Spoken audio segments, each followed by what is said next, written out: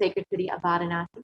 And the Supreme Pontiff of Hinduism in 2013 was officially coronated as the Mahamandaleshwar of the Mahanirvani Akada, the largest apex monastic order, and the youngest Mahamandaleshwar at the age of 35. And the Supreme Pontiff of Hinduism has also been declared as the Acharya Mahamandaleshwar of the Atala Akada.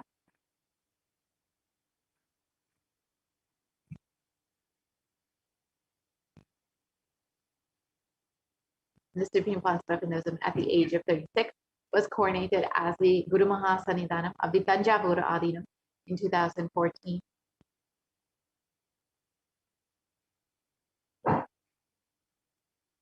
And also at the age of 36, the Supreme Pontiff of Hinduism was also coronated as the Guru Mahasannidhanam of the Thiruvarur Adinam, also in 2014. And also in 2014, at the age of 36, the Supreme Pontiff of Hinduism was coronated as the Guru Mahasannidhanam of the Vedaranyam Adinam. So all of the ancient Adinam, the enlightenment ecosystem in Tamil Nadu, and the Supreme Pontiff of Hinduism at the age of 37 was coronated as the Guru Mahasannidhanam of the Dharma Muktis Varikapura Adinam, the enlightenment ecosystem founded by Bhagavan Mahaganapati himself. And the Supreme Pontiff of Hinduism has been coronated as the Guru Mahasannidhanam of the Adi Pita Kolada Mutt at the age of 37 in 2015, the oldest Karnataka, dating back over 6,000 years. And the Supreme Pontiff of Hinduism has also been elected as the Supreme Pontiff of Hinduism by a congregation of over 1,000 Hindu leaders or pontiffs at the age of 36 in 2014. Here you can see the Supreme Pontiff of Hinduism being coronated as the Supreme Pontiff of Hinduism. And the Supreme Pontiff of Hinduism is also revered as the most prolific and most viewed guru in the digital world, and has been read and watched by over 1 billion followers in Hinduism. And Kailasa is the world's greatest digital nation with over 1 billion views. And you can connect with us via Facebook, Instagram, various websites, and YouTube channels, various Twitter accounts, and many more. And over the last 27 years, Supreme Pontiff of Hinduism has been relentlessly contributing humanitarian services and initiatives in various fields through various initiatives, including free vegetarian food banks, medical services, and much more. And the Supreme Pontiff of Hinduism has authored over 300 books and 10,000 articles in 3 languages, English, Tamil, and Sanskrit, which have been translated into 50 languages with over 1,000 titles. Here you can see some of the books that the Supreme Pontiff of Hinduism has made freely available for anyone to download online,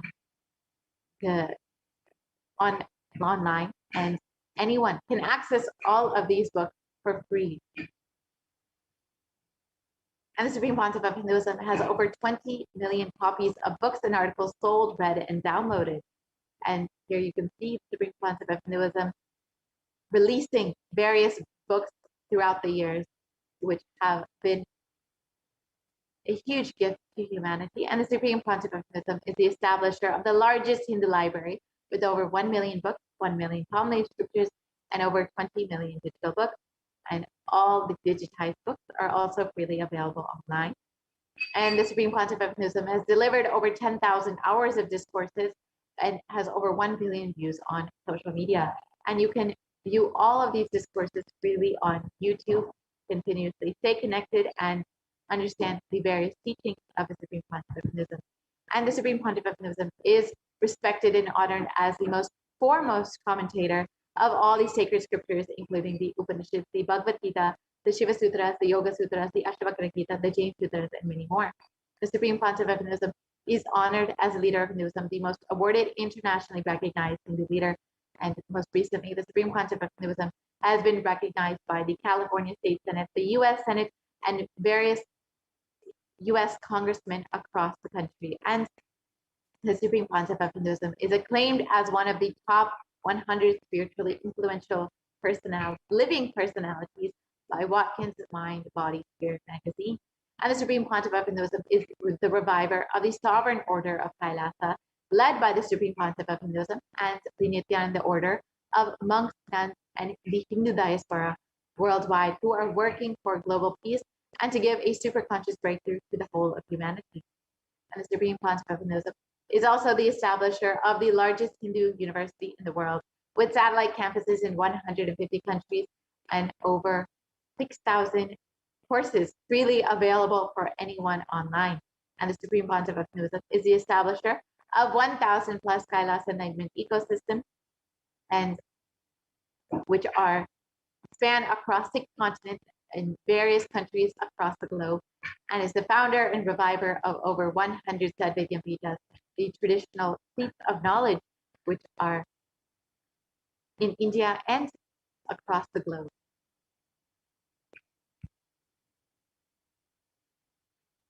Now, with this, let us enter into, now that we've understood who is the Supreme Paramashivoham, who is blessing us and gracing us today with the Parashakti Akashic readings, let us now and understand the signs of Disha, the signs of initiation by the avatar.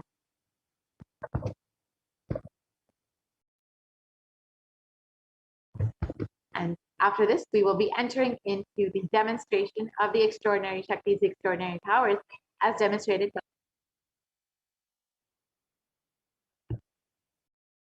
a look, a word.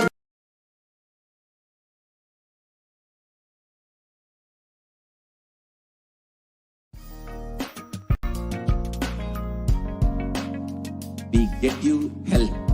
We get you ability to build beautiful relationships in your life. We get you direct spiritual support, and we make sure you become wealthy.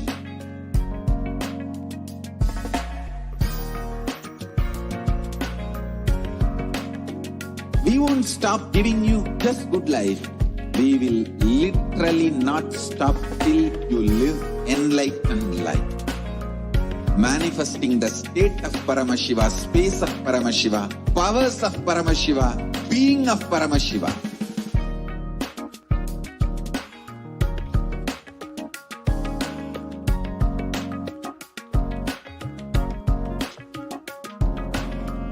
Whole world should become e-Kailashians. I want the whole world to know Hindus have something great to contribute to the world.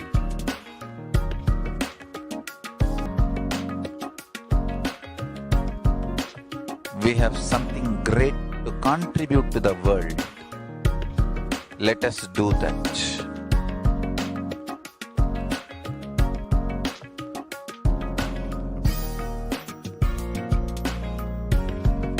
E-Kailasa is proper customized spiritual service helping you to identify your root patterns of suffering. We have perfected the science of helping every individual from every cultural, religious, nationality background.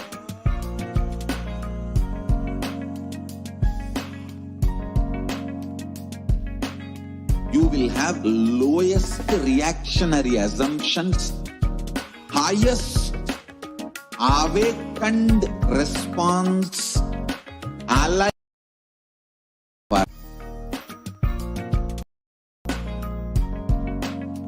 We get you health. We get you ability to build beautiful relationships in your life. We get you direct spiritual support, and we make sure you become wealthy.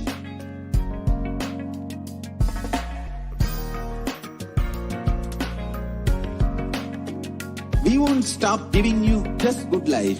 We will stop till you live enlightened life.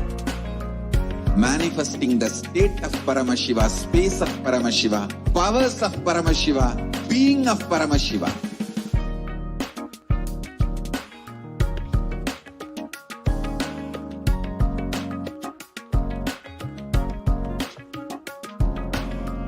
Whole world should become e-Kailashians.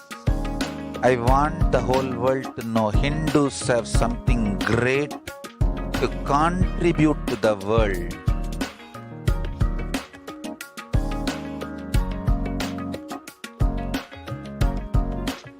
We have something great to contribute to the world. Let us do that.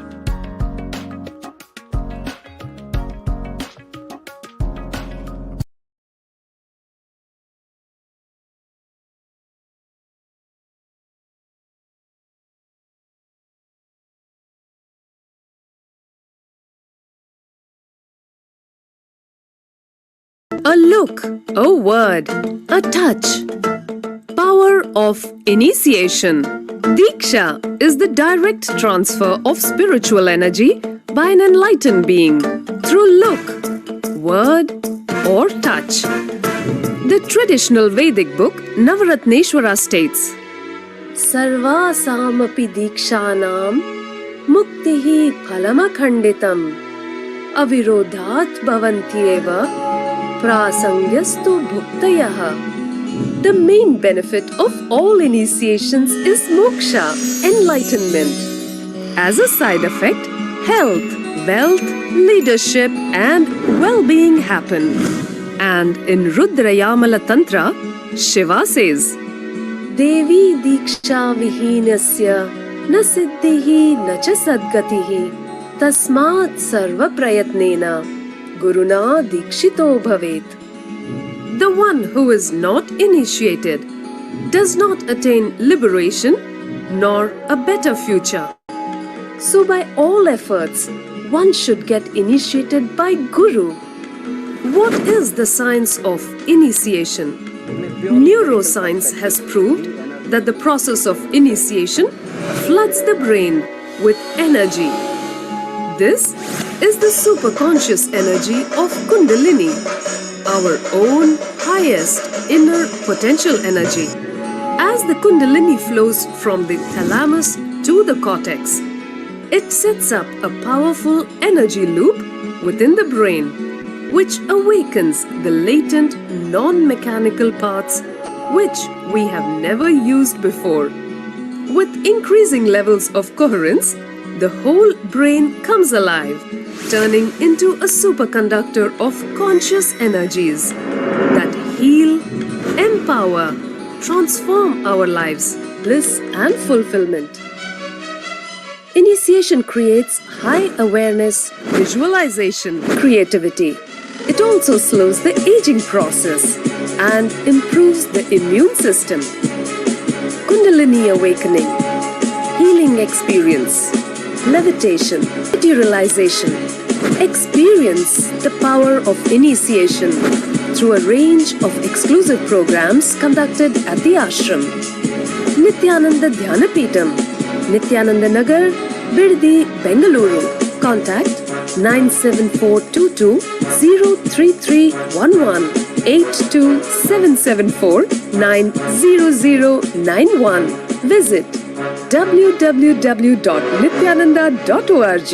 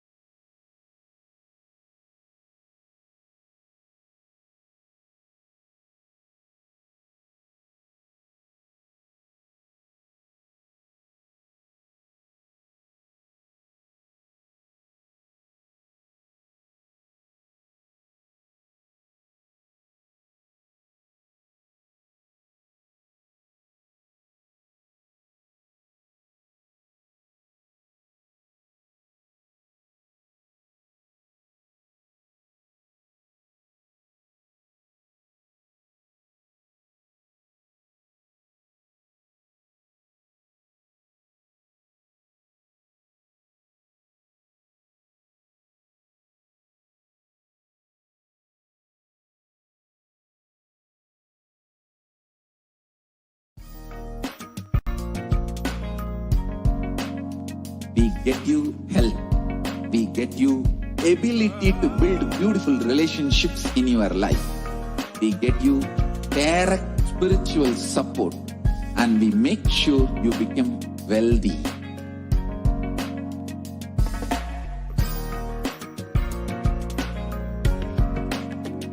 We won't stop giving you just good life. We will literally not stop till you live enlightened life. Manifesting the state of Paramashiva, space of Paramashiva, powers of Paramashiva, being of Paramashiva.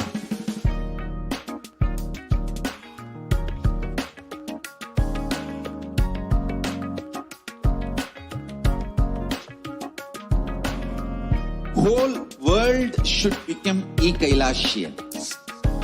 I want the whole world to know Hindus have something great to contribute to the world.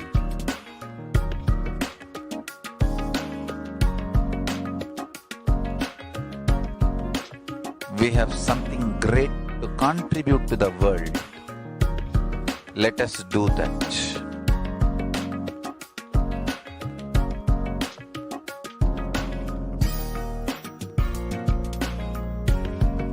E-Kailasa is proper customized spiritual service helping you to identify your root patterns of suffering.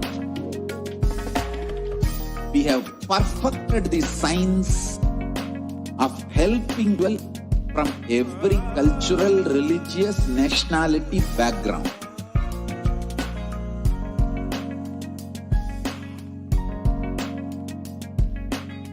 You will have lowest reactionary assumptions, highest awakened response, alive response for life continuously. E-Kailasa is enlightenment ecosystem itself in your own home, wherever you are. Proper customized spiritual service helping you to complete with your life negativity, withdrawal from life, self-hatred, self-denial, self-doubt, so much of tiredness, laziness. We can support you aligning your diet, your attitude, your aptitude, your understanding about life. We can help you with everything.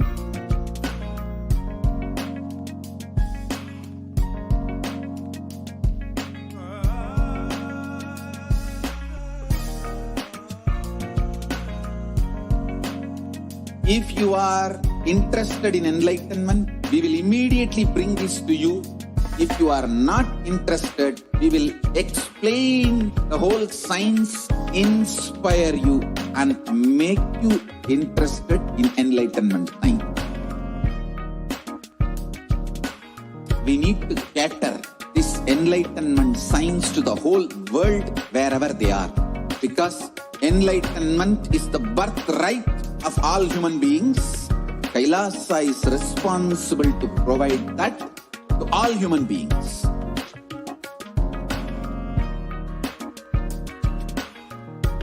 Kailasa is the totality of the knowledge I received from my gurus and practice manifested in my life, perfected by teaching millions of people from all cultures, time zones, backgrounds, genders, nationality, race, from every creed.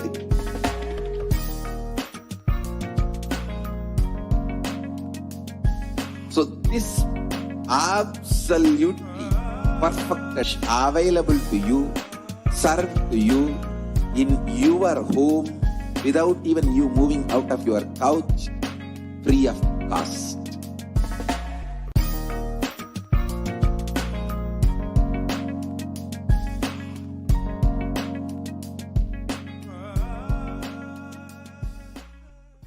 Just be alive for next 3 years. Don't die within next 3 years.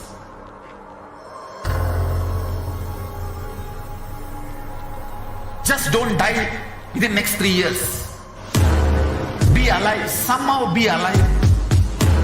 I'm working sincerely. I will reach you somehow.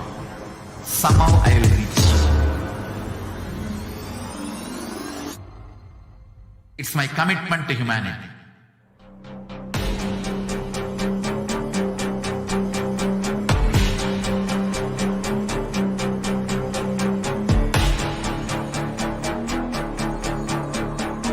Just don't die within next 3 years. I will reach you wherever you are, whichever corner of the world you may be. I will reach you with enlightenment. You manifesting the space, state, powers, being Paramashivoham. It is possible, and it is possible for you.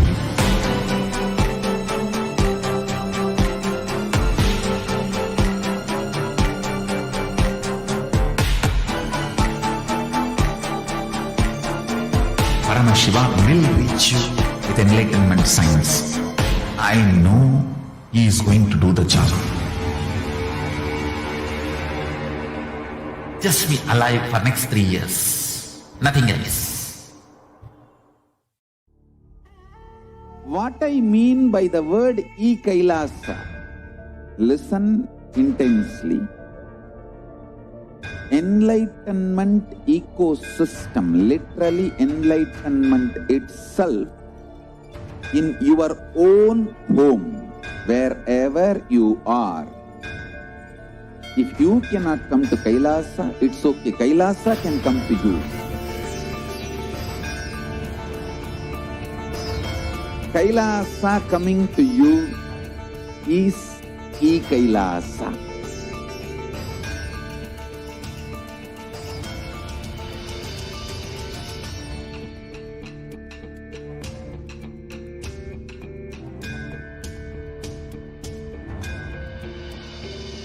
I will revive Hinduism. I am a Hindu revivalist, not by any revolution, but by evolution.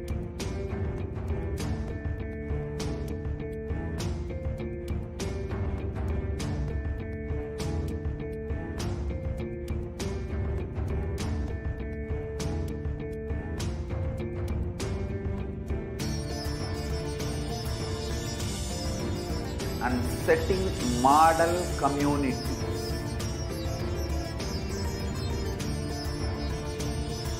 Kailasas, enlightenment ecosystems, Sarvanya Pitas all over the world.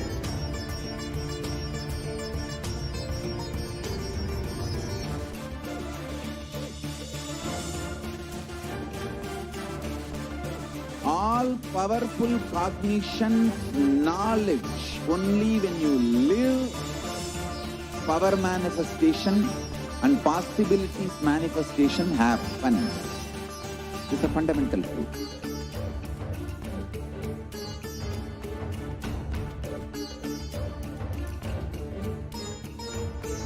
Hinduism cannot live exclusively as one sampradaya. No.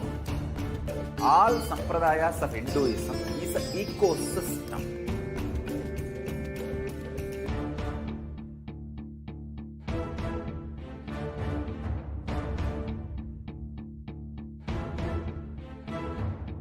So don't keep quiet thinking that if one sampradaya is attacked, only that sampradaya is going to be affected.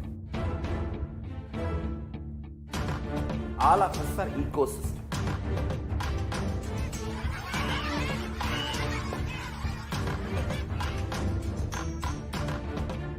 I invite all of you to get involved and enjoy Hinduism by the principle of Dharmo Rakshati Rakshitaha.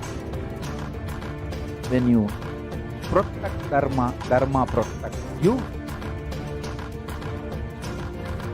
We will make the whole planet flourish spiritually. the spiritual prosperity will happen to the whole planet. We all have to coexist together.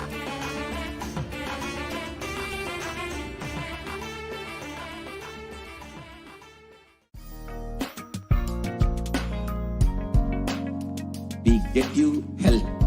We get you ability to build beautiful relationships in your life. We get you direct spiritual support, and we make sure you become wealthy.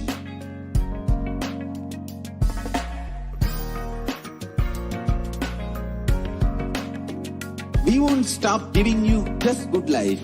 We will literally not stop till you live enlightened life. Manifesting the state of Paramashiva, space of Paramashiva, powers of Paramashiva, being of Paramashiva.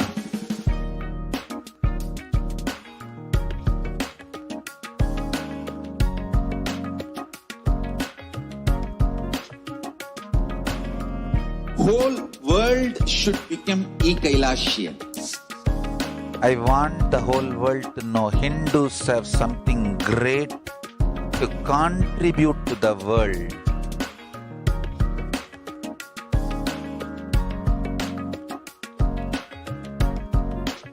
We have something great to contribute to the world. Let us do that.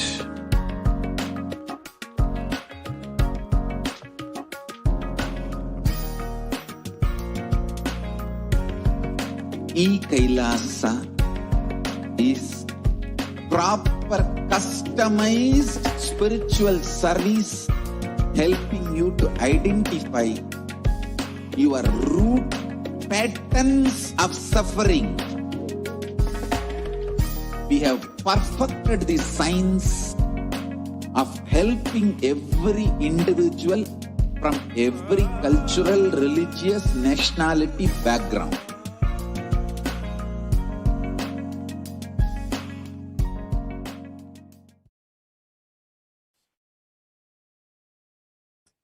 Nithyanandam, welcome back, dear viewers, and we apologize to all of you for the technical glitch, and thank you all for your patience.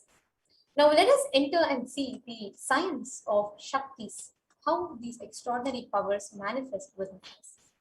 Now the Shaktis manifest as an extraordinary science, as manifestation. In the Vedas and Agamas, Paramashiva describes 463 plus powers, which is latent in every human being, which can only be awakened by an avatar for us to manifest that ultimate divine power in our everyday life.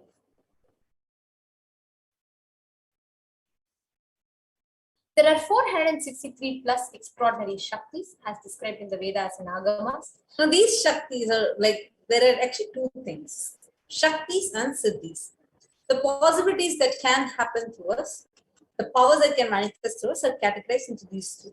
Shaktis expressed from the space of enlightenment as a side effect of the feeling connection that you have with the Guru, the high integrity that you have with your Guru. Whereas Siddhis, on the other hand, manifest from your tapas, your penance. Shaktis manifest from the space of enlightenment, whereas Siddhis manifest towards enlightenment, in the path of enlightenment. Shaktis of Paramashiva manifest through ordinary human beings in an extraordinary way, and these manifest just through the initiation of the avatar. And Shaktis are permanent inside you, whereas Siddhis, on the other hand, are temporary and they may divert you from enlightenment. So whatever we are learning and demonstrating are Shaktis. Paramashiva, the primordial divinity of Hinduism, the ultimate reality and cause, it is self-effulgent Swayam Prakasha. It is his Shaktis that we are going to be manifesting. Today, he is walking the planet as 1008th living incarnation. As the supreme pontiff of Hinduism, Jagat Guru Maha Sannidhanam, His Divine Highness Bhagavan Nithyananda Paramashivam, who was birthed by a stream of enlightened beings and adepts, yogis. You can see these are the Gurus of Swamiji. So now how do we awaken these Shaktis inside us? It is through the process of Diksha. Understand? Every ultimate truth, Jnana, mapped into your consciousness, Prajna, manifests as possibility and powers, the prajna. Now, these extraordinary Shaktis are mapped and are given to us Diksha. through the Diksha, the transmission of energies. Now, this extraordinary Shaktis that is being transmitted to us is authenticated through 4 aspects of evidences, also called as pramanas. The first being Shastra Pramana, this eternal unchangeable truths revealed in the scriptural reference. Apta Pramana, references of experiences and results of aptas or authorities of Hinduism, who are the Vedic rishis and scientists. The next is Atma Pramana. Atma Pramana is reference or accounts from the life of the avatar as he manifests the powers as Leela, divine play, to show the humanity the possibilities that lay within man. And the next is Pratyaksha Pramana, or empirical evidence from observation and scientific experimentation. Now let us enter into the power of body scanning. We will now be demonstrating today, sharing with you all the power of body scanning.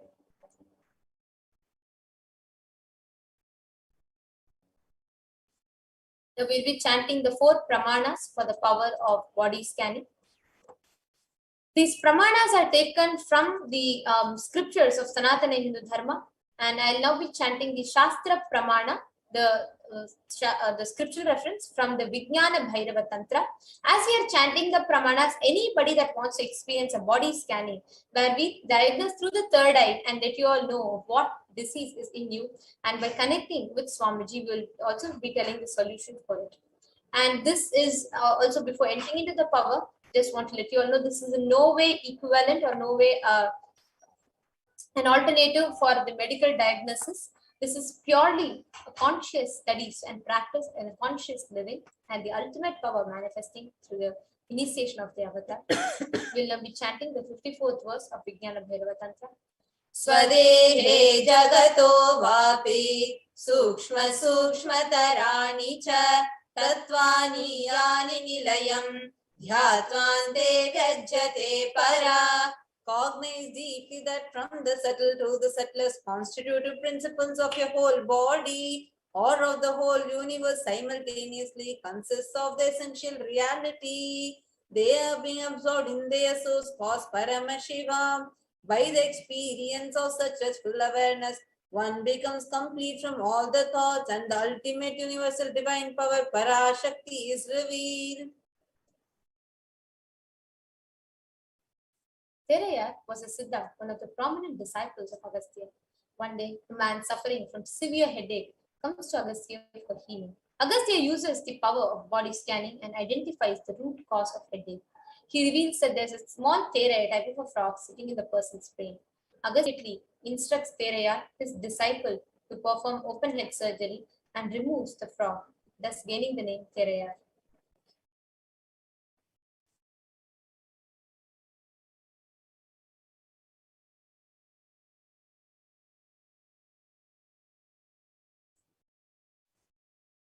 This is the Atma Pramana, an incident from the life of Swamiji himself, where he showed to humanity how that pain is a lie. Even when Swamiji had an open fracture and multiple compound hand fracture, Swamiji, not just there was no pain, Swamiji was completely, like Swamiji went through the whole surgery without any anesthesia, showing humanity what it means to live a life of no pain and no suffering.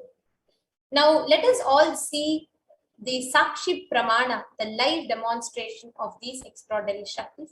Now, anybody that wants to experience body scanning can leave a comment in the YouTube live video, and we will now be manifesting the power of body scanning with you all.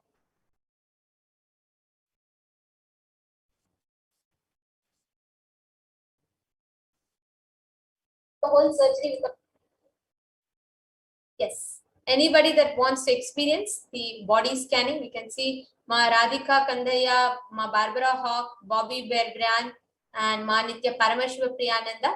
We welcome each of you that are watching this. And any of you that want to experience the power of body scanning, please feel free to go ahead and leave a comment in the YouTube live. And we will be manifesting the power of body scanning with you by connecting to Swamiji and sharing with you what we see as the issue, any illness, any issue in your body. And we will also be connecting to Swamiji and sharing the solution that Swamiji shows in the third eye for you all. So anyone that wants body scanning, please go ahead and leave a comment. So I'm seeing Ma Barbara Hawk has commented saying, yes, please do body scan. Sure, ma. This is Ma Tattvapriya, Ma Nitya Tattvapriyananda. So I'm going to be doing the body scanning now.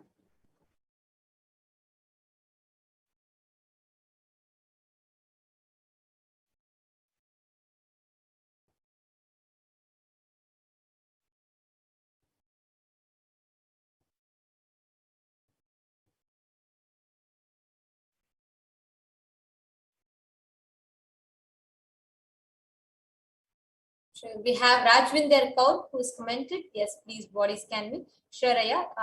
Myself, I'm Ma Nithyananda and I can manifest the power of body scanning for you. Yes. So Ma Barbara Hawk, I'm just going to be sharing with you what was revealed in my third eye. So the first thing that was revealed is that you are having an allergic reaction that's happening in your body, and there is like a lot of mucus that is produced. Like you'll be experiencing a lot of cold. This has been happening for the last 2 to 3 weeks. This has been happening for you, and this is because of some pollen grains from a plant. It's a plant that is actually causing this for you, and there's also dust that is there, and there's also, I'm seeing your skin is losing its elasticity. If you see, your skin is becoming more like a sort of like slight wrinkles kind of a thing that's happening, and you would also observe that your body is towards the bottom, like your lower belly, and like your body is collecting fluid. There's a fluid retention that's happening, in water retention that's happening in your system, because of which there's a slight weight gain that's happening in you. There's also a slight constipation that's there. Like you would feel it as tightness towards your left side stomach, lower abdomen. And this is another thing that I saw. But I'm seeing there's a plant that is causing an allergic reaction that is happening in your system.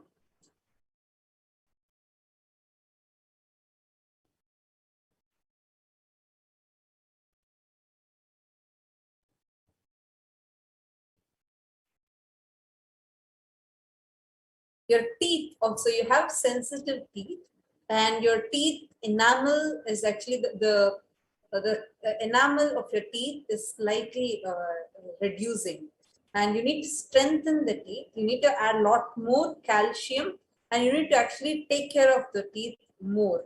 If you see, the whiteness in the teeth is starting to diminish, and you will see that your teeth are slightly grayish than before.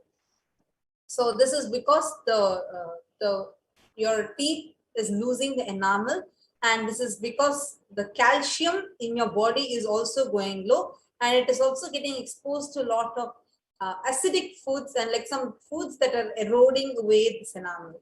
So your teeth needs to be taken care. You would see your front 2 teeth and the canine teeth, so towards your right side. These are the 3 ones that are very starting to be sensitive, and the last like molar teeth and premolar teeth are also experiencing a kind of slight pain, and this is towards your right side.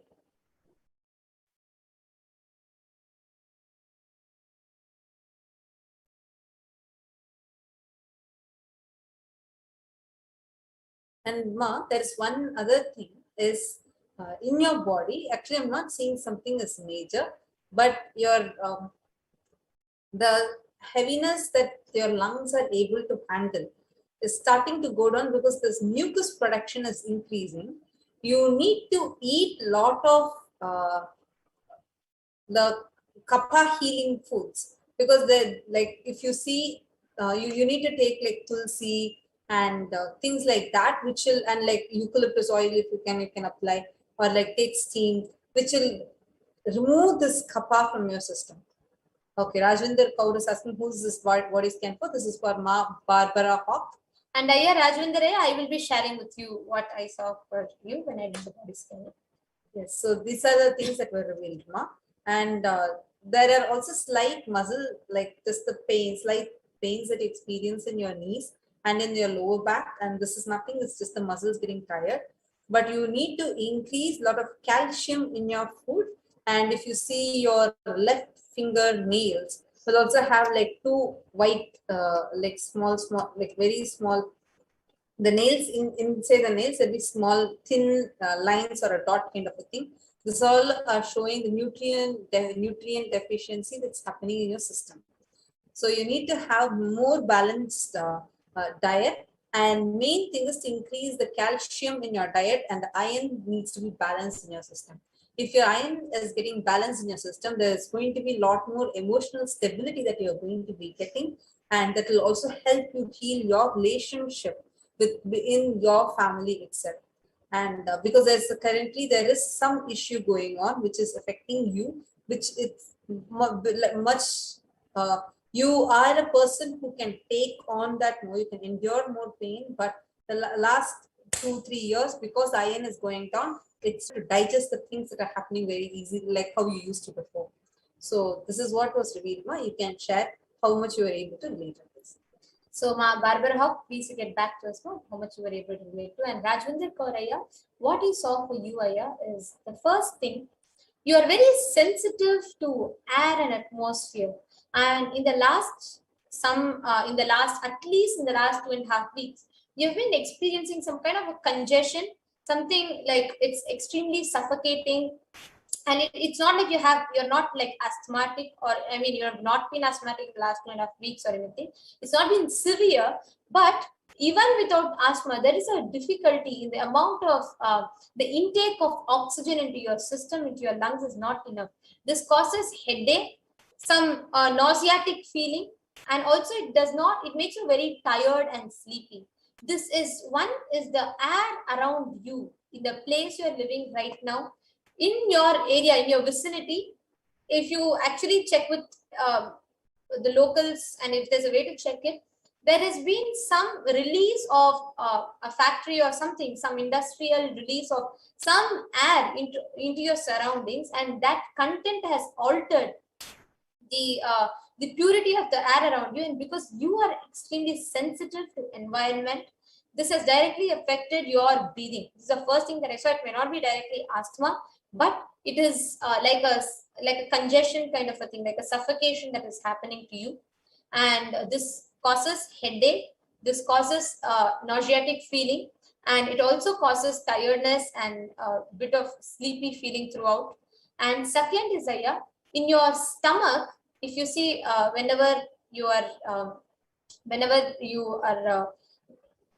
body is excreting, you'll see that there is the heat in your body will be extremely high. There'll be a lot of burning sensation, and that is because there is in your stomach there is a particular buildup of a type of acid, which is not letting the digestion happen completely, and it is increasing the whole acidity level. And this is also directly affecting the whole tract after, like, however the food passes out after stomach. So that whole tract is getting affected because of it. There is a red color patches kind of a thing that I'm able to see in the tract. And this is directly because of some food which you took has caused that kind of a reaction in your body. And apart from this, I also saw that the calcium level in your body, the hemoglobin and calcium level in your body is starting to drop. This is the main things that I saw with you, Ayya. And if you see in the recent past, there'll be a lot of instability inside your inner space, whether outside or not. In your inner space, there's a lot of instability that you are going through with life, with certain decisions that you have to make. There's some kind of insecurity and instability that you are going through. All of this is directly because of this and oxygen level being less in your body. So this is what I saw here. And I also saw you have to take ginger lemon drink every day in the morning with honey. This will directly have a beautiful impact on your breathing, the whole windpipe getting clean.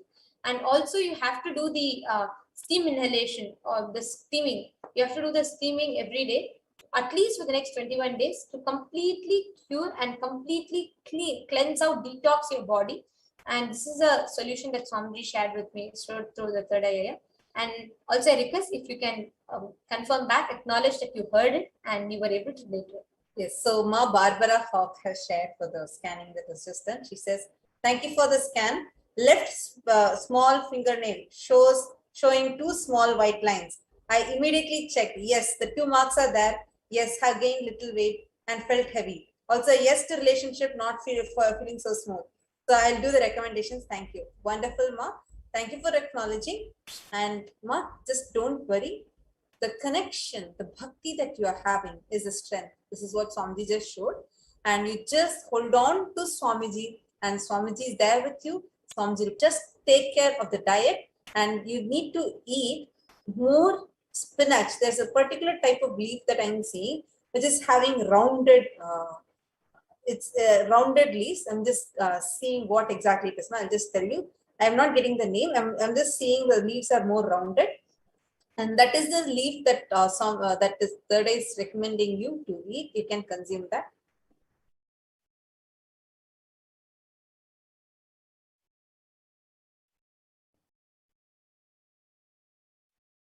Yes, my drumstick leaves. Kindly had drumstick leaves. This is what the third is recommending. And I just want to tell, this is not a replacement for any of the physician advices or anything. These are just the third eye revelations. You can take the physician's recommendations, consider your doctors, and then you can start. Yes. And also Rajvinder Kore, you can get back to us in the comment section. Now, in the interest of time, we'll be moving on to the further segments of the program. Every day at around 2:15 to 2:30 a.m., you all will be having the same manifestation of Shaktis happening. You can tune in every day to experience these Shaktis. And each day, morning and evening, after all the programs, is a special guided power manifestation directly blessed by the Supreme Pontiff himself for all of us to also start manifesting powers. Please tune in to experience these breakthrough yourself. And stay tuned with us. We'll be right back with you all for the next segment after a short. We get you health. We get you ability to build beautiful relationships in your life. We get you direct spiritual support, and we make sure you become wealthy.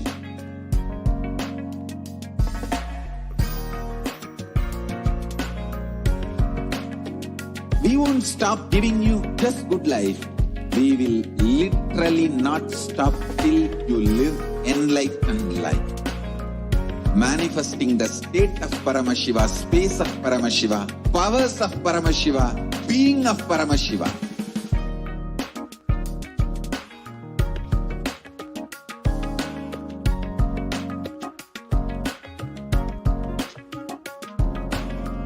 Whole world should become Ekailashians. I want the whole world to know Hindus have something great to contribute to the world.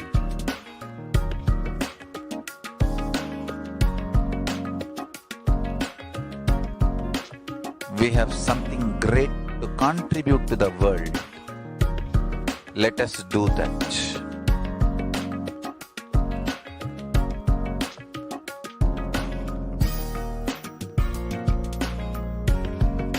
E-Kailasa is proper customized spiritual service helping you to identify your root patterns of suffering.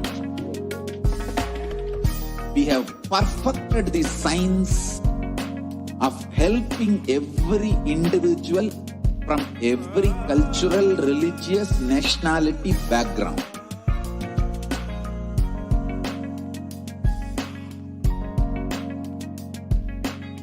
You will have lowest reactionary assumptions, highest awakened response, alive response for life continuously.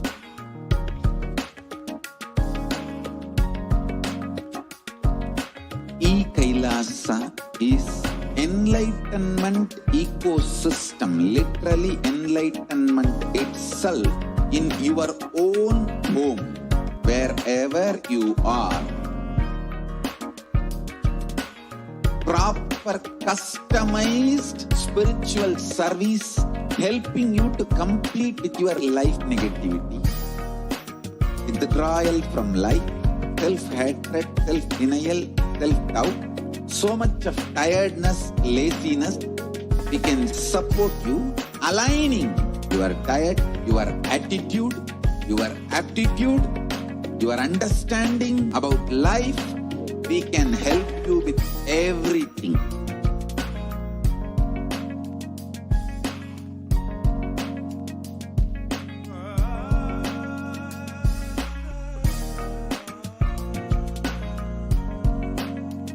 If you are interested in enlightenment, we will immediately bring this to you. If you are not interested, we will explain the whole science, inspire you and make you interested in enlightenment science. We need to cater this enlightenment science to the whole world wherever they are, because enlightenment is the birthright of all human beings. Kailasa is responsible to provide that to all human beings.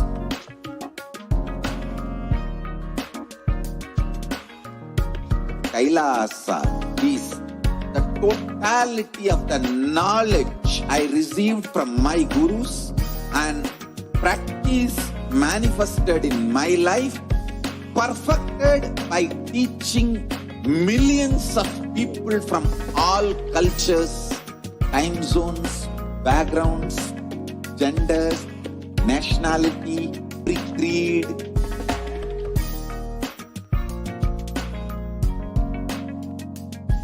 So this absolutely perfected knowledge available to you, served to you in your home without even you moving out of your couch, free of cost.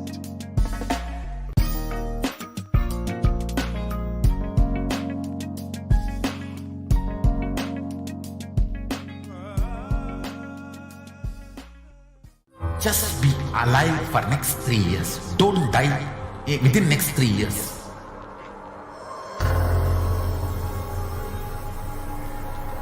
Just don't die within next 3 years. Be alive. Somehow be alive. I'm working sincerely. I will reach you somehow. Somehow I will reach you. It's my commitment to humanity.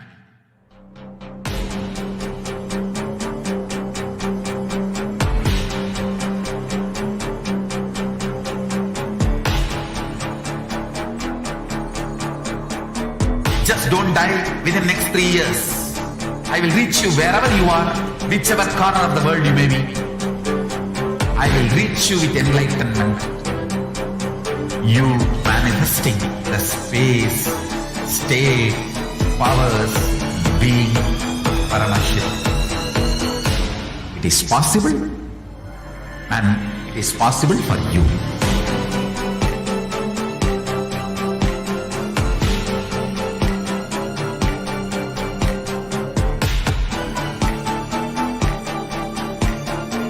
Paramashivoham will reach you with enlightenment science. I know he is going to do the job. Just be alive for next 3 years. Nothing else. What I mean by the word e-Kailasa? Listen intensely. Enlightenment ecosystem, literally enlightenment itself, in your own home, wherever you are. If you cannot come to Kailasa, it's okay. Kailasa can come to you. Kailasa coming to you is e-Kailasa.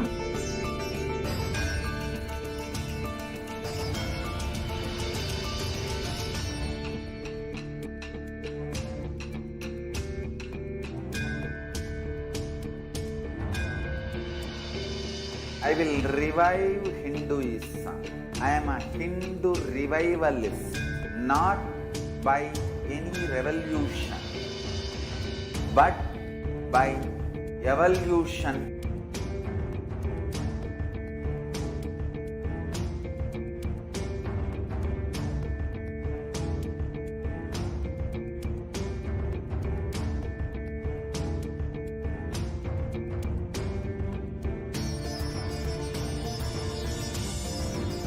And setting model community.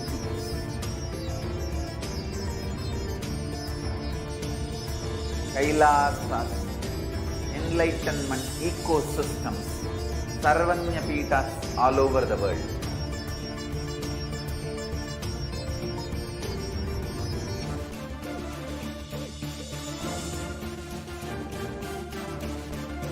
All powerful cognition, knowledge, only when you live, power manifestation and possibilities manifestation happens.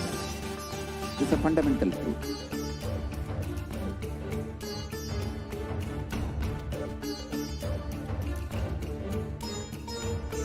Hinduism cannot live exclusively as one sampradaya. No.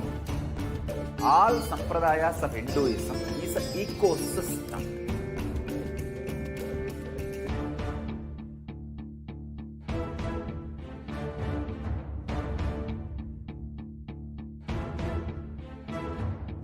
So don't keep quiet thinking that if one sampradaya is attacked, only that sampradaya is going to be affected. All of us are ecosystems.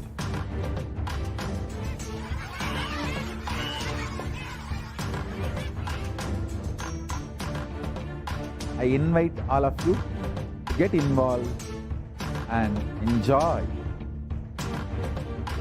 Hinduism by the principle of Dharmo Rakshati Rakshitaha. When you protect Dharma, Dharma protects you. We will make the whole planet flourish spiritually. The spiritual prosperity will happen to the whole planet. We all have to coexist together.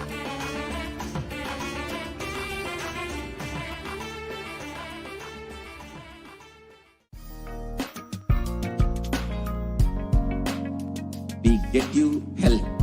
We get you ability to build beautiful relationships in your life. We get you direct spiritual support, and we make sure you become wealthy.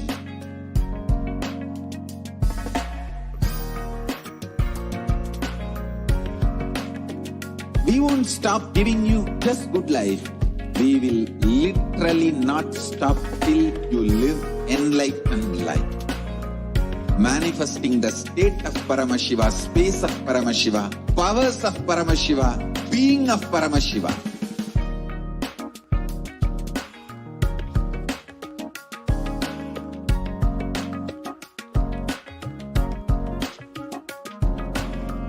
Whole world should become e-Kailashian. I want the whole world to know Hindus have something great to contribute.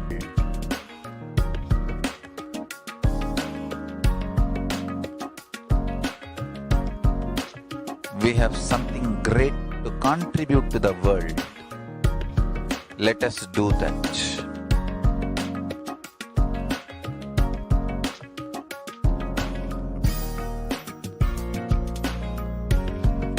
E-Kailasa is proper customized spiritual service helping you to identify your root patterns of suffering. We have perfected the science of helping every individual from every cultural, religious, nationality background.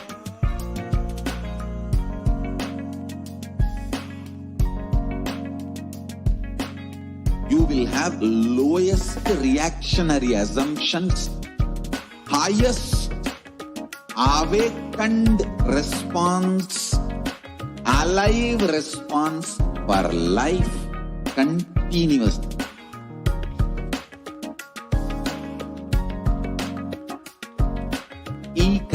NASA is enlightenment ecosystem, literally enlightenment itself in your own home, wherever you are. Nityanandam, welcome back to your viewers. So now let us enter into this next segment. Sorry for the delay in the program. Hope all of you enjoyed the powerful power manifestation demonstration that we just experienced. Now let us enter into this next segment and understand who is Devi Parashakti.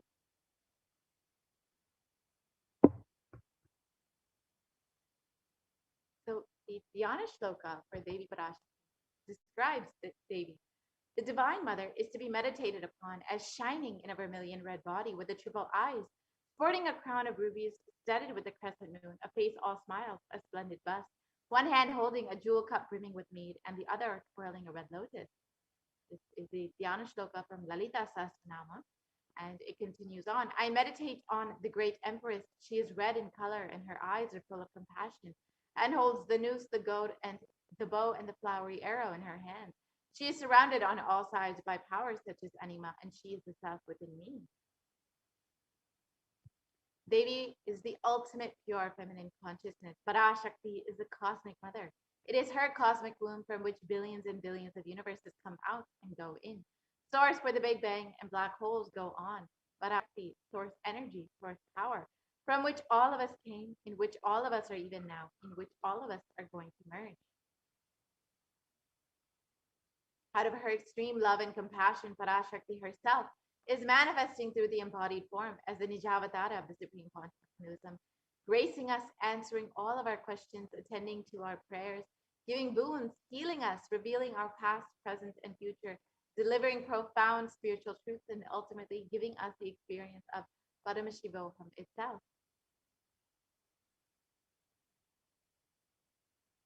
And in the words of Parashakti herself, raising as Omkara, expressing as the Vedas and Agamas, blossomed as Deemkara, filled as Parashodasi, living in the 40 triangles, the Kailasa Swami, who is the Kailasa Tripura Chintamani, Parashodasi, sitting as part of Paramashiva, Parameshwari, who rules the world, Paramashakti, Manonmani, Meenakshi, as Nithyananda, I took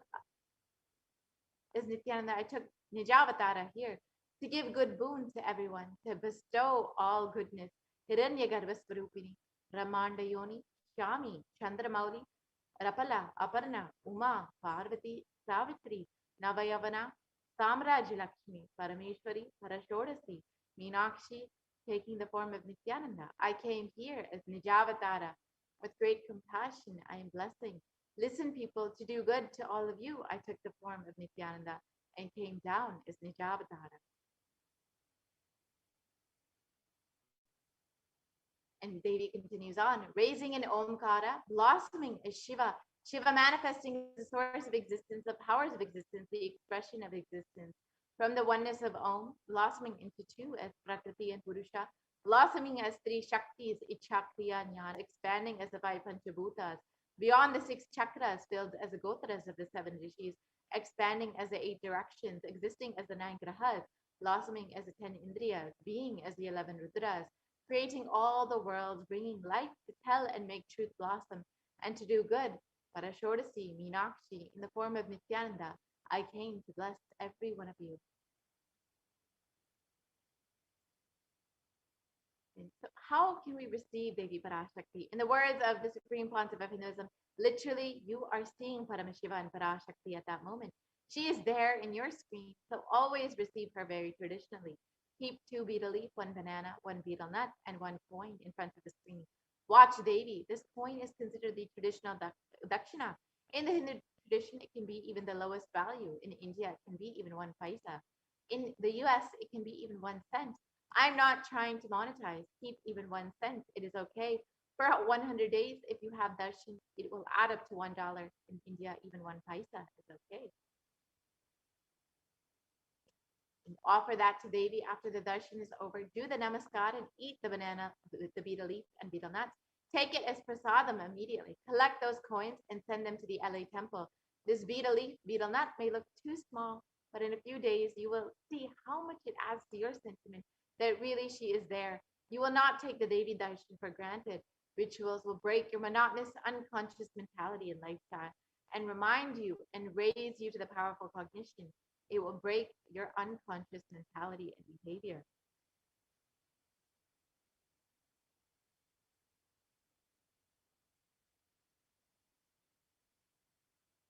Yes, we can continue to the next slide, please.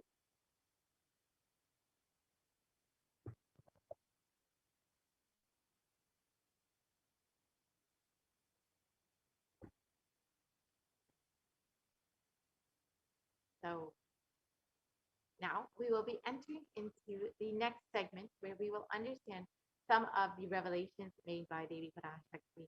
As all of us know, Devi has been continuously guiding us during this time. So let us see some of the revelations made by Devi Parashakti and how it has manifested in our reality.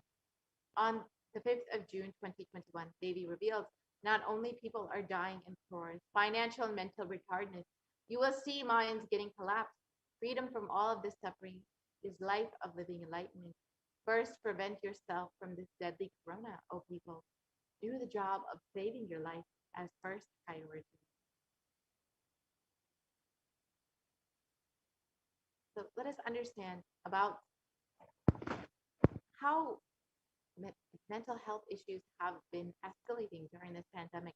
As Xavier revealed, the minds will be getting collapsed. It is not just physical health that is affected.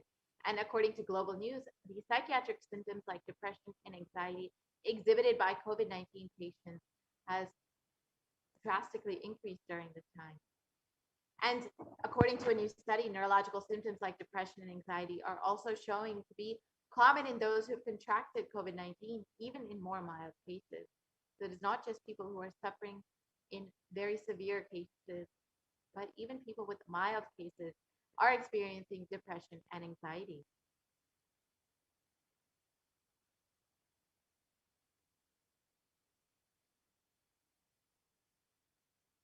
And the impact of COVID-19 on the mental health of US college students was explained in this study by BMC Psychology.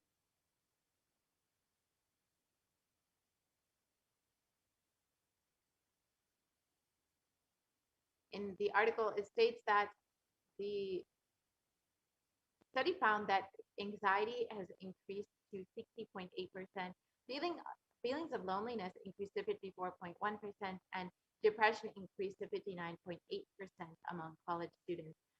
And many have reported being worried about the health of loved ones as the most impact on their mental health. And the need to take care of family has most affected the current and future plans. So more than half of college students are experiencing some type of mental health issue. So just as they revealed, minds are getting collapsed at this time.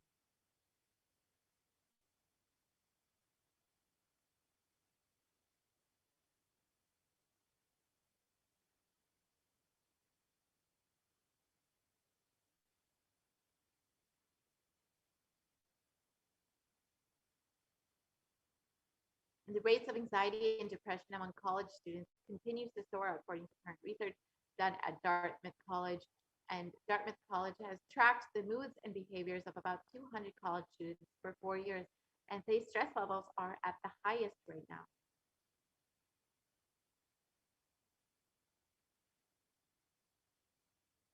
In this article, it states that Dartmouth has followed 217 students when they entered into school as freshmen in 2017 in hopes of understanding how they behave. And they've seen student stress levels tend to rise and fall, usually in tandem with midterms and final exams. But since the onset of the COVID pandemic, rates of depression and anxiety have soared and have not shown any sign of coming down. So just as Devi Parashakti revealed that this COVID-19 pandemic has not just affected people physically, but has collapsed the minds of people. And Devi revealed that the only protection from all of this is the science of living enlightenment.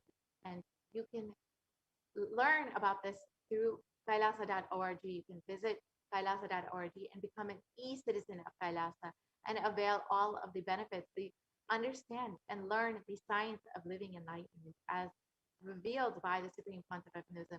You can stay connected, constantly stay in a high space, and protect yourself from this ongoing pandemic. You can also continuously stay connected via social media and follow the Supreme Quantum Mechanism and Kailasa on all the various social media platforms.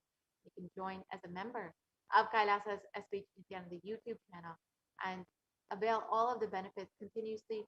Stay in touch with the Supreme Quantum Mechanism and receive the blessings and grace of Devi Parashakti and the Supreme Quantum Mechanism, and receive the teachings and learn the science of living enlightenment as revealed by the Supreme Quantum Mechanism. Now let us understand what Devi Parashakti has revealed as the secrets of the universe on the 8th of June 2021.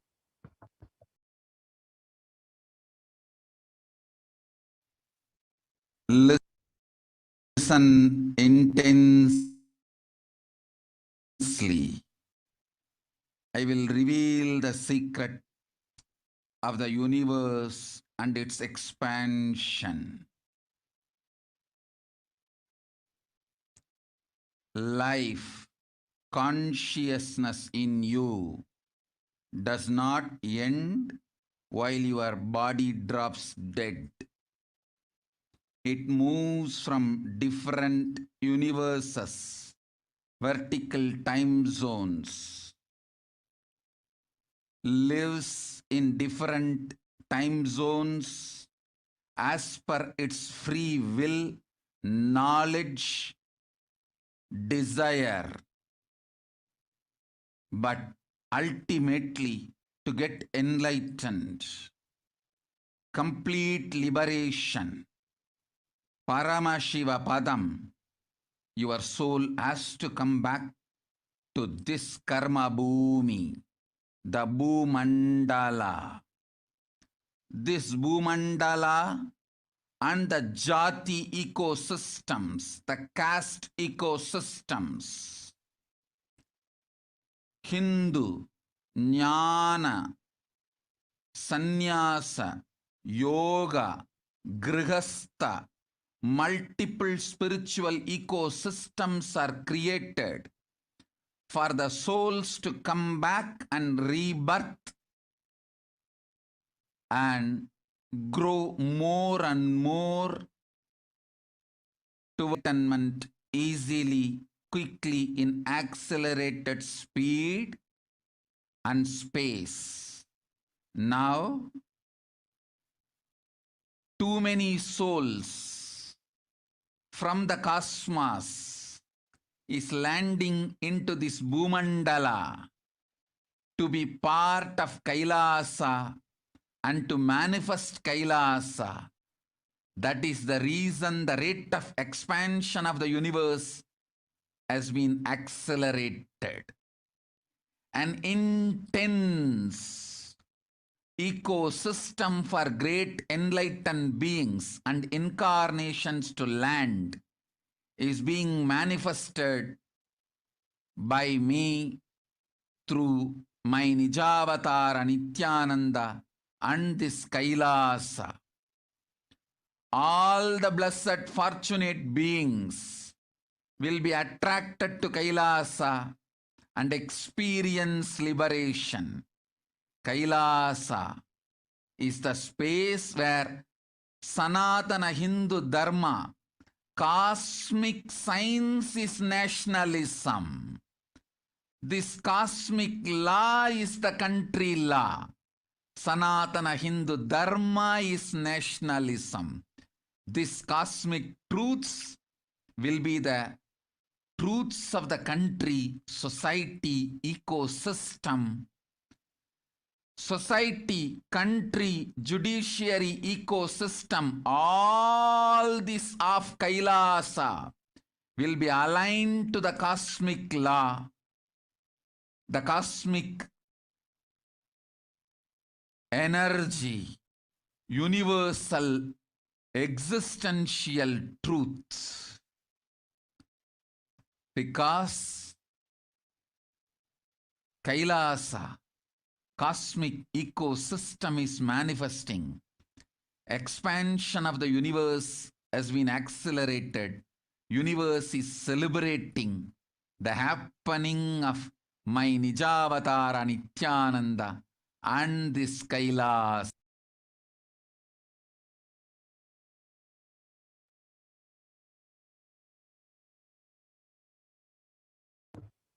Yeah. So let us look at what Devi revealed and reiterate Devi's revelations. Listen intensely. I will reveal the secret of the universe and its expansion. Life, consciousness in you does not end while your body drops dead. It moves from different universes, vertical time zones, lives in different time zones as per its free will, knowledge, and desire. But ultimately, to get enlightened, complete liberation, Paramashivoham, your soul has to come back to this Karma Bhumi, this Bhumandala.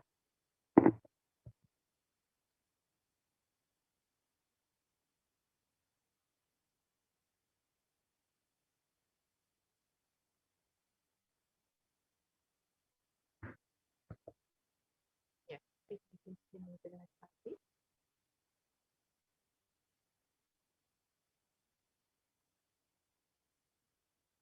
Yes, we can continue to the next slide, please.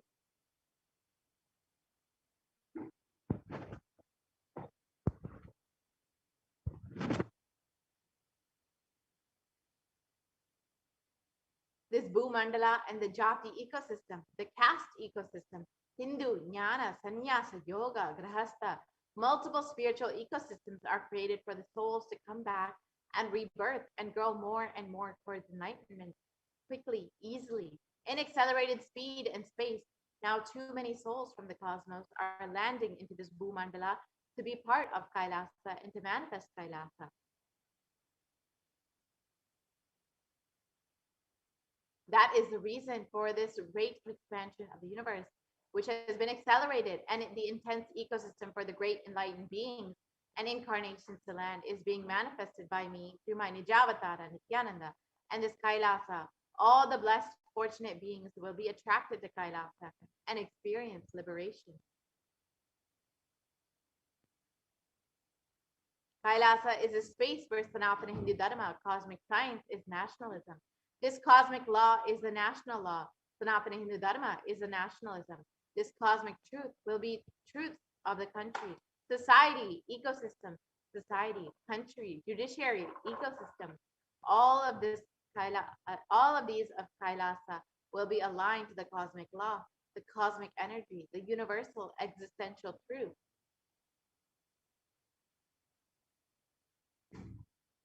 Because Kailasa cosmic ecosystem is manifesting, expansion of the universe has been accelerated. Universe is celebrating the happening of my Nijavatara Nithyananda and this Kailasa.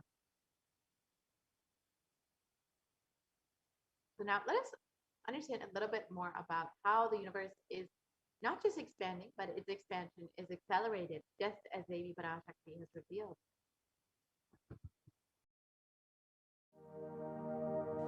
You are looking at the most detailed three-dimensional map of the universe known to humankind, and it's called the Sloan Digital Sky Survey. Scientists from around the world have just completed a 20-year-long survey of the night sky, measuring the positions and distances of more than 4 million galaxies and quasars. This detailed map will help scientists shed light on the remaining mysteries of the universe. Let's go on a journey from the local stars to the largest scales of our universe. Beyond the local stars that draw familiar constellations in the night sky in the neighborhood of the Earth, in addition to our own Milky Way, billions of galaxies are universe. Moving faster than light, we will take you through space in a journey from our place in the Milky Way all the way out to the large-scale structures of the visible universe, and we'll tell you about how we're mapping it out. Since 1998, the scientific community has realized that the universe is not only expanding, but its expansion is accelerating. This unexpected acceleration constitutes one of the major conundrums in physics. From a theoretical perspective, The acceleration may be accounted for by either assuming that there exists some mysterious dark energy or by modifying Einstein's theory of gravity, called general relativity. In the same year, the Sloan Digital Sky Survey was launched to tackle this enigma of the accelerating expansion of the universe. The Sloan Digital Sky Survey is a vast collection of the angular positions of galaxies observed in the sky, as well as their distances from us, determined by observing the systematic shift of galactic light induced by the expansion of the universe, the so-called redshift. In this new map of our universe, the large dark patches are mostly regions obscured by the Milky Way that cannot be observed. Through 4 exploratory phases, the Sloan Digital Sky Survey has created the most detailed 3-dimensional maps of the universe. To achieve this, it focused on different classes of galaxies: nearby galaxies, red galaxies, more distant star-forming galaxies, and superluminous distant active galaxies called quasars. The 4th and latest Sloan survey took place from 2014 till 2020. During this time, the new project called the Extended Baryon Oscillation Spectroscopic Survey, or EBOS for short, continued previous Sloan mapping of the extragalactic sky and just recently finished measuring distances for 1 million galaxies and quasars. These successive surveys allow scientists to trace the large-scale structures of the universe up to a fraction of its horizon, represented by the cosmic microwave background emission, seen here as a colorful pattern projected onto a sphere. The cosmic microwave background is the thermal relic of the universe, which dates back to about 400,000 years after the birth of the universe, also known as the Big Bang. Adding the EBOS data to the previous Sloan exploratory phases 1, 2, and 3, the Sloan Digital Sky Survey now has a database of 4 million galaxies and quasars, assembling the largest and most complete 3D map of the universe to date. This unprecedented achievement provides scientists with new tools for shedding light on dark energy and also for constraining the theory of general relativity, leading to a better understanding of the fundamental laws that rule our universe.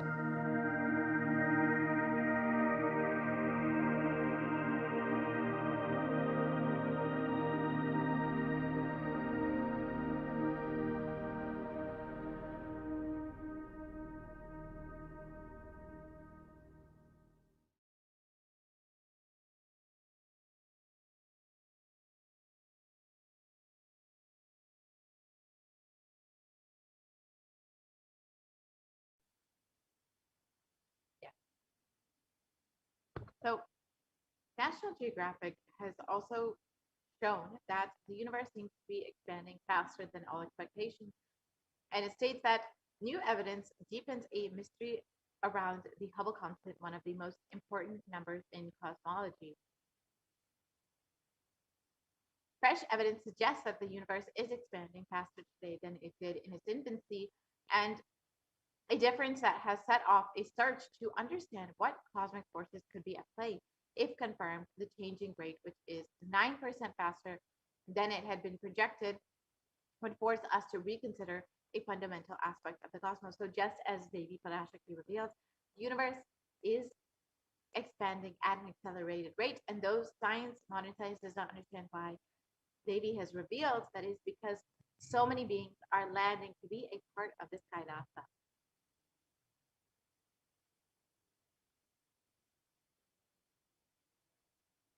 And Harvard University has also shown that there are independent results that have demonstrated time and time again that the universe is accelerating in its expansion. So again, more research is confirming what Devi Parashakti has already revealed.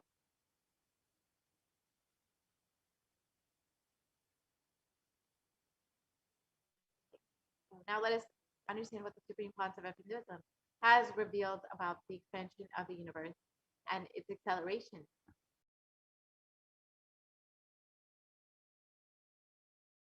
Listen. The key information. The key line I wanted to bring all your attention through this video is universe is not just expanding, its expansion is accelerated. Please understand. Last few years, I am screaming in top of my voice that superconscious breakthrough is happening. Please understand.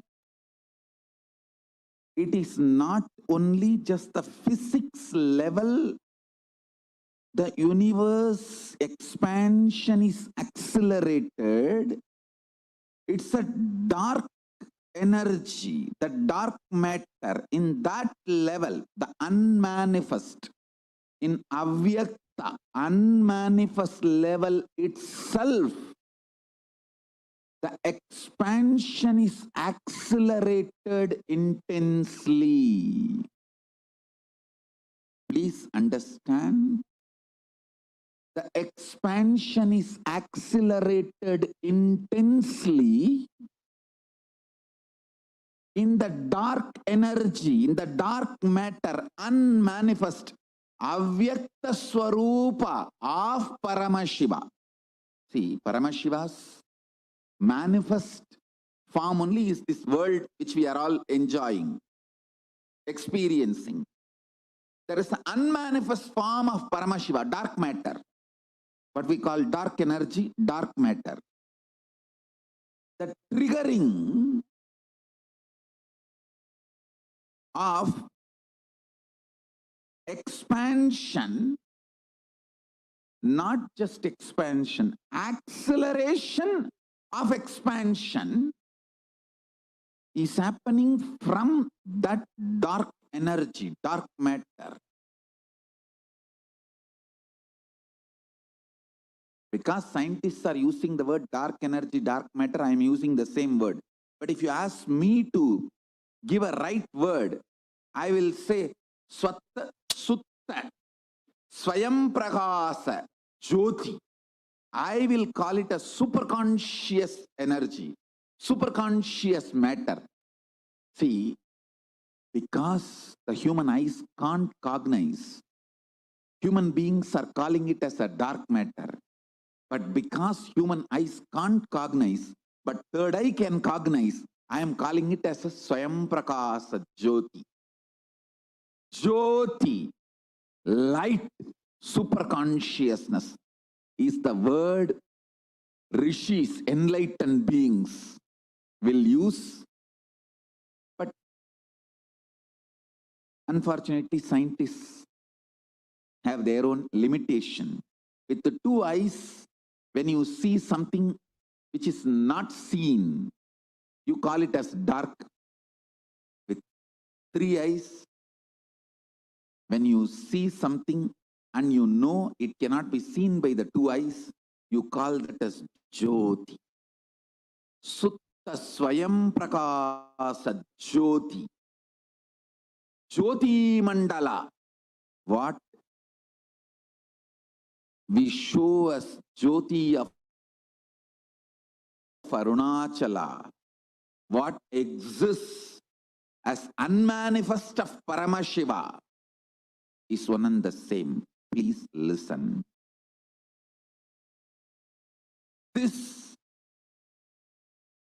acceleration of expansion is from the unmanifest, avyakta sarira of Paramashiva, the unmanifest space of Paramashiva. From that, the acceleration of expansion is happening. Now, the superconscious breakthrough is imminent. It has to happen. It is happening. I have been sent to planet Earth to facilitate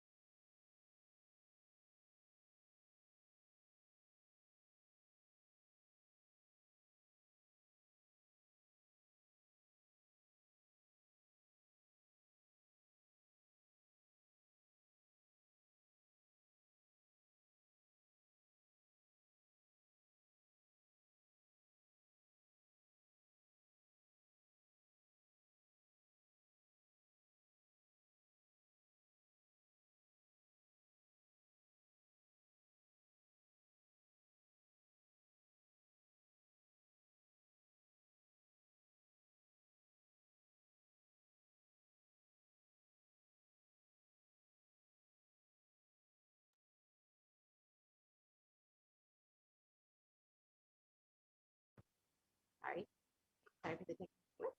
So now that we've understood what the Supreme Concept of Buddhism himself has revealed about the expansion of the universe, let us now enter into the, you can learn more about all of this at kailasa.org, and you can also sign up to be an e-citizen of Kailasa. As Devi Parashakti revealed, the universe is expanding because so many beings are landing in this Bhumandala to be a part of this revival of Kailasa. So you can join and be a part of this revival by visiting kailasa.org and signing up to be an e-citizen of Kailasa.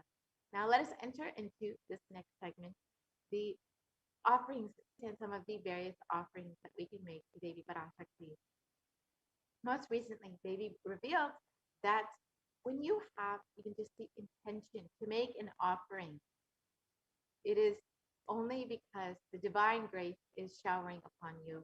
And because of that, you've even been given the intention to make an offering.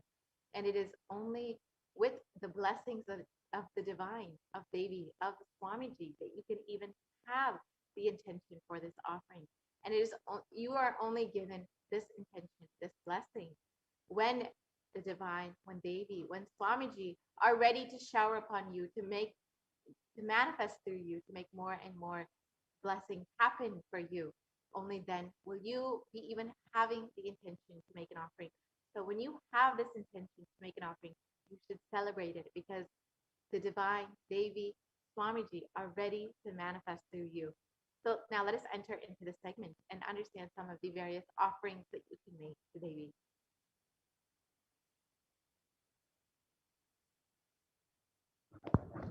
So an offering is a giving of a divine gift of pure love, devotion, and oneness, and it consists of two parts, giving and accepting. And only when the divine accepts what one offers, the offering becomes complete. Offerings are not made out of fear nor out of greed, but when an avatar lands, the offerings are purely a part of the grand Leela, played out for the only purpose of enlightenment.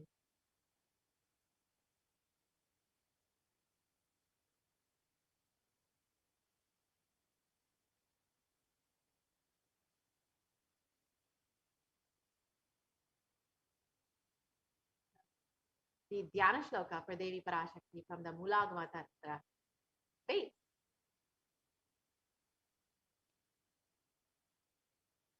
moon-like face holding the Vedas on one hand, fire in eyes with lotus flower, gracing and blessing hands, and one hand with the Japamala, beautifully decorated with jeweled ornaments. In wonderful clothes and shining crown, her name is Manomani.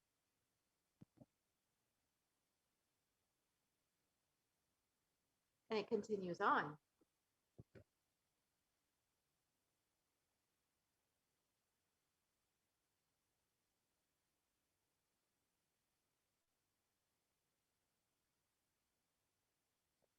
We can continue on.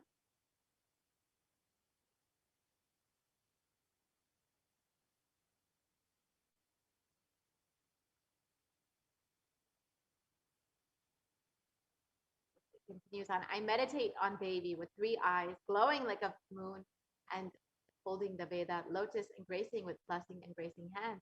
She is holding beautiful ornaments. She is worshipped by Brahma and other many gods, and showers auspicious boons for all actions every day. So in this segment, you'll see that many of these offerings will be made in gold, and this is because gold has great significance in Hinduism. And the origins of gold are described in the Atharva Veda. In this verse, it states, triply born by birth is this gold from the atoms of Agni is one. It becomes dearest to Agni. One fell away from the Soma when it was heard. One they call the seed of virtuous and powerful Apaha.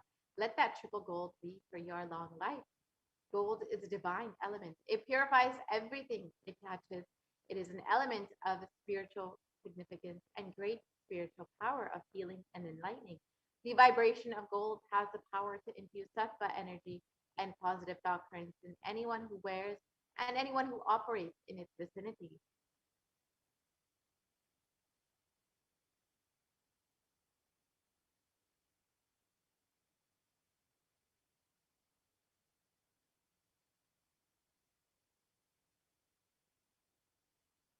Gold is present in all the scriptures, the Agamas, the Vedas, the Shrutis, the Smritis, the Itihasas, and Puranas.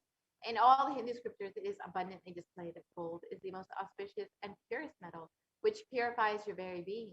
In the Hindu civilization, everything was built in gold, offered, exchanged in gold. Ritual fees were even offered in gold bricks. When one was to be saved from life-threatening illnesses, gold was offered as a ritual fee.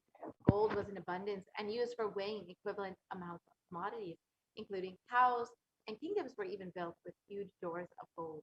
The streets would have huge columns and huge archways made of gold. Horses and cows were even dressed in gold.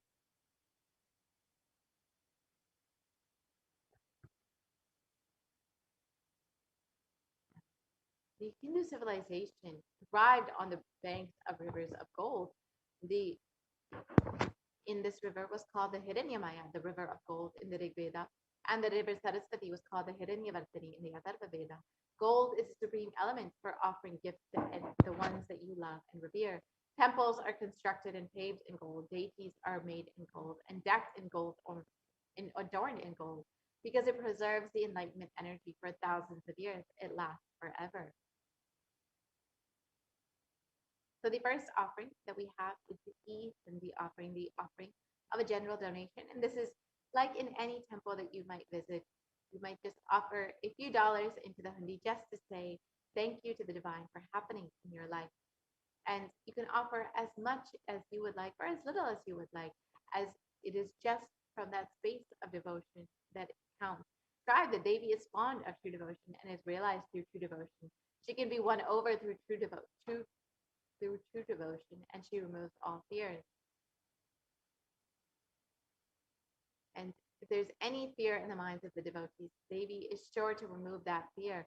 It is stated that Devi likes to be worshipped in autumn, and here it is not the autumn this season, but rather the autumn of our lives when our thoughts turn more and more inwards, and the role of the divine is much more known and clearly understood, and the need for Devi worship becomes much stronger. So you can offer your gratitude and devotion to Devi Parashakti and offer your kanika, and your name shall be chanted out during the puja to Devi.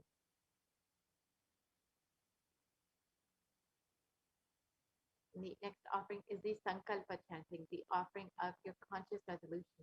And it's stated that the goddess enchants this universe and she herself gives birth to this universe. That goddess being prayed without interest in anything gives the knowledge that leads to salvation and gives wealth in a materialistic sense. And this is from the Devi Mahatmyam, chapter 12. So you can offer your sankalpa, your conscious resolution, and receive the blessings from Devi Parashakti for the fruition of all of your desires and wishes. The next offering is the Sahasranama Svarana Kasu, the offering of the gold coin with the inscriptions of Devi's various names. And Devi is described as Nama Parayana Prita, the one who likes the repetition of her various names. And so each of these names of Devi Parashakti is not just her name, but the various divine qualities of Devi, whether it's her overflowing compassion or her infinite knowledge, whichever aspect of Devi Parashakti you connect with, you can offer that an inscription inscribed on a gold coin to Devi Parashakti. And this is a very special and unique archana offered to the Mahameru of Devi Parashakti. So you can offer one or as many of these gold coins as you would like and receive the blessings of all the Ananta Kalyana Gunas, all the divine auspicious qualities of Devi Parashakti. The next offering is the Mukta Anguti, the finger ring with a pearl. And Devi is very well known to be adorned and very fond of pearls. And in this verse, it describes, I bow to the goddess Meenakshi, whose crown has garlands of pearls and the face shining like a full moon, who wears anklets and that are studded with gemstones and has small bells, who is shining like the splendor of the lotus, who grants all the wishes, the daughter of the mountain, who is worshipped by goddesses Vani and Rama. I remain ever bowing to the goddess Meenakshi, the ocean of compassion. So the pearl, of course, represents Devi's infinite compassion. And when you offer this finger ring with a pearl, you will be showered by her compassion and pure love in all of your business endeavors.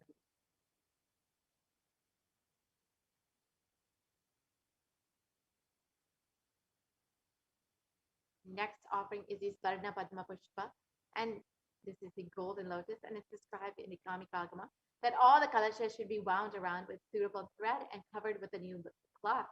They should be adorned with a lotus flower made of gold.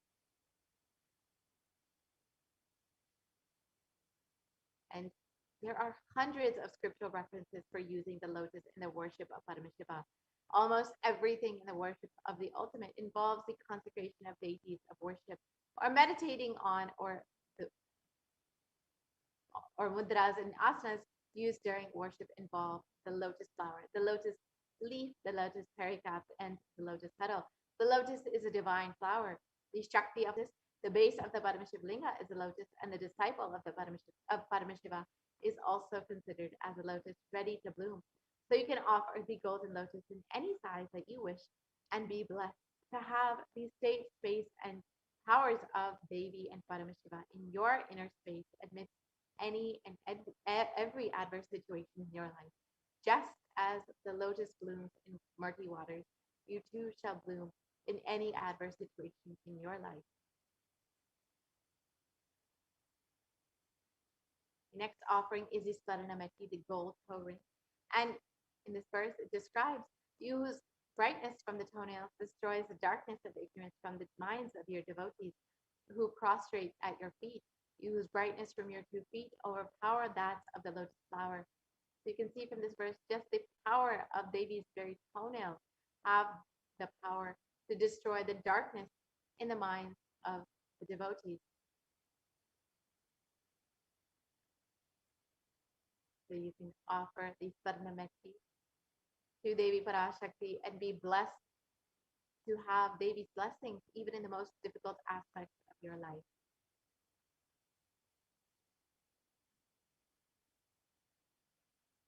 The next offering that we have is the Swarnamantika, the gold hairline jewelry.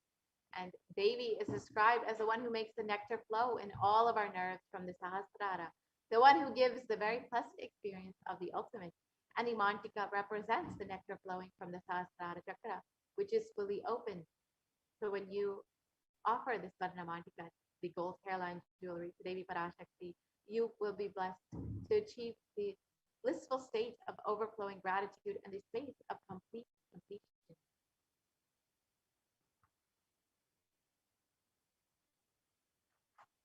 The next offering that we have is the Pratiksha Puja. This is the most favorite offering of all the devotees and disciples of the Supreme Concept of Hinduism, and who is manifesting Devi Parashakti for each and every one of you.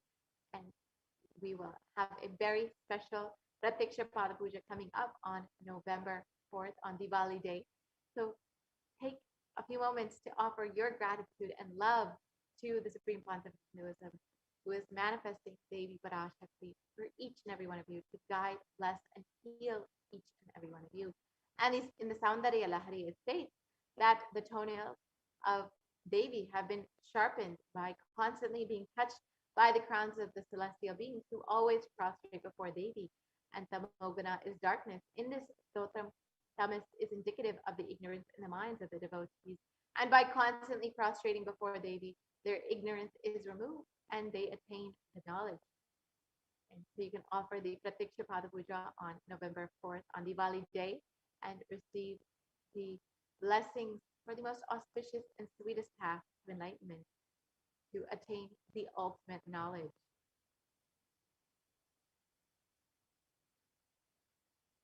The last offering that we have today is the Vastra Seva, the offering of clothing to Swamiji during the Pratiksha Puja, Devi Swamiji who is manifesting Devi Parashakti.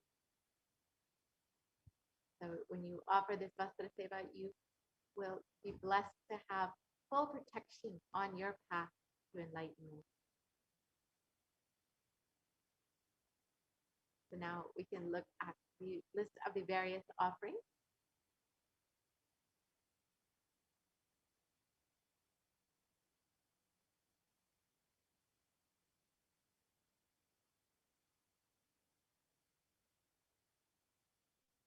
So here are all the various offerings that you can make. It's a very simple process. You can go ahead and visit kailasamailer.com/sevas or you can go to tiny.cc/baby-offering. And when you visit that website, we'll be shortly seeing that soon. You can go ahead and choose whichever offering that you would like to make. And if you are wanting to make an offering, but you're still not having the funds to do this, or you want more information, you can also sign up your intention form to make your offering. So we'll visit now, we'll visit the kailasamailer.com/save us, and we can guide you through how to make your offering.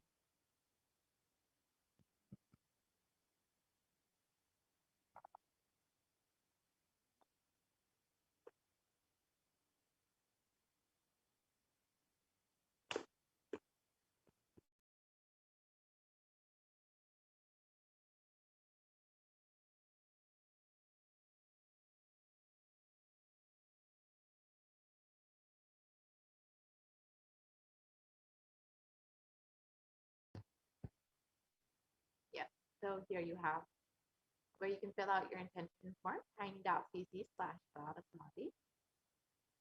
And you can also visit kailasamailer.com/save us, which we will be shortly visiting to see where you can make your offering.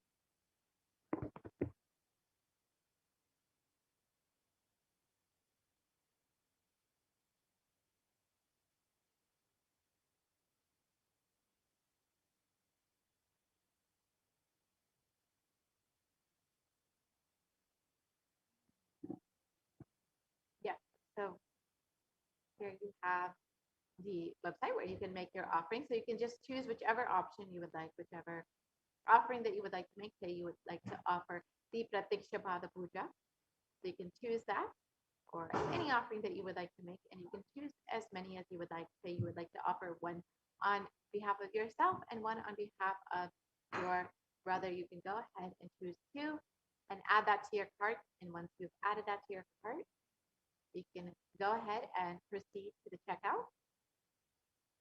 And so here's what your cart will look like. Make sure all of your offerings are there, and then you can go ahead and proceed to the checkout. So it's a very simple process now. You can just fill out all of your billing details as you would for any online payment, and you can fill out your credit card details, debit card details, PayPal details, whatever you would like to use to make your offering. Once you're done with that, you can go ahead and place your order. And once you've done that, you will be able to make your offering to Devi Parashakti. Next, we'll see the Sankalpa form that you can fill out once you've signed up for your offering. You can fill out the Sankalpa form to fill out all of the details that for yourself and your loved ones to be chanted during the puja, the offering to Devi Parashakti. So here's what that form will look like. And you can fill out all of your contact details and your order number. And once that is done, you will be directed to the next page where you can fill out your name and name of all of your loved ones, and make sure that your name is chanted during the offering to Devi Parashakti. So once you've done with that, you will be ready and set to make your offering to Devi.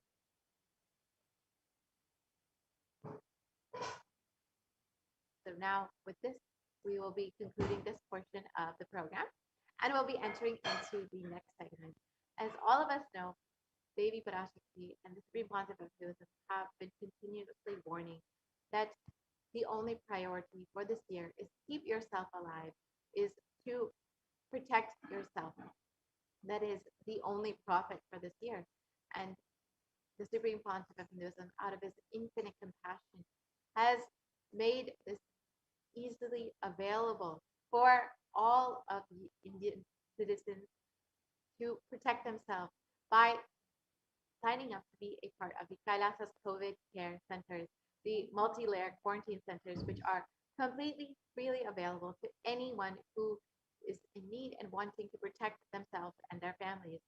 The COVID care centers provide not just free accommodations and multi-layer quarantine, but free medical services, including Ayurveda and all various types of medicine, Hindu medicine and modern medicine. has balanced free food, free organic sattvic food, and free internet services and free classes to ensure that you are staying in this high space and not being affected by all the suffering that is happening in the world today. So now we will be entering into this next segment where we will understand some of the activities and happenings at Kailasa's COVID care centers in India. And we have Ma Daimai Swami with us today to guide us through all of the activities in the Kailasa COVID care center.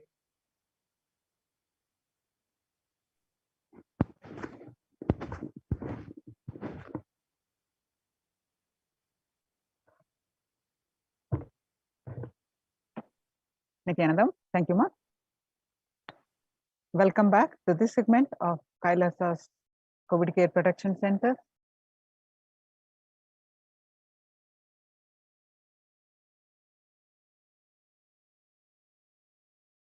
Nithyanandam. With the blessings of the Supreme Pontiff of Hinduism, Jagadguru Mahasannidhanam, His Divine Holiness, and the Paramashivan's blessings. Let's start with the Sadguru Vandanam. Nithyanandam Paramasogadam Kevalam Jnanamurtim Dvandvatitam Gagana Sadusham Tattvamasya Ekam Nityam Vimalamachalam Sarvadi Sakshibhutam Bhavatitam Triguna Rahitam Sadgurum Tam Namami.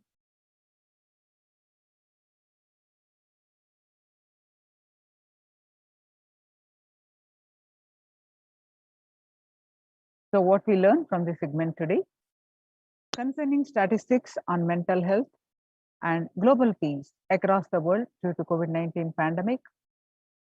What are the Supreme Pontiff of Hinduism and Kailasa's contributions for global peace? And Supreme Pontiff of Hinduism spiritual solutions for COVID-19, Kailasa's COVID Care Protection Center, some glimpses why temple-based ecosystem. UN recognizes Kailasa's contributions.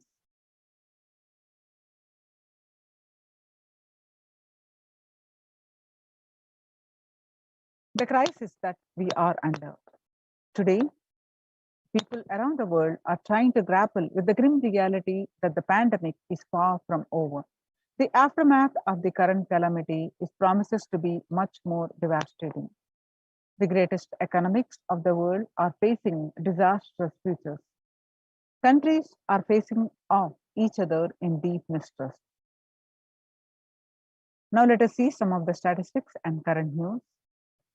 Record high cases in Australia amid the third wave of COVID-19. And the World Health Organization makes a big statement about the Delta variant of COVID-19.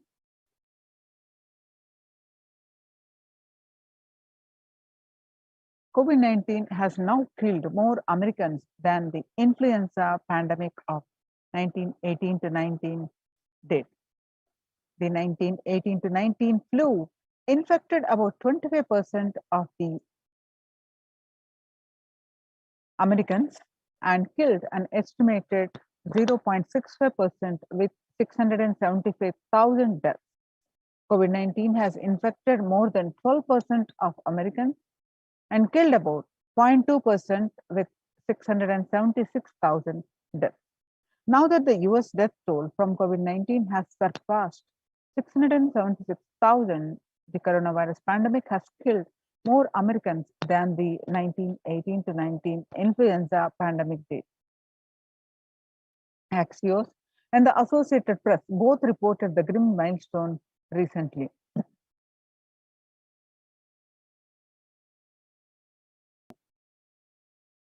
Now, officially, the US deadliest pandemic as the death toll crosses that of the 1918 to 19 influenza flu.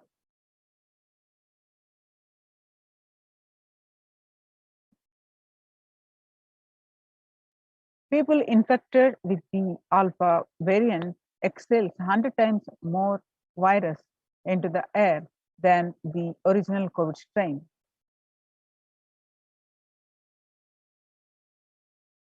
6 feet distance may not be enough to prevent the viral transmission through indoors. In US, COVID-19 is still the most concerning, says the World Health Organization experts. COVID-19 pandemic is nowhere under control in US, says the Chief Medical Advisor, Mr. Anthony Fauci. He said, right now, we are still in pandemic mode because we have 160,000 new infections a day. That's not even modestly in good control. In an interview with Axios, the US has reported 40 million cases of COVID-19 since the outbreak of the virus, with over 4 million infections adding up in the past few weeks. The increase on COVID cases comes as the US administration earlier this month announced that it is planning to provide booster shots of the virus, of the vaccine, as the Delta variant has become dominant in the nation and is wreaking havoc. The surge in Delta variant is driven by the low vaccination coverage in many communities across US, according to the US Center for Disease Control and Prevention. In a country of our size, you can't be hanging around and having 100,000 infections a day. You've got to get well below 10,000 before you start feeling comfortable, Mr. Fauci added. World Economic Forum reported that COVID-19 made the world less peaceful with the increase in violent incidences, fatalities after the pandemic. Younger adults are more likely to report symptoms of anxiety and or depressive disorder during the COVID-19 pandemic.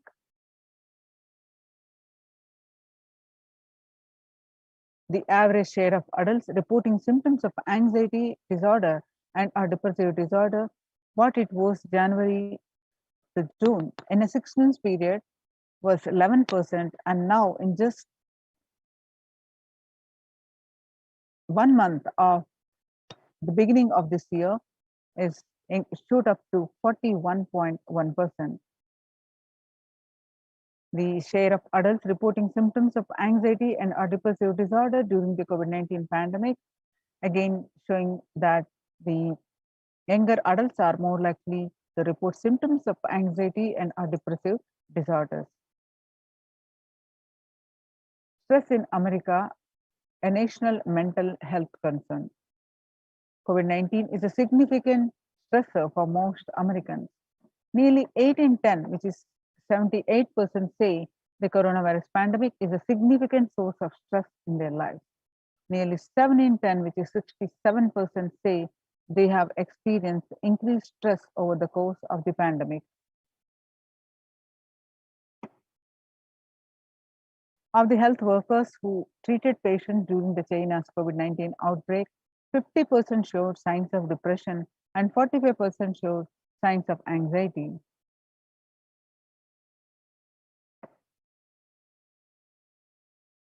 Self-reported mental health among pregnant women and new mothers. Before COVID-19 pandemic, depression was 15%. Now it rose up to 40.7% after the pandemic. And the anxiety was 29%. Now it rose up to 72% after the pandemic. 8 in 10 students living under stay-at-home orders, the students struggling with focus on school or work and avoiding distractions. And 55% of all students do not know where to go for help for their mental health.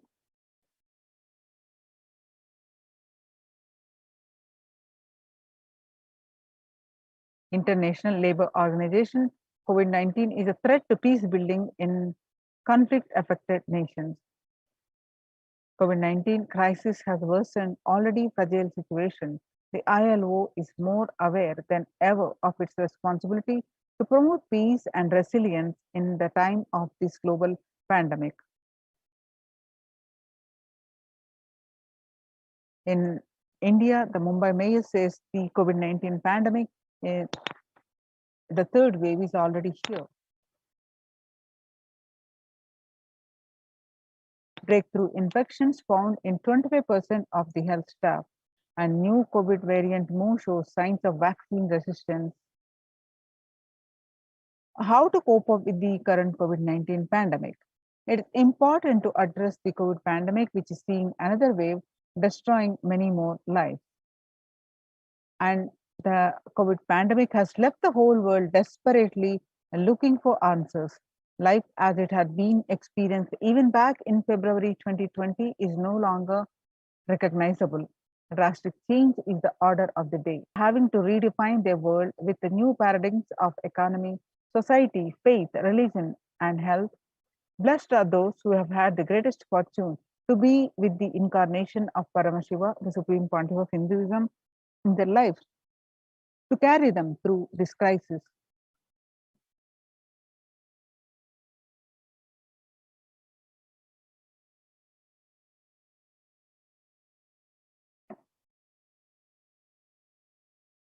Making peace with the nature is possible. If we start now, making peace with the nature is possible. Even amid pandemic,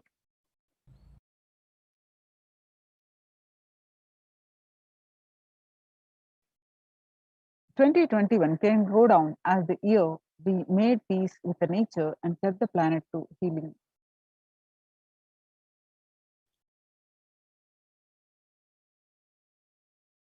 Now we'll watch a small clip. Making peace with the nature is possible only if we start now.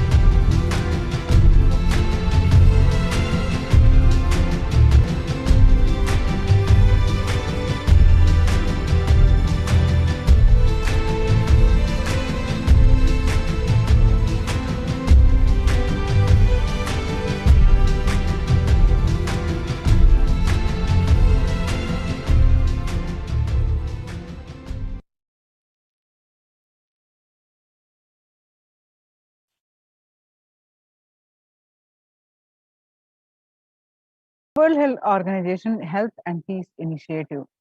Health and peace are interrelated. In the words of the Director General, Dr. Tedros, there cannot be a health without peace, and there cannot be a peace without health.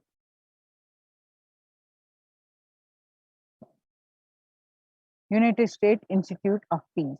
Amid COVID, we need enhanced international coordination to build peace. Tackling the pandemic and building resilience in fragile states requires concentrated international action at local, national, and global levels. As the humanitarian and economic toll of the COVID-19 pandemic continues to grow, so does the risk that this crisis will fuel new conflict around the world while stemming prospects for resolving ongoing ones.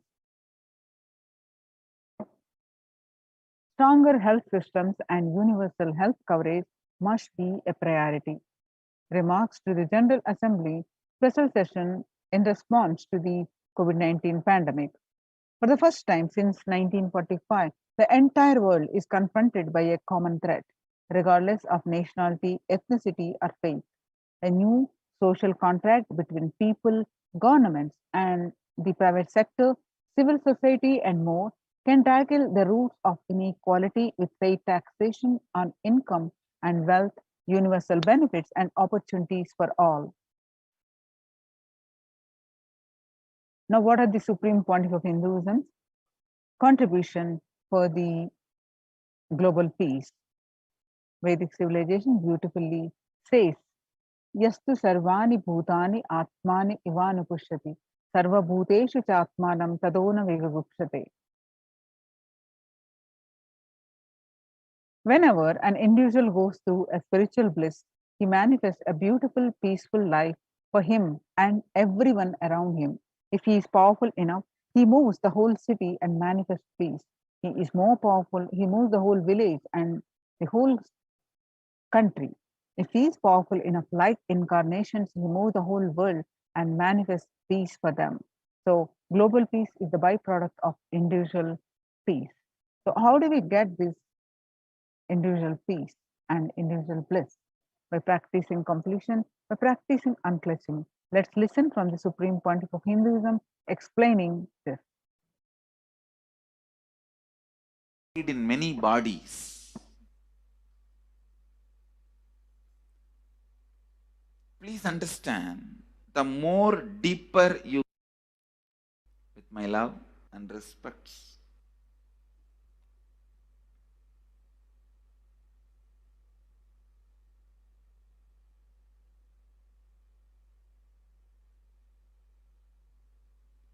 today I wanted to expand on the science of completion. How the science of completion can directly impact the consciousness you are carrying and the consciousness embodied in many bodies. Please understand, the more deeper you go inside you, means more deeper space you go inside you, more expanded you become, more one with everything, more oneness you experience. Because the more deeper you go, the more you experience the unified field of consciousness. Various words are used.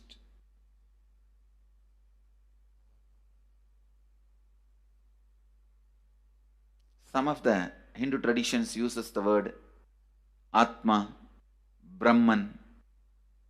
Some of the Hindu traditions use the word Nirvana. Whatever word you may use, Atman, Brahman, Nirvana, unified field of consciousness, whatever. But one thing I want to tell you, the deeper and deeper you go in your inner space, you experience the vast oneness. The more superficial you are, the more incompletions you carry with others, even with yourself. The more superficial you become, even your own right hand and left hand fights with each other.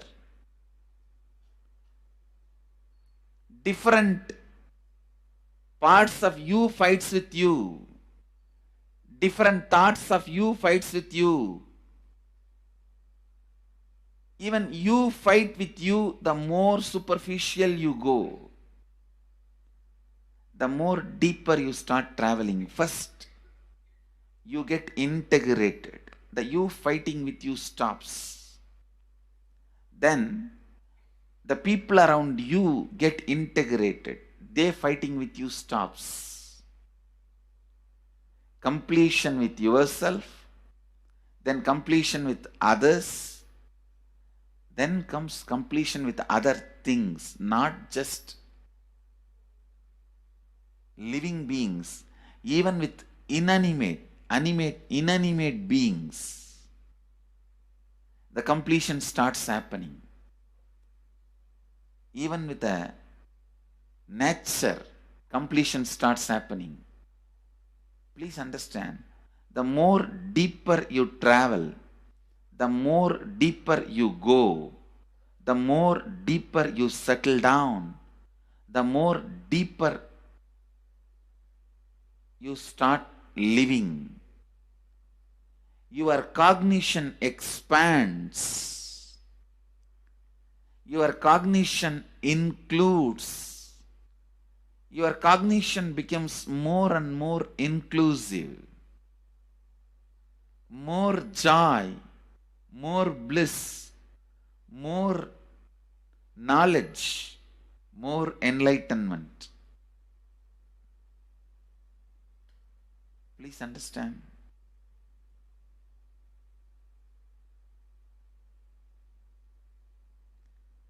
The more and more completion happens in you, you will see everyone around you feels complete with you. That is why I am saying, whether they have body or they are disembodied, in the deepest corners of your being, deepermost layers of your being, deepest parts of your being, you experience such powerful awareness, such joy.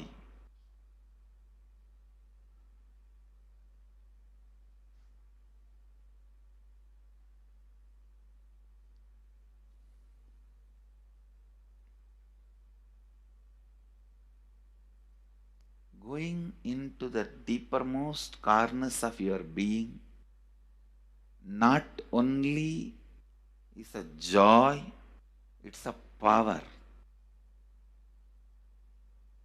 Because suddenly you will see everybody around you, everything around you listens to you.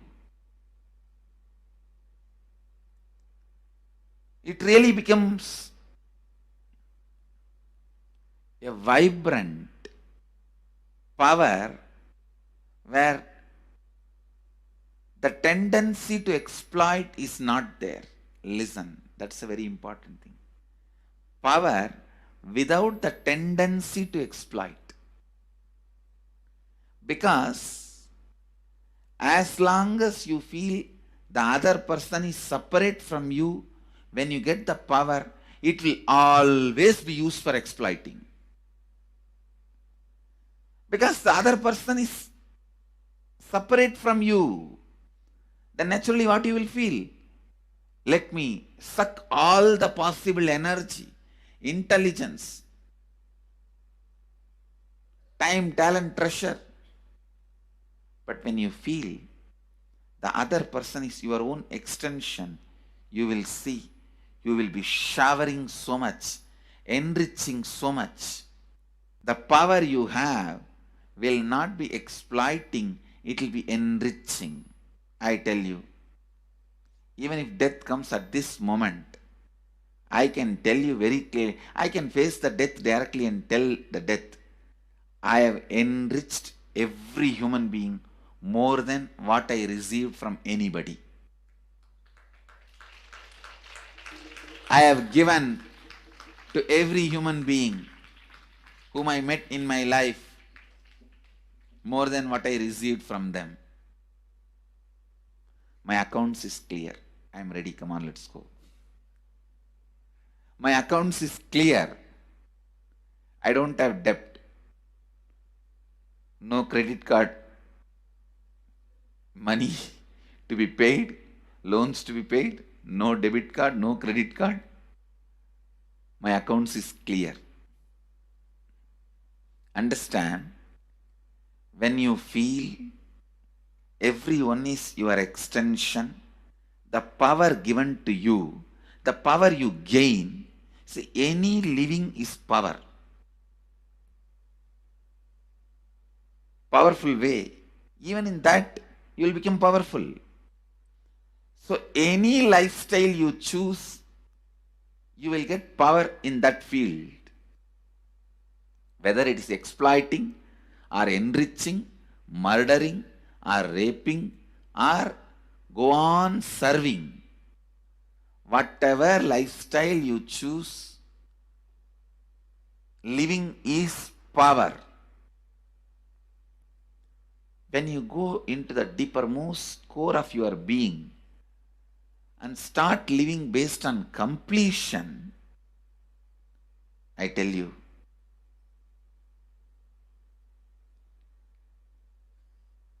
the first power you will experience is everything around you listens to you.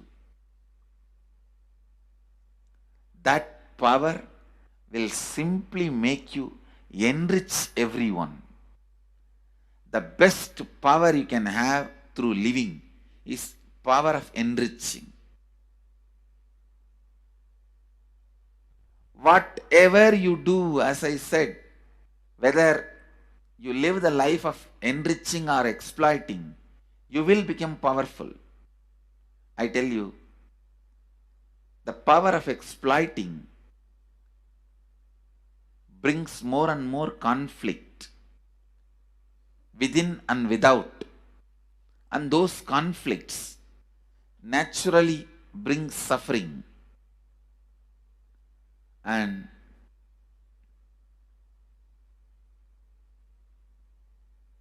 the power of enriching brings more and more completion in you and in others. This full month, Nithyananda Sangha all over the world. The other day I was seeing, we have officially presence in more than 50 countries. As devotees, group of devotees, we have presence in 100 countries. All over the world, we are going to celebrate this whole month for Global Peace Month, impacting global peace. All of us this whole month will live completion and do samskara dahana kriya, means burning the patterns which separates us from others, burning the patterns which are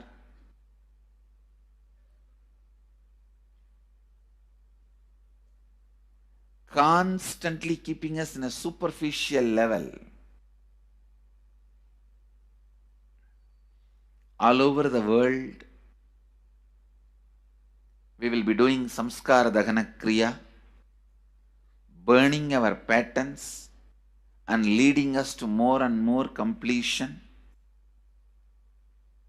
And we also have special 3 Nitya Dhyana Yoga program teaching people science of completion and facilitating samskara dahana kriya. This month, 20th, 21st and 22nd,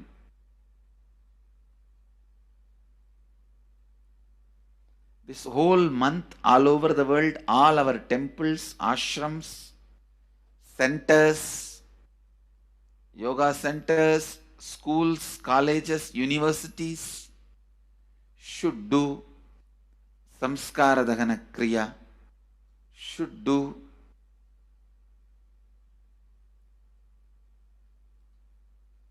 the practice of burning all the incompletions and patterns which leads to conflicts, bringing more and more peace inside us and outside us, spreading peace.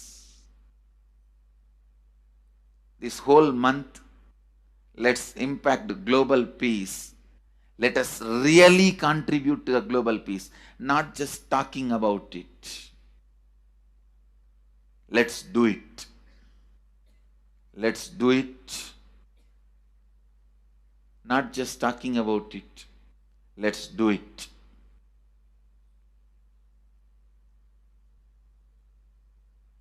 Even if you teach the samskara dahana kriya to 50 people in each area, each place where we have centers, ashrams, temples, two-way centers, yoga centers, even 50 people, each Tanidar teaches, enriches them with this science. The amount of suffering and negative waves, negative vibes reduction can contribute so much to the world. Please understand. one positive person can burn millions people negativity.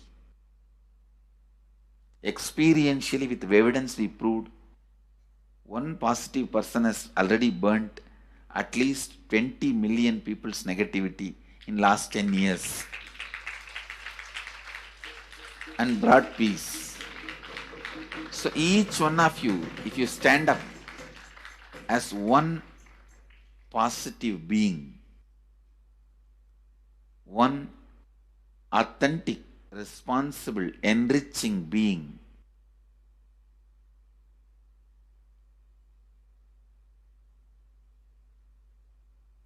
I tell you,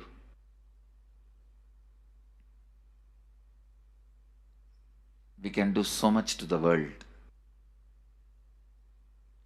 It will be a better place than the time we entered.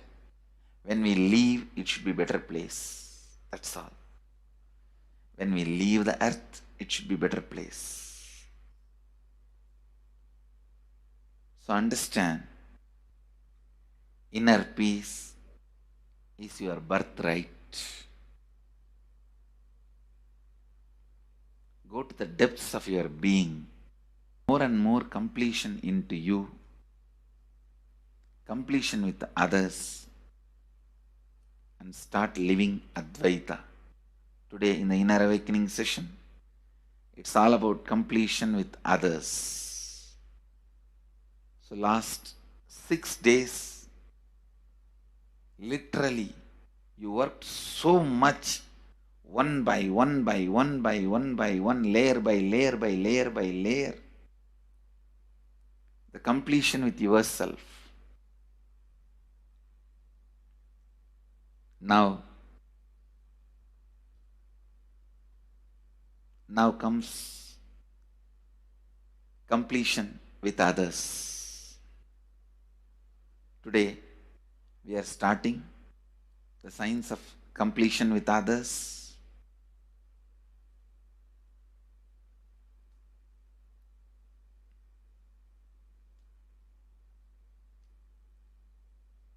It's one of the most powerful science.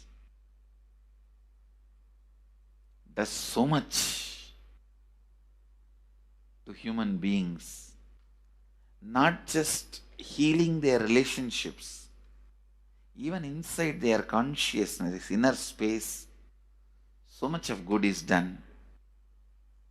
So much of awakening is done.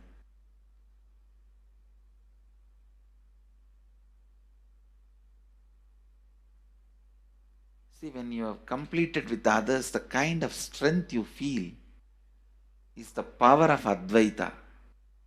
Strength of Advaita. Today the Inner Awakening sessions are all about completion with others. We have long session today working on completing with others. So with this, because today we have a long session with Inner Awakening, we are also lagging behind the syllabus. Actually, it is a good news. It's not a bad news because participants are so sincere. They are going through the whole process so intensely, sincerely. Because of that, we are little delayed. But today I am going to catch up. Today I am going to spend more time and catch up with them, with the syllabus. So,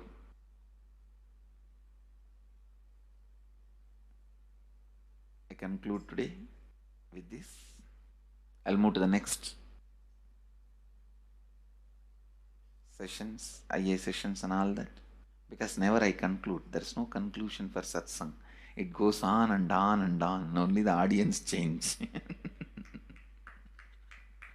So with this, I move to the next step. I bless you all. Let you all radiate with integrity, authenticity, responsibility, enriching and causing eternal bliss. Nithyananda. Thank you.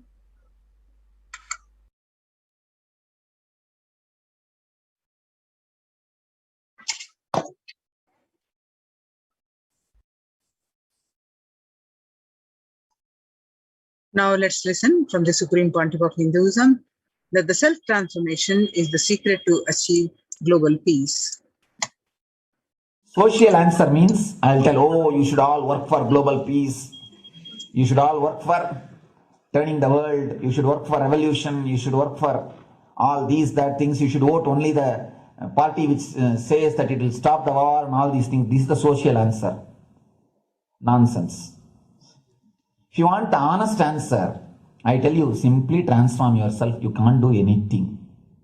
If at all you can do, you would have done it. Be honest. If you can do, you would have done it. You are raising this question because you are not able to do. Am I right? So let us be very clear. Let us be honest. We are not able to do. Socially. That's the truth. That's the reason you are sitting here and raising the question. I tell you, understand few important things. There are a lot more attached to this question. There are many things which is attached to this question. We always feel the present is the world is totally spoiled. It is not going according to the rules or how it is supposed to be. It was wonderful once upon a time. In ancient time, things were going properly. Everything was well and great. And I tell you, 10,000 years ago, they found some writings on stone in Harappa Mohenjo-daro culture. Some stone writings have been discovered. The other day I read a beautiful book about that stone writings. That writings, it says, oh, nowadays the society is not as it should be. So much of war. There is no peace. In the early times, there was so much of peace. Society was really great. Things were as it should be. And it almost looks like a today newspaper editorial. 10,000 years ago, the same thing carved on a stone. Then understand, there was no such time as only good prevailed. It is just a fantasy. Hinduism, they call it Satya Yuga, the age of truth. There was a time only truth prevailed. And every religion, Christianity, they say the Garden of Adam and Eve. There was a time everything was wonderful. Every religion has got the fantasy. The past was great. There was golden past. Always the idea of golden past exists only in the past. The more you go back, again you say the past was great. And I tell you one thing, it is a wonderful way of postponing accepting the reality. Otherwise, I can be sure the world was same as it is today. Whether it is 5,000 years ago or 10,000 years ago. Maybe one thing, there was no CNN channel that time. So the news did not reach you so quickly. That's all. The news did not reach you so quickly. That may be the only difference. But otherwise I can be sure the good and the bad was equal. Good and the bad was equal. The same amount of wars were there. All the other things were there. You read the Puranas, the mythological stories of India, you see enough of things. Enough of dirty things. I think sometimes I find a little more. And if you read completely the Puranas or the Hindu scriptures, there are a lot of things much worse than modern day. The criminal activities or bad things or negative things, whatever you say, all this stuff. And never think only present day is corrupted or violent. In the ancient days also, all these things were there. Only one thing was not there, the CNN news or the internet. So the news did not reach you. But otherwise I can tell you, enough the good and bad was there. It always will exist. It will exist. All you can do is, if you awaken yourself, if you reach the enlightenment state, you can go beyond it. And I tell you, enlightenment is the only service you can do to the society. Just become enlightened so that you will reduce the negativity. Now, as of now, you are also the part of negative group. Naturally, we will be a negative group. As long as we are unenlightened, we will be the part of collective negative consciousness. So if you become enlightened, at least you will reduce your weight. That's the only thing we can do. Nothing else can be done. So all I request you to do is just become enlightened. Realize that you are a lion. That's the only way to help yourself and the society. Otherwise, all revolutions, you see, all revolution again end up as one more tradition. In last 2000 years, 3000 wars have happened in the humanity. In 2000 years, 3000 wars. Human beings have not done anything except doing wars, except fighting. Everybody claims he wants to do revolution. He wants to spread peace. You see, every country claims their army is a defensive army. Then who is offending? Tell me. Every country says defensive army. Then who is offending? These are all just, games. The idea of peace is a pure game. Everybody wants to spread the peace according to them, not according to the other person. They want peace according to them. The other day I was in one interreligious gathering. One guy is preaching, let all of you convert to my religion so that we will not have fight. He wants peace the way in which he wanted, not the way in which. And there's a beautiful saying, the sword of Muhammad, it is written, peace alone should survive, something like that. He has written some statement about the peace on the sword. We all take sword to spread the peace. So no revolution is going to help, because in the last 2000 years, 3000 revolutions have happened, but still world is same, I think much worse. So no revolution is going to help, only individual evolution is going to help. So be very clear. Instead of working in the outer world, start working in the inner world. That will help you and society some way.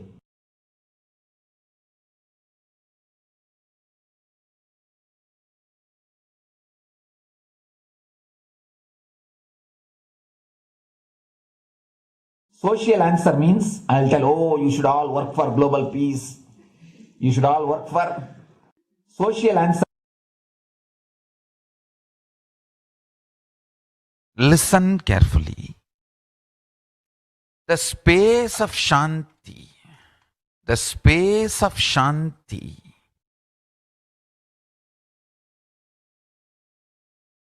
is where Kailasa grows. Listen carefully.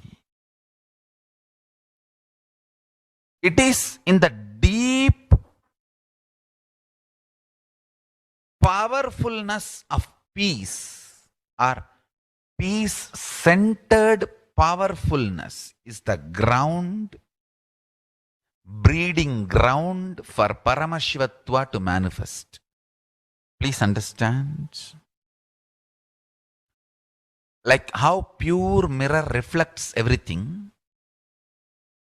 pure Shanti-based Shakti, peace-based powerfulness reflects Paramashiva. Paramashiva manifests in peace-based powerfulness. Please understand. Neither violence nor powerlessness. Powerlessness is weakness.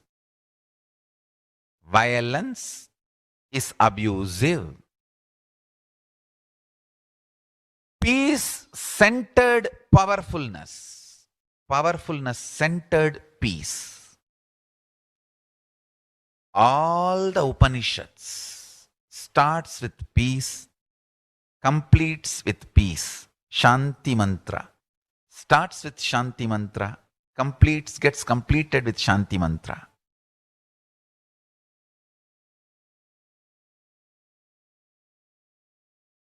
Based powerfulness is a fundamental requirement for Paramashivatva to manifest. That is why people who don't want us to manifest Paramashivatva or power manifestation do not want to allow the peace in our life or do not want peace in our campus. Understand?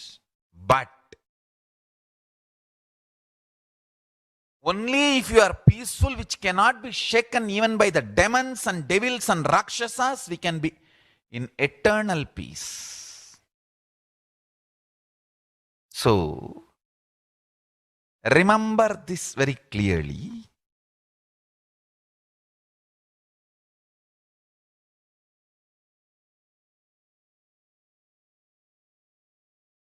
Peace alters the very DNA structure, genetic structure, the core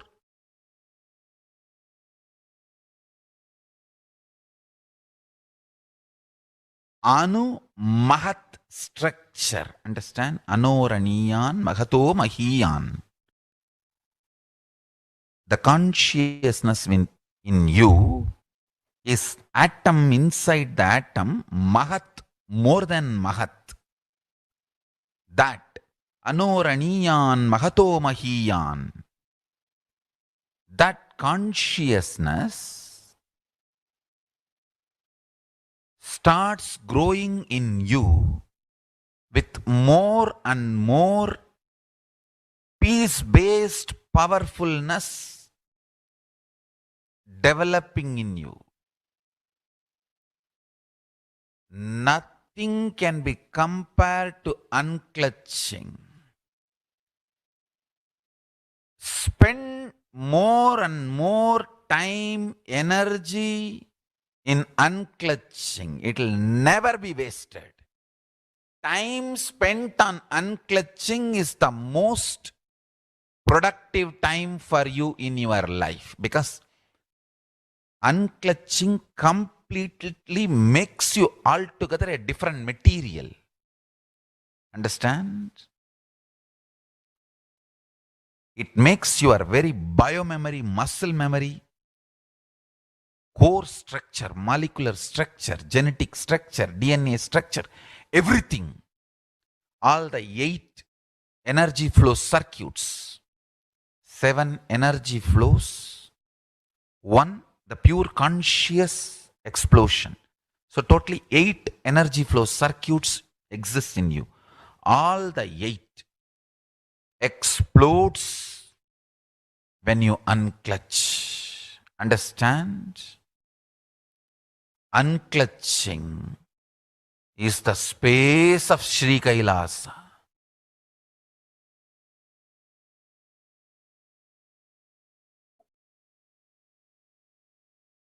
Listen carefully.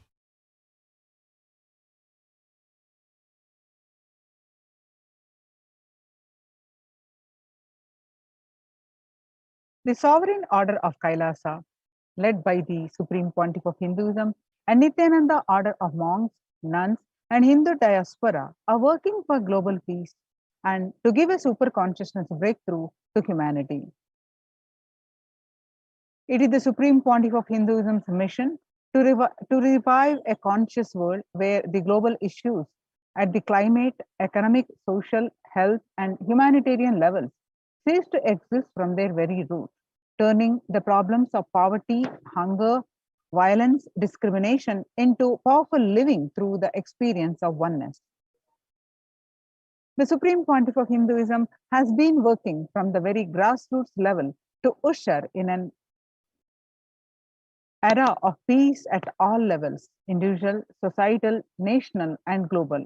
His deep insights into the workings of the human mind, body, emotion have enabled him to powerfully and directly address various social and emotional problems facing humanity today.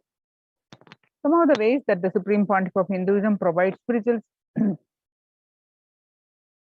solutions to combat the pandemic and other issues through Paramashivoham program, bringing the super consciousness breakthrough to the whole humanity by starting the Akhanda Nirvikalpa Samadhi Jnana Yajna and contributing almost billions of minutes so far.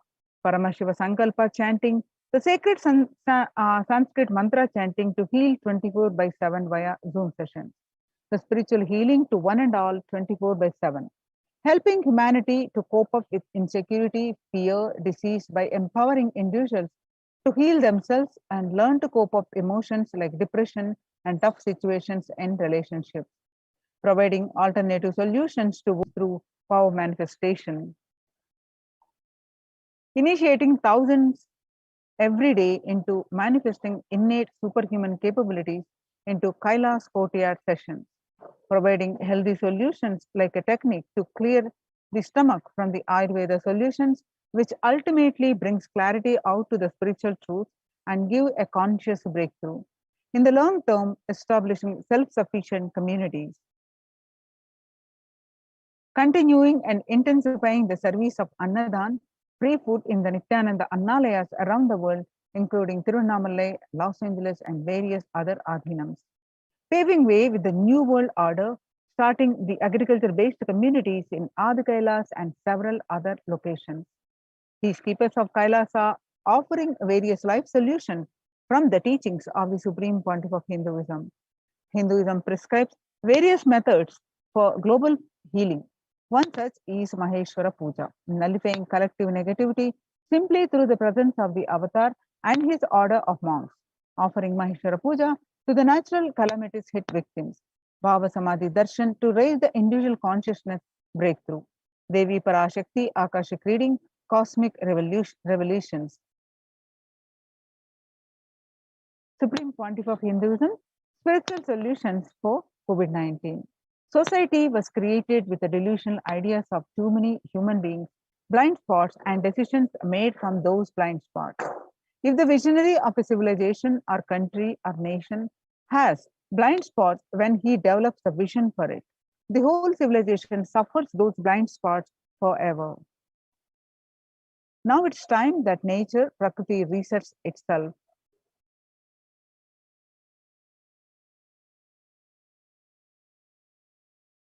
To stop people having mental breakdown, pandemic fatigue, collapsing, depression, destruction, and also give them the super consciousness breakthrough and revive the enlightened civilization, the Supreme Pontiff of Hinduism continuously gives spiritual solutions and powerful cognitions.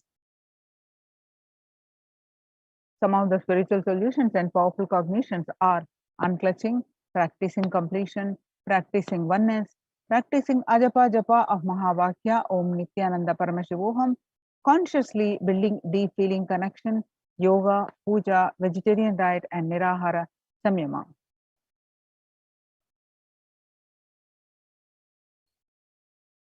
The life solutions based on the ancient Hindu tradition, the meditation and yoga techniques from the scriptures, the cognitions rooted in the highest truth, the lifestyle based on living and radiating the higher values of life, and powerful way of living and one's ultimate potential form the foundation of the Supreme Pontiff of Hinduism's teachings, which by their inherent nature provide the foundation for peace on planet Earth.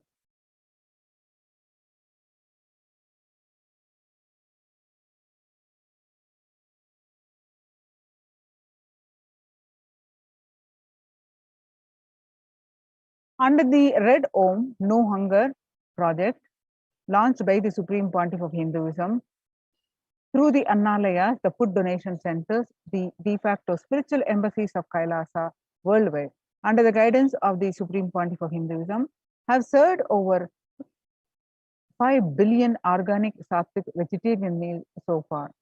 Giving free food to all the citizens is the economic policy of Kailasa, deriving the reference from Vedas and Agamas. Recently, under the humanitarian initiative launched by the Supreme Pontiff of Hinduism, is the opening of Kailasa's COVID care centers in India, where the monastery campuses have been turned into a multi-layer quarantine facility to safeguard the inmates against any possible point of contact with the outer world. The Supreme Pontiff of Hinduism has opened this service free to all people regardless of any differences in age, gender, caste, creed, ethnicity, color, or socio-economic status. Food, shelter, internet, and all basic facilities, including the medical care, are provided at these COVID care centers, free of cost and for an indefinite period of time. The outcome has been a splendid zero infection rate so far among the participants, a feat not achieved anywhere else in the world, let alone in India. This response model of handling the COVID-19 pandemic at a community level, along with the guidelines and recommendations for government, has been recognized and accepted by the United Nations as well. Now you can see the participants of the COVID care program offered by the Supreme Pontiff of Hinduism are enjoying a healthy, blissful spiritual lifestyle in multi-layered protection. They enjoy stress-free time following a spiritual morning routine, doing yoga, daily puja, temple sevas, kara sevas, and celebrating festivals.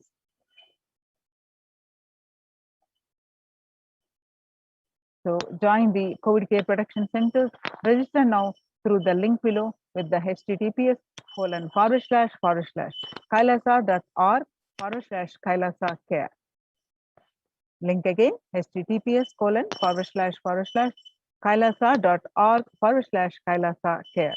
With this, we are going to move on to the next part of our segment after a very short break. Thank you, Nithyanandam.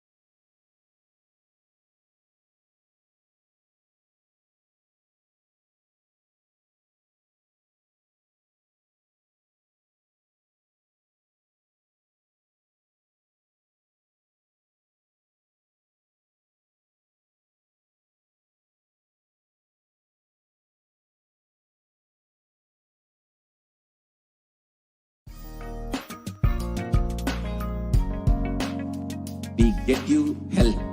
We get you ability to build beautiful relationships in your life. We get you direct spiritual support, and we make sure you become wealthy.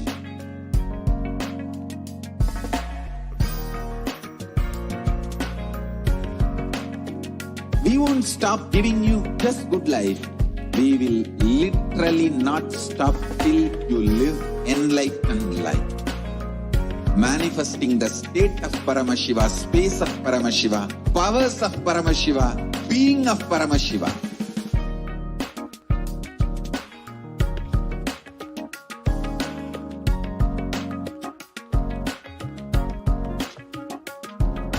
Should become e-Kailashians.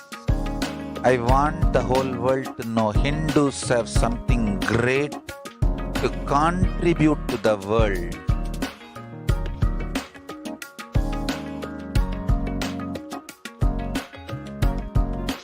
We have something great to contribute to the world. Let us do that.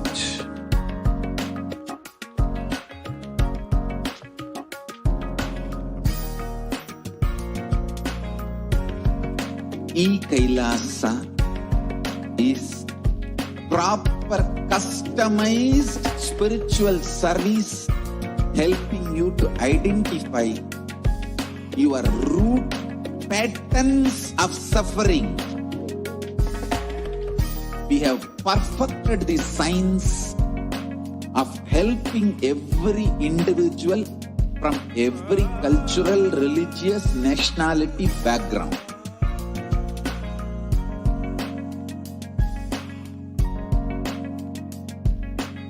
You will have lowest reactionary assumptions, highest awakened response, alive response for life continuously.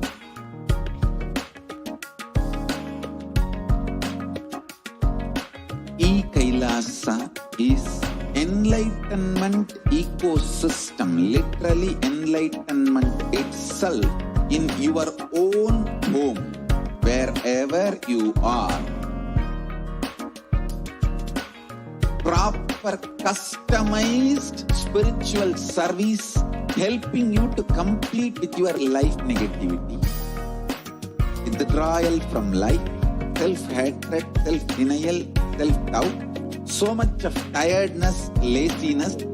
We can support you aligning your diet, your attitude, your aptitude, your understanding about life.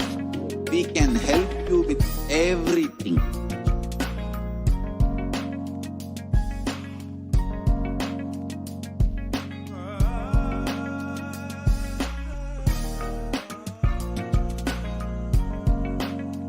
If you are interested in enlightenment, we will immediately bring this to you. If you are not interested, we will explain the whole science, inspire you and make you interested in enlightenment science. We need to cater this enlightenment science to the whole world wherever they are, because enlightenment is the birthright of all human beings. Kailasa is responsible to provide that to all human beings.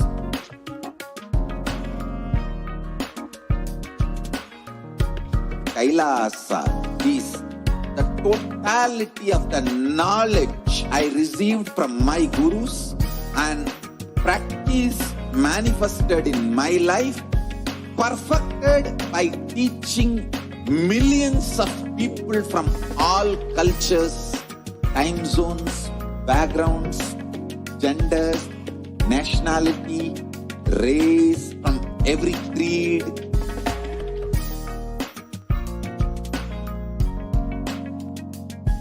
So this absolutely perfected knowledge available to you, served to you in your home without even you moving out of your couch, free of cost.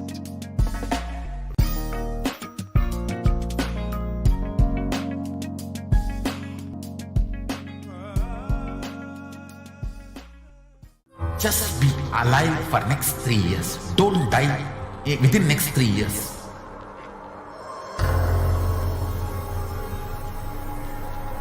Just don't die within next 3 years. Be alive, somehow be alive. I'm working sincerely. I will reach you somehow. Somehow I will reach you. It's my commitment to humanity.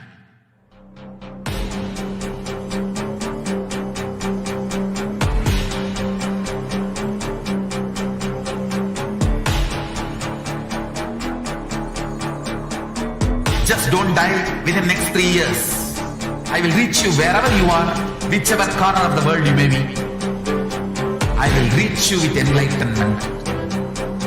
You manifesting the space, state, powers, being Paramashivoham. It is possible, and it is possible for you.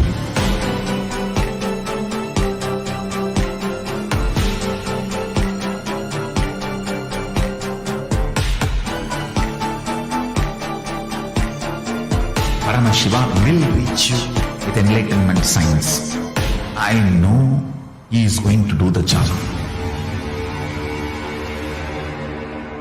Just be alive for next 3 years. Nothing else. What I mean by the word e-Kailasa, listen intensely. Enlightenment ecosystem, literally enlightenment itself, in your own home, wherever you are. If you cannot come to Kailasa, it's okay. Kailasa can come to you. Kailasa coming to you is e-Kailasa.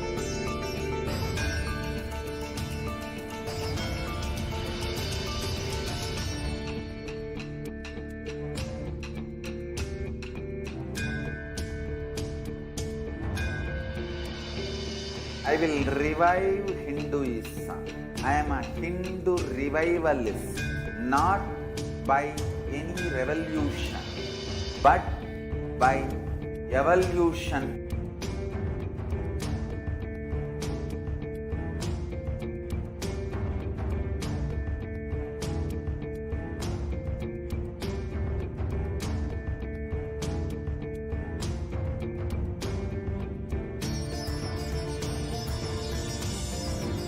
And setting model communities.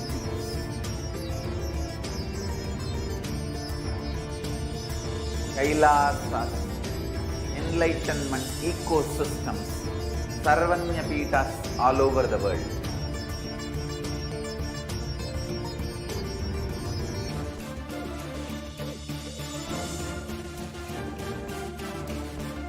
All powerful cognition, knowledge, only when you live, power manifestation and possibilities manifestation happens. It's a fundamental truth.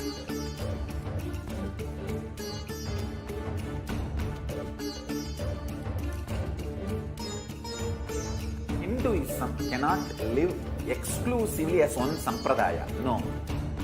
All sampradayas of Hinduism is an ecosystem.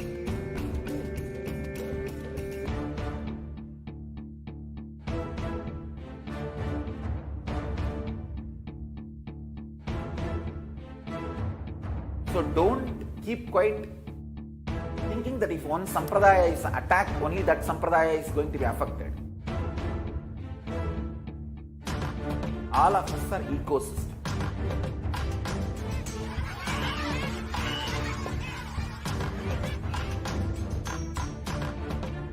I invite all of you to get involved and enjoy Hinduism by the principle of Dharmo Rakshati Rakshitaha. When you protect Dharma, Dharma protects you.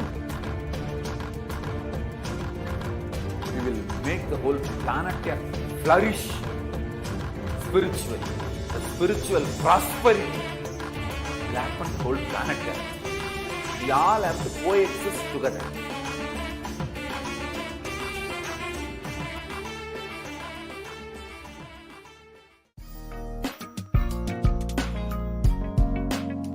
We get you health. We get you ability to build beautiful relationships in your life. We get you direct spiritual support, and we make sure you become wealthy.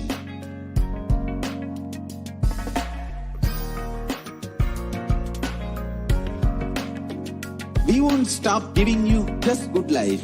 We will literally not stop till you live enlightened life. Manifesting the state of Paramashiva, space of Paramashiva, powers of Paramashiva, being of Paramashiva.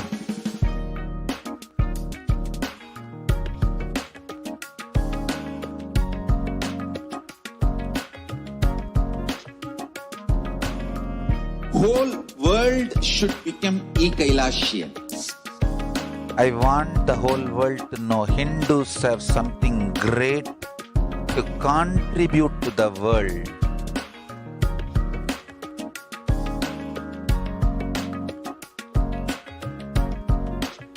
We have something great to contribute to the world. Let us do that.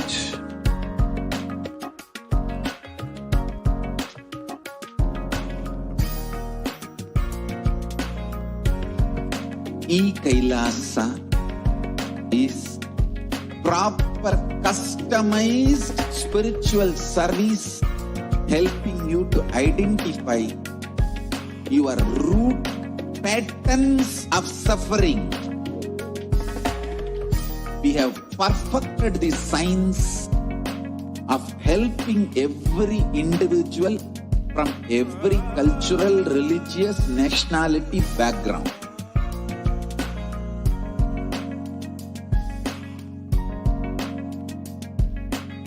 You will have lowest reactionary assumptions, highest awakened response, alive response for life continuously.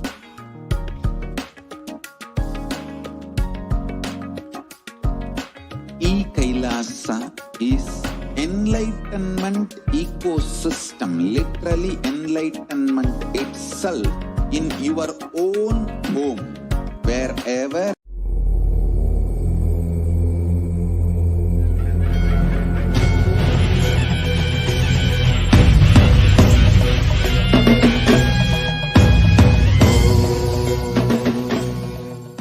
Connecting with the divine with your eyes closed is meditation. Connecting with the divine with your eyes open is darshan. Come, let us all now move from meditation to darshan. Slowly, very slowly, please open your eyes.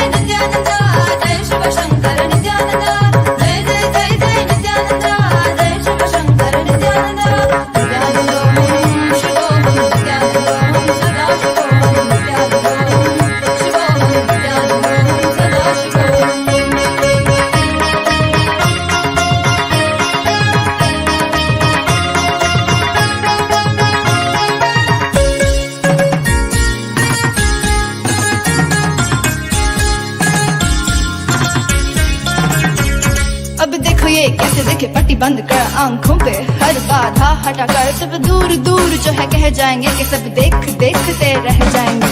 Trinetra जागरण जो इसे कहते हैं, कथाओं में जो सुनने को मिलते हैं, कहने में जो लगे नहीं इतना आसान चुश्चुल, इतना भी नहीं मुश्किल, बात बनेगी संपूर्ति जब साथ है तो आओ एक दीक्षा की तो बात है सारी दुनिया में मगर एक ही इंसान, उप्स नॉट इंसान ये है भगवान। जय जय जय जय नित्यानंदा, जय शिव शंकर नित्यानंदा, जय जय जय जय नित्यानंदा, जय शिव शंकर नित्यानंदा, नित्यानंदों शिवोहम नित्यानंदों सदा शिवोहम नित्यानंदों शिवोहम नित्यानंदों सदा शिवोहम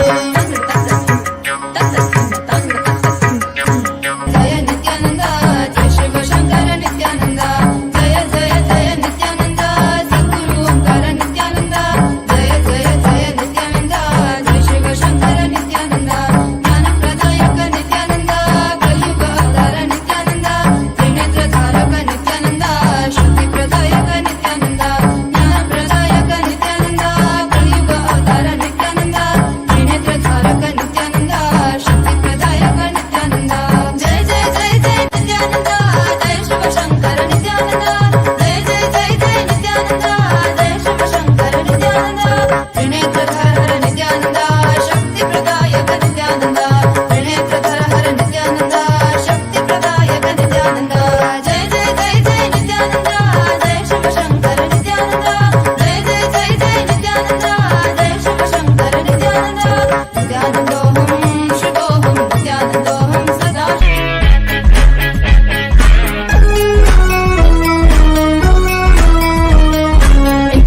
Suffering is all that we talk about. Confusion, delusion, and everybody's stressed out. The only one to save us is him, there's no doubt.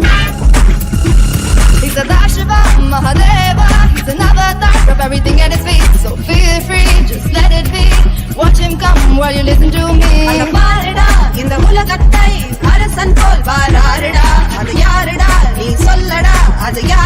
Should I tell you who's here? None other than Nithyananda. Jagadguru Nithyananda. That's right, Paramahamsa Nithyananda.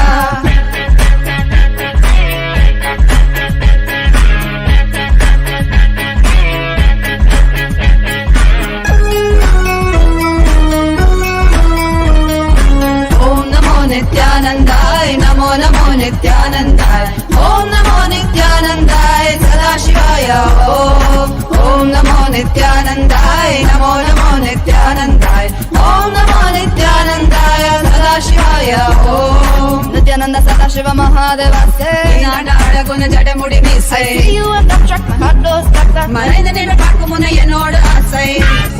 Let's sing it once more. Nithyananda Sadashiva Mahadeva say, I see you and that track, my heart goes stuck. He's a Dashiva Mahadeva. He's an avatar of everything at his feet. So feel free, just let it be. Watch him come while you listen to me.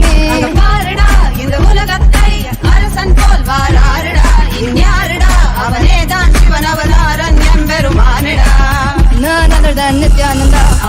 Jagadguru Nithyananda. That's right, Paramahamsa Nithyananda.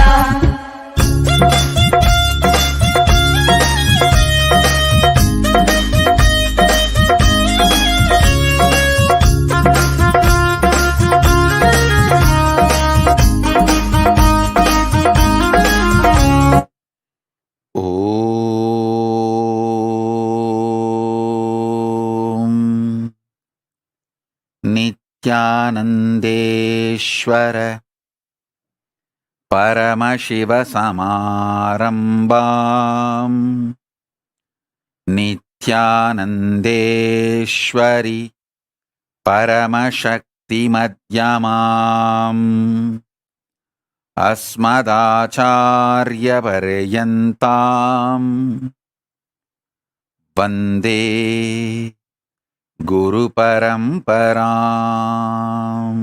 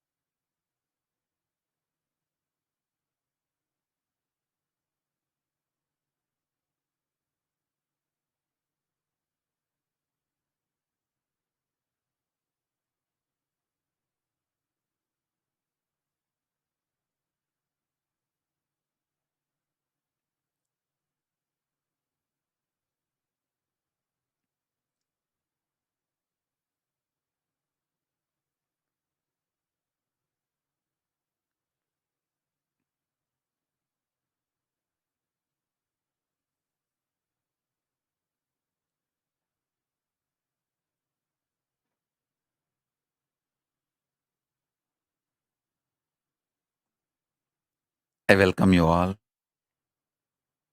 with my love and respect. I welcome all the devotees, disciples, Samajis, Satsangis, Srimahans, Mahans, Tanedar Kotari, visitors, viewers, Sarvanyapita Kartas, Yajamans, manifestors, Sarvabarityahis, everyone sitting with us all over the world, Mantreshwaras, Vidyeshwaras, Ganeshwaras, Lokeshwaras, Astreshwaras, I welcome all of you with my love and blessings.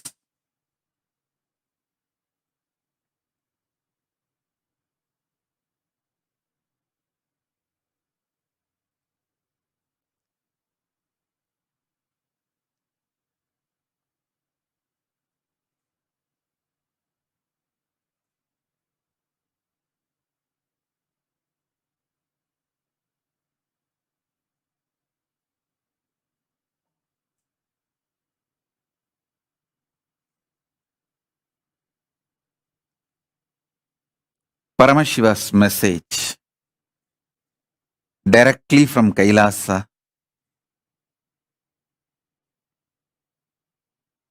Listen. Reality of the existence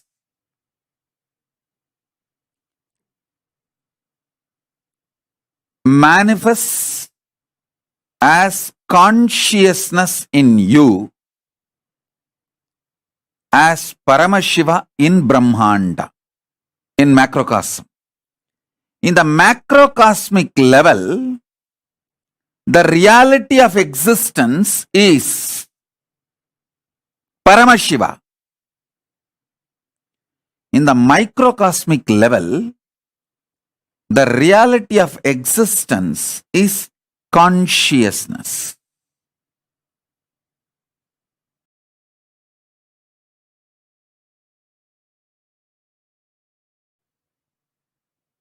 Listen intensely.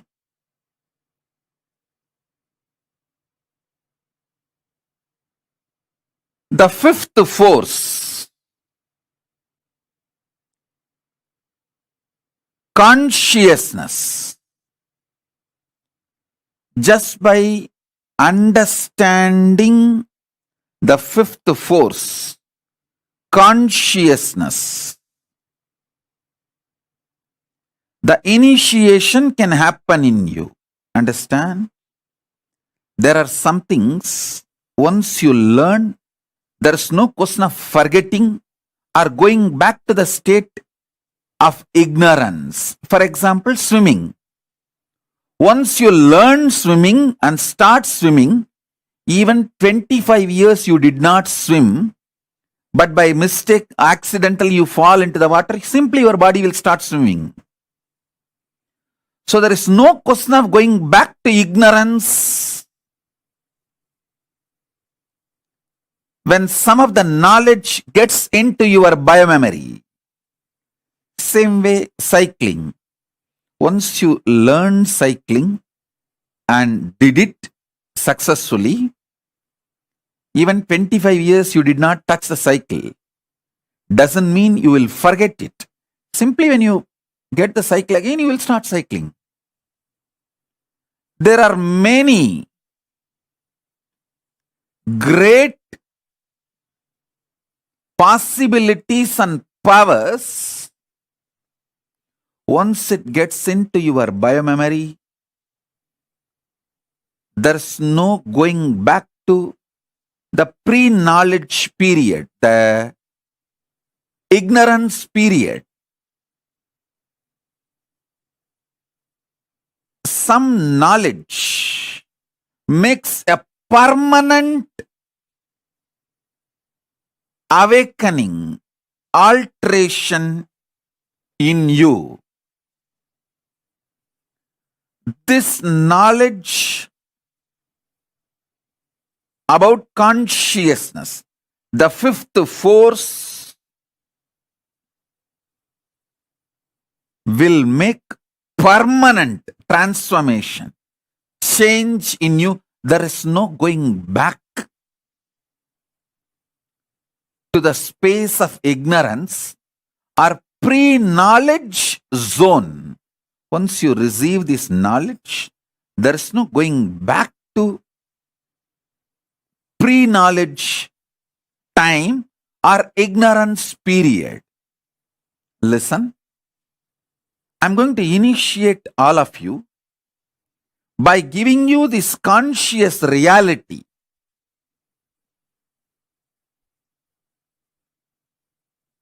all of you, settle down, preparing yourself for initiation. Keep the Atmalinga next to you.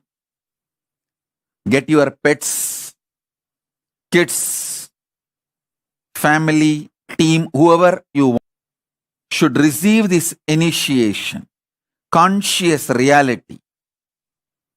If you want, you can light a small lamp. Lighting a lamp during the satsang, offering a betel leaf and betel nut, a coin. These all may look ritualistic, but it will prepare your inner space to receive initiation. You don't need to give $1 or $2 or nothing. Just you can give a penny. The lowest available denomination coin. Because it is not economical value, it's a spiritual value. Understand? It is not at all economical value, it's a spiritual value. A betel leaf, a betel nut, and the lowest available coin, a lamp. All this does a powerful preparation inside you.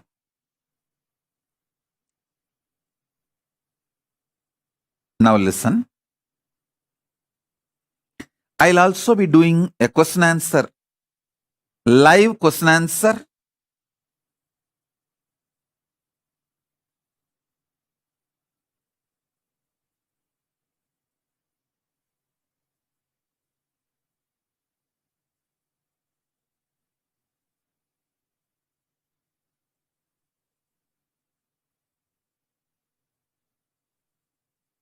So first thing,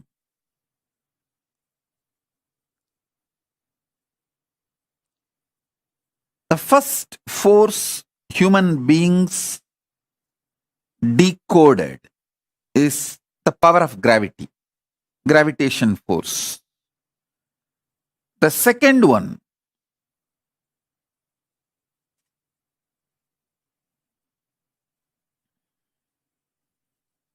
electromagnetic force. Third, weak nuclear force. Fourth, strong nuclear force. The fifth force is reality. Of course, it's not that just with the fifth it ends. No. With the fifth, it enters into a different space altogether. There are 6th, 7th, 8th, 9th, 11th, 12th, 13th, 14th, up to 14 dimension. Different forces exist. 14th force is that absolute Paramashiva, Paramashiva, Turyadita, Turyadita.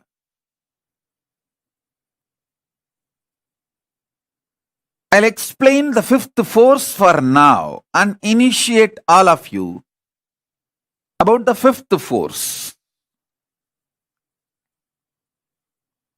I'll reveal the exact Tamil words got revealed to me by Paramashiva, Arunagiri Yogeshwara directly.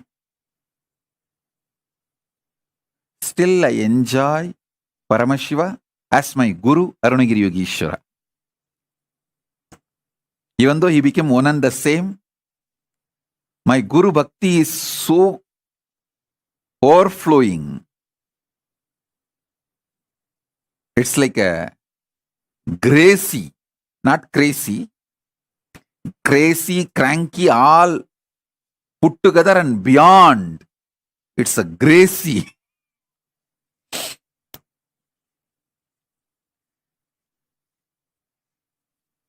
So I enjoy my Guru, Paramashiva, as Arunagiri Yogeshwara, புவியீர்ப்பாம் முதல்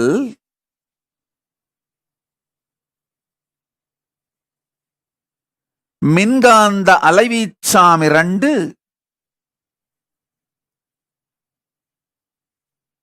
சிறுவனுவாம் சக்தி மூன்று பேரண்டப் பேரணு நான்கா இருப்பின்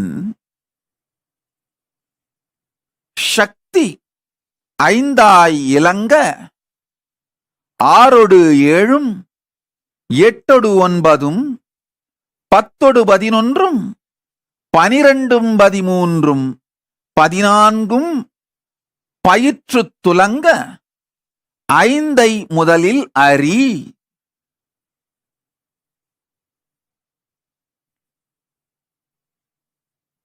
இருப்பின் இருப்பு பிண்டாண்டத்திற்குள் உயிரின் உணர்வாயும் உயிர்மையாயும் பிரம்மாண்டத்திற்குள் பரசிவமாயும் மலர்ந்து இருந்து துலங்குகிறது. Listen.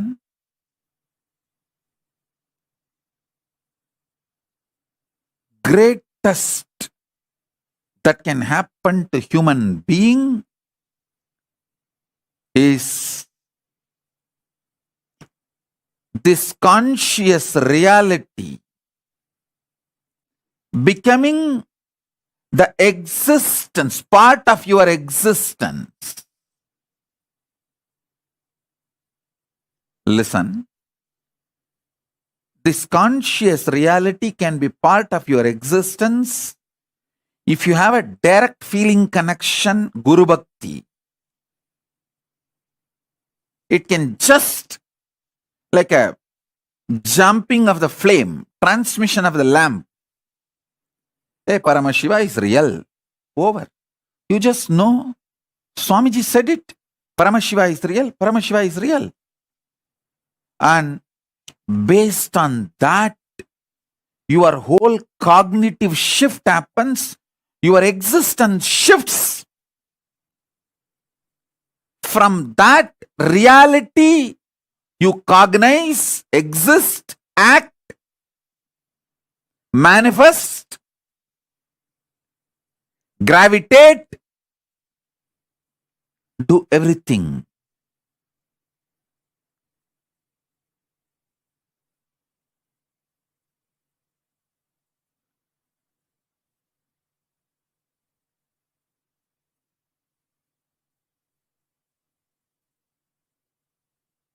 If you are not fortunate enough to have that kind of a Guru Bhakti, then at least listen to the Sankhya I am giving.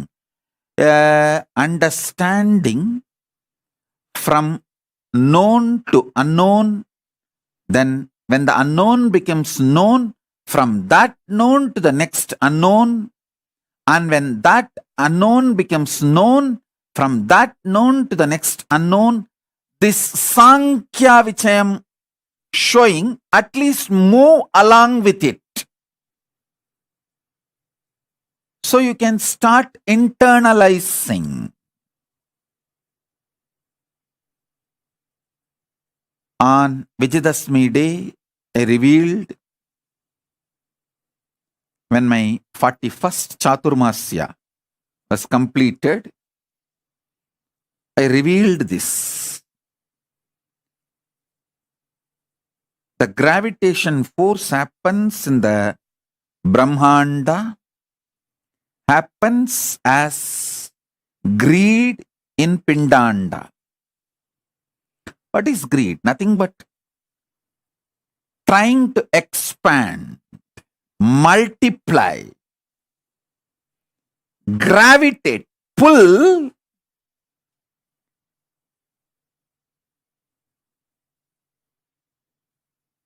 and add what you pulled as part of you. Are you becoming part of that? Please listen. I'll give you like principles. Just pull out what modern science talks about gravitation, everything, the latest, and what Vedas describe as gravitation, and what Vedas reveal about greed. See, what Vedas talk about gravitation and greed.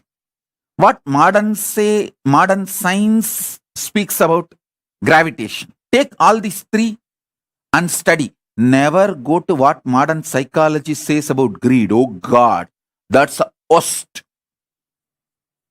Forget about that.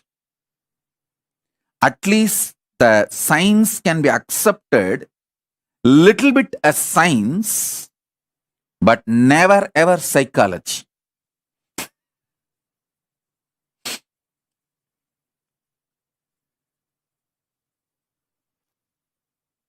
What Vedas and Agamas describe about gravitation, what Vedas and Agamas describe about greed, and what modern day science describes about gravitation, theory of gravity, everything.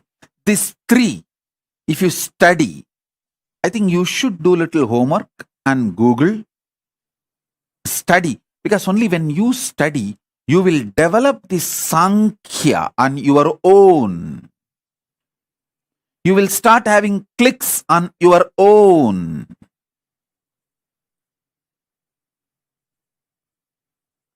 I can give you a lot of references. I'll give you the references I have from Rig Veda, first canto and 103rd chapter, 2nd verse. Indra, Lord of light and power, like the sun with his actions, waves of gravitation, holds the earth and manifests its vast expanse, striking the electric thunderbolt of his energy. He constantly creates the waters of space. He breaks the cloud formed in the Rohini constellation, striking over its shoulders, and releases the showers of rain on the earth. That glory of yours, Lord, which is supreme and eternal, which is essential, subtle and mysterious, and this which is actual and existential, the poets of vision and imagination realize by its manifestations of this glory of Indra. This which is on earth is one and distinct, and the other which is in heaven is distinct and another. The two mingle in form and mature as one, just as two parties meet in the assembly, each with its identity, and become one community. I have collected some 20-30 references. I'll share the whole thing in the Facebook social media. You study it. I'll give you the fundamental principle connecting the whole thing. Understand?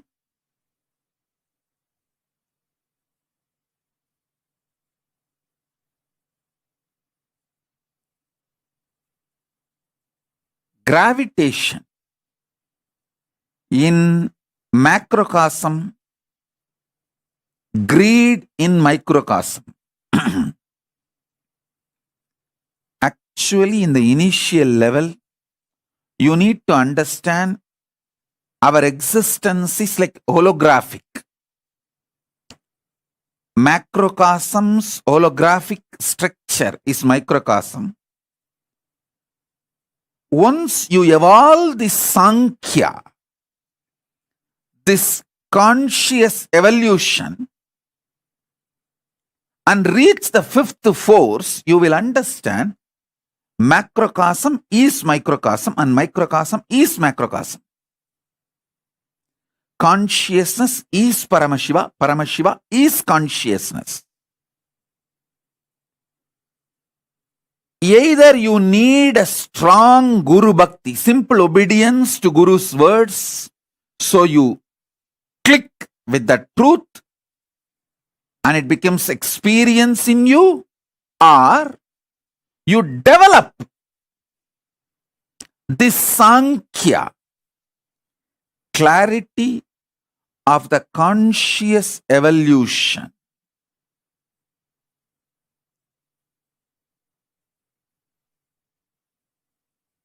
Rishi Piplada explains in the Prashnopanishad, the mother divinity in the earth helps the apana by supporting it.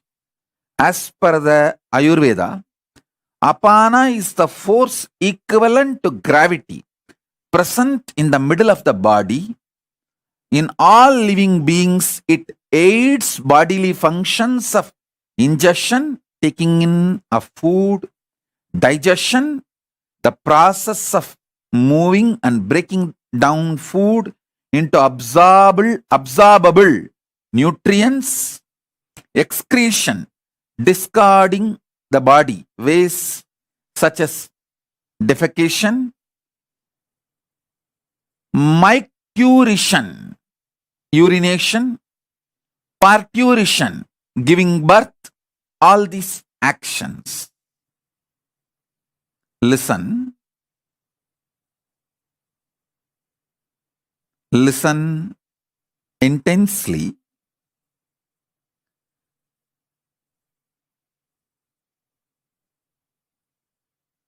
I'll put all the references I'm referring now in the satsang. You don't need to worry, oh, Swamiji is giving too many references. I'm not able to recollect, remember. No, I'll put all this in the social media. In the Facebook, I'll upload everything. A relaxed way, you sit and study.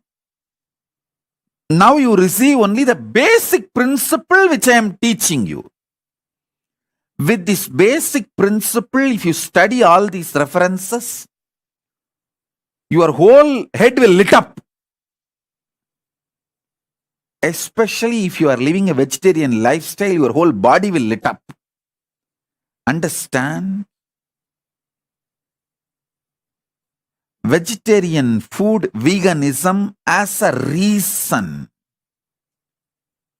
Suddenly I started using the word veganism. Because in the West, even the milk is not vegetarian. Desi cow's milk, which is worshipped as Gomata, is vegetarian. The cow should be worshipped as a living being, equivalent to mother. Only that cow's milk is vegetarian. Not any other cows. I am making it very clear. Cow, which is worshipped as Gomata, equivalent to mother. Only that cow's milk is vegetarian. It is considered as vegan. The definition of veganism as per Kailasa.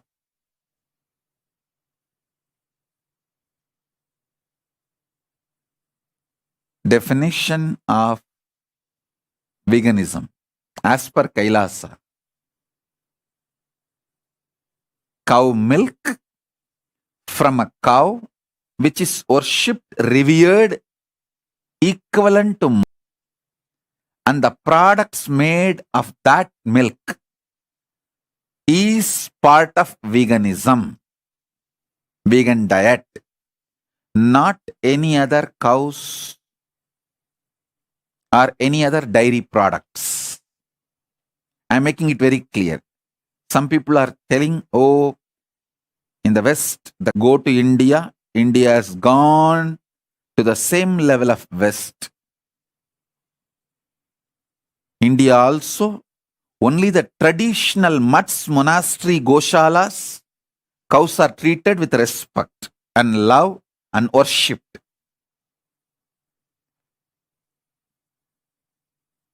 So I am very clearly telling you,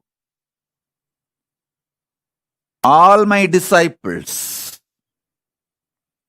if you want to drink milk, any dairy product, have cows in your home. Worship them, respect them, get milk from them. Having a cow in your house will bring Lakshmi, wealth to you. I tell you, the worst thing, the criminal, negligent Hindus.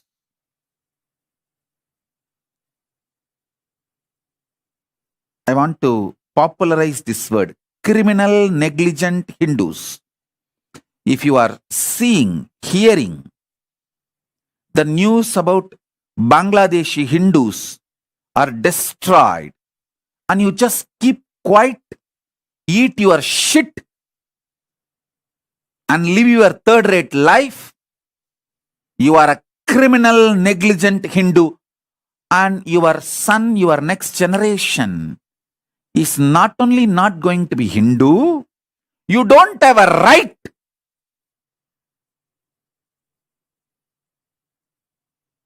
to have someone who is going to carry your name. That's why you are going to lose it. Criminal, negligent society has no right to exist. You have no right to have future.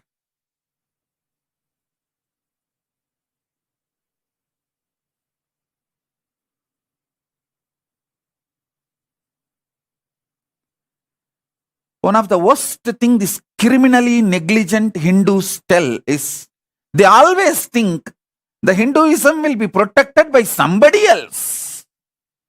To justify their criminal negligence,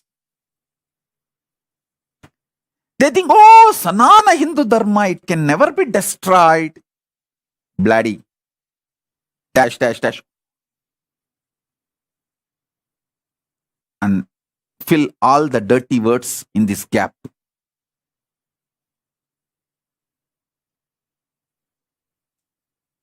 See how much Hinduism was a living experience during your great-grandfather and grandfather, and now for you and your kids. Then tell whether Hinduism can be destroyed or not. It is already. It is there, almost ready for museum. I am not going to let it die. That's different. I am going to revive.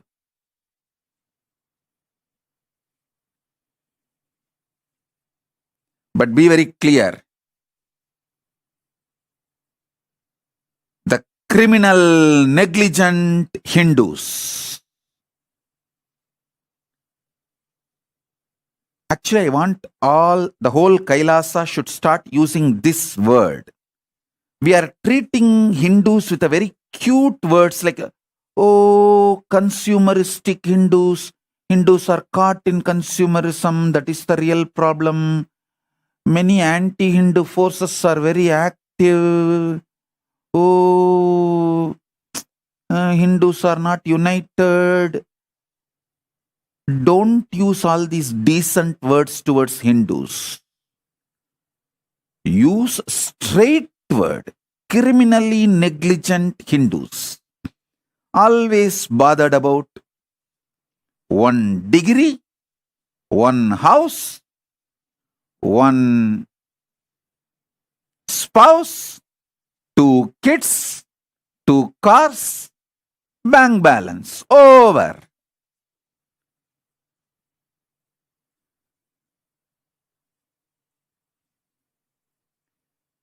When you lose your next generation to atheism, and other religions or consumerism or just any other lifestyle and ideology coming and crying, "Oh, Swamiji, I lost my next generation. They are not following me anymore, following Hinduism anymore." Not only they are not going to follow Hinduism anymore, they are not going to remember your name. And you fellows after death go and suffer in the Pitruloka without any Pitru or Pinda. Be very clear. Unless your next 7 generation gives you the Pinda, you are going to rot and die in Pitruloka. These are all not false lies. You will rot and die in Pitruloka if you don't take the responsibility for your next 7 generation to follow Hindu tradition and give you the Shraddha properly. If you have given Shraddha, you will see the mantra not only for your father, forefather, their forefather, it is for 7 generation. Be very clear. If you want a peaceful existence after death, make sure your 7 generation follows Hinduism and gives you Shraddha properly. Otherwise, get lost, rot in the Pitruloka. These are all not false. Other religions talk only about one birth and they have their own solutions and all that. Hinduism is very clear. If you are a born Hindu, the greater science of life, the truth of the cosmos is this. Stop being criminally negligent. Learn to keep your next 7 generation Hindus and living, practicing Hindus. They should give proper Shraddha, Pindadarpana to you. Only then you are going to be in peace in the Pitruloka.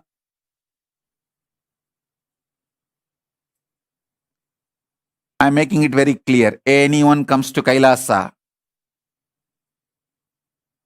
I will ask them to have a regular check in the Mahakailasa whether your next generations are following, practicing Hinduism and giving you the Shraddha and Pinda. Only if your next generations are giving you Shraddha and Pinda, you will have a social respect in Kailasa. I am talking about Mahakailasa itself. Otherwise, in Mahakailasa, people will laugh at you. Your grandson did not send you the Pinda now this year. Over. Next 7 generations should give you Shraddha. So next 7 generations should follow Hinduism. Take collective integrity responsibility for that. Criminal, negligent, dash, dash, dash, dash, dash.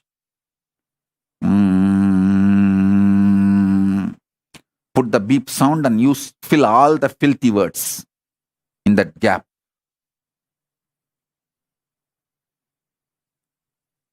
The criminal, negligent Hindus started believing, having a cow in the house, doing everyday puja, these are all waste of time, takes away too much energy. Why don't you stop cooking? Just eat your shit itself. So cooking time will be saved. Very easy. You just shit and eat the same. That becomes more practical, time-saving lifestyle, na?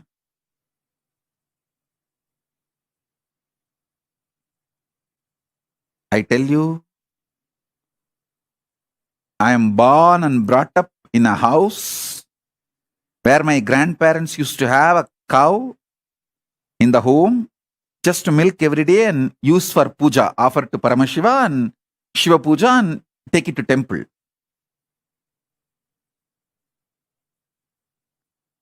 The amount of auspiciousness the house used to have. Wow. Every day morning that go puja, all that.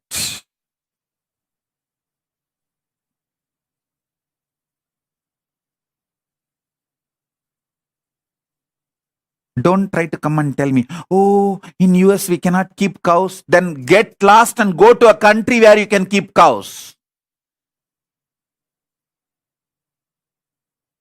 Life is not all about the 70 years in the planet Earth.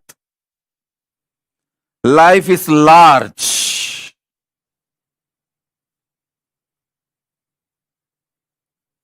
Life is large.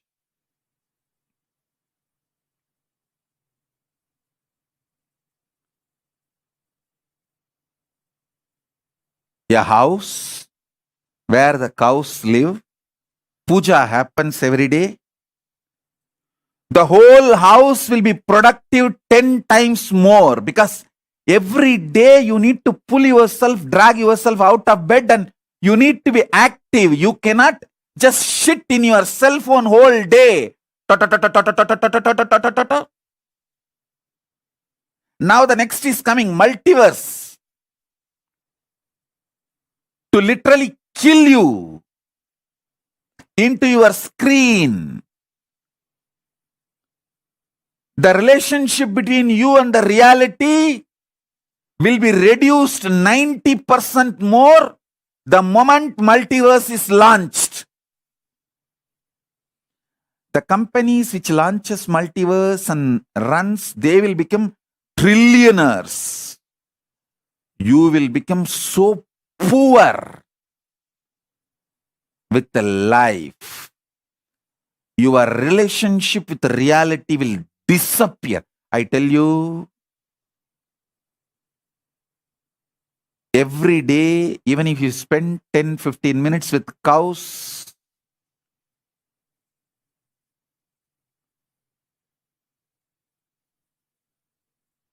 either milking or just hugging, doing puja, cleaning,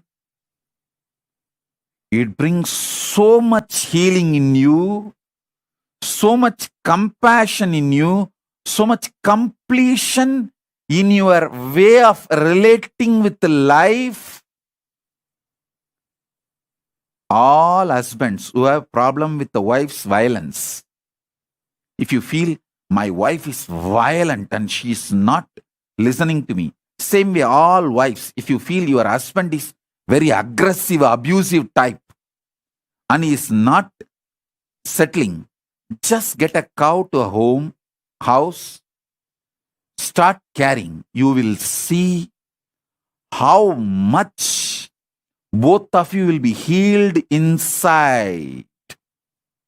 I tell you, these are all not lies or some cheating techniques. One cow in the home will bring so much completion between the family, so much attitude, right life positive attitude towards existence. A house in which the Go Puja happens, Shiva Puja happens. When I reveal this truth's reality, simply it will become reality for you, initiation for you. If you just have a cow, do Shiva Puja every day, teach all these to your kids. Literally, it is equivalent to having Goshala, Devalaya, and Gurukul in your home. Your house has become a Kailasa ecosystem. Naturally, you will have few books, my books, so that will become Jnanalaya. A simple Tiruvannamalai village Hindu lifestyle is what I made it into big and made it as a Kailasa ecosystem and took it to whole world. That's all.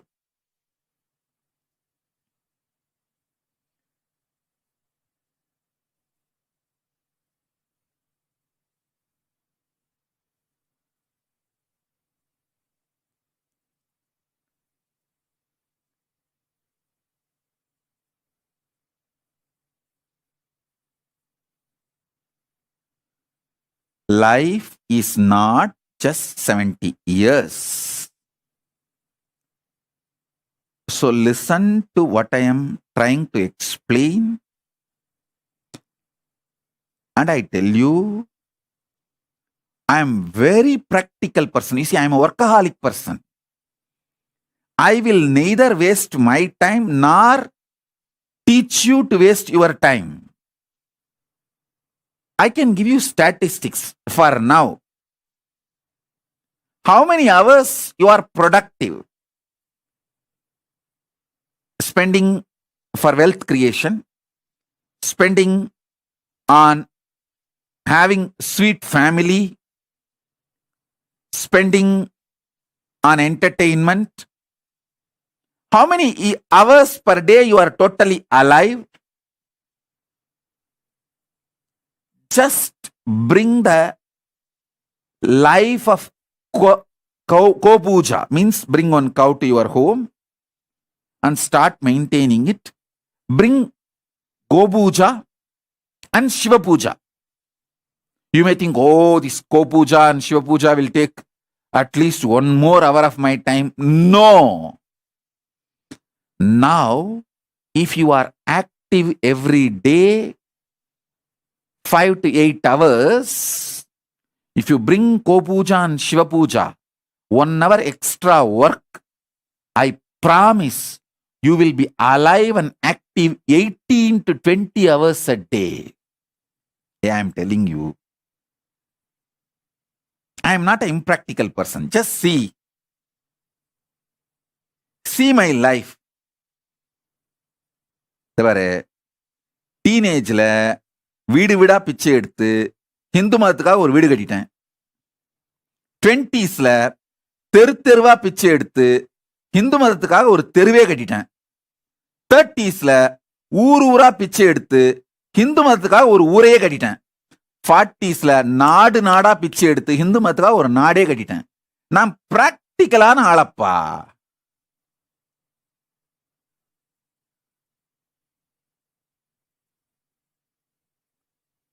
I'm the most practical person.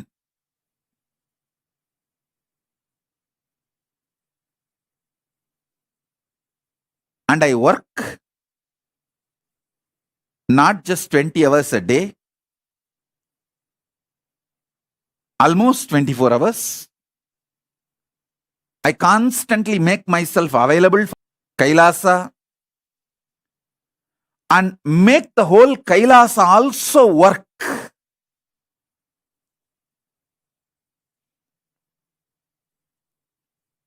So listen with a little sincerity. You are active, intelligent, working. Hour per day will increase 150 to 200% if you bring Ko Puja and Shiva Puja in your life, and I am responsible for what I am uttering. I am responsible for what I am uttering. Because this all makes you more active, alive. Keeps you connected to reality. Not that stupid screen 24/7 drill, daga, non-defying. That cell phone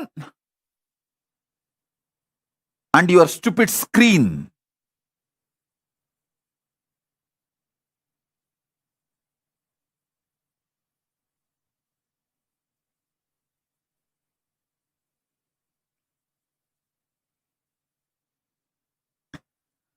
All criminally negligent Hindus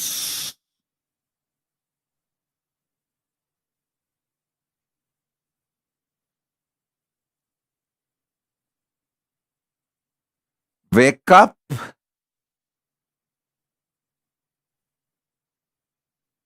I will never teach something to waste your time.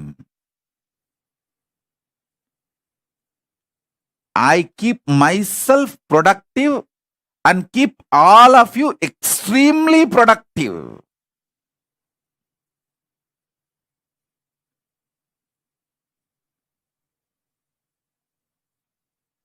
hugging a cow removes, see, hugging a cow and doing ko-puja. If you spend 10-15 minutes a day, it takes away almost 4-5 hours of boiling violence in you and keeps you cool, sweet for 4-5 hours, makes your 4-5 hours very productive and able to relate with people. Especially this pandemic, how you all got broken, mentally broken. That is why during this pandemic, Pralaya time, any of my Kailasavasis, Adinavasis, anything they told me, I don't believe. I just put the whole blame on Pralaya and tell them, okay, it's okay, kids are going through Pralaya, let's leave it. Let's not give meaning to the words they are uttering, because even they don't know what they are uttering.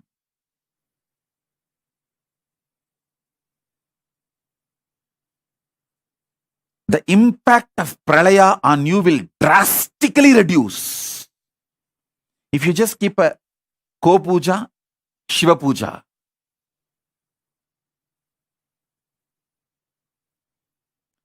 Kim Williams is asking, we are not allowed cow in home. What else can we use? No, just leave that country and go to a country where the cows are allowed. Kim Williams is asking a question. We are not allowed cow in home. What else can we use? Just go to a country where you are allowed to have cows in your home. Drop that country, that's all. Why people change countries for the job, for even sometimes food and alcohol, wine, for life. That's all.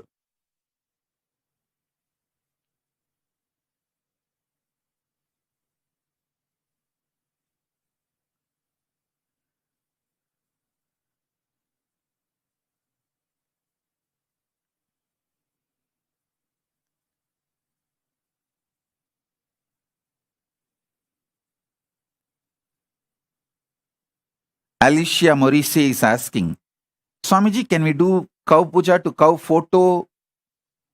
Then just get enlightenment also as a photograph. Don't ask for enlightenment. Don't drink cow milk. Have the photograph of milk and lick that and get satisfied. And have the photograph called enlightenment. Write in a paper enlightenment and lick that paper, eat that paper, and satisfied that you are enlightened. Don't ask for enlightenment. Don't ask for cow milk.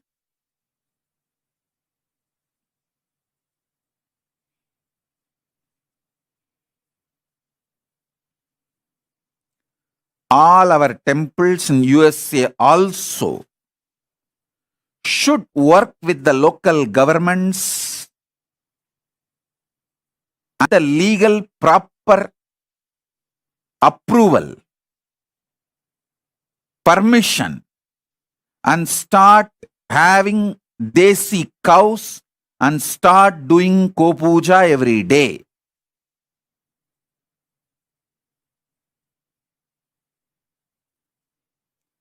To set a trend. To set a trend.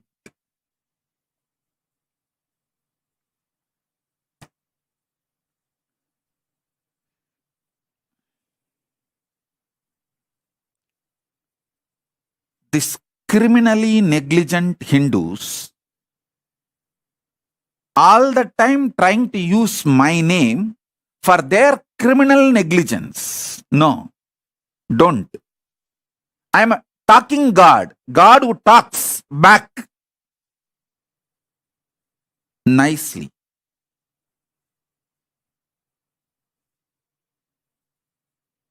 So you can't use me to justify your criminal negligence.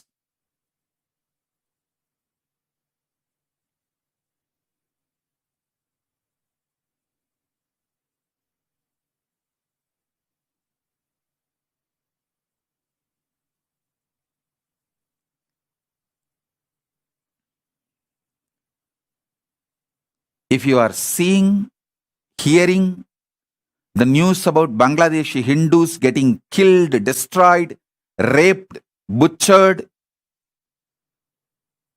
and keeping quiet. You don't have a right to expect your daughters not to get raped by the anti-Hindus, the same guys who are raping the Bangladeshi Hindu women. Their kids are going to rape your daughters and your sisters, your next generation. Don't think you are safe.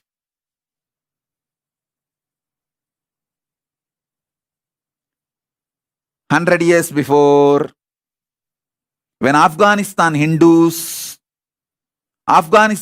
women were getting raped, the Indian Hindus kept quiet. Pakistani Hindus kept quiet. Then 60 years before, Pakistani Hindus were getting raped. Indian Hindus kept quiet. Then this generation, Bangladeshi Hindus are getting raped. Indian Hindus are keeping quiet. Next generation, there will be nobody called Indian Hindus. That is where you are heading. And you are still believing your criminal negligence can be justified. The same people who are raping the Bangladeshi Hindu girls, actually the Bangladeshi Hindu girls are now getting raped. Those kids who are born out of that rape, they will come and rape your daughters and granddaughters in India. That's what is going to happen. That's where you guys are heading. Criminal, negligent Hindus. I want this word to be, this should be hashtag trending in all social media. Criminal, negligent Hindus. Your negligence is not casual, it is criminal negligence.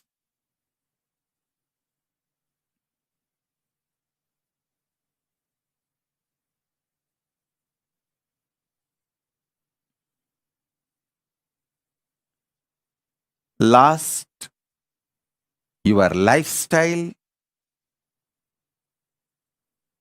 You know, funny thing. My grandfather had cow in the home and did Ko-puja, Shiva-puja. Not only the Ko-puja, Shiva-puja both stopped after my grandfather passed away. Now, next generation, I can't even tell them.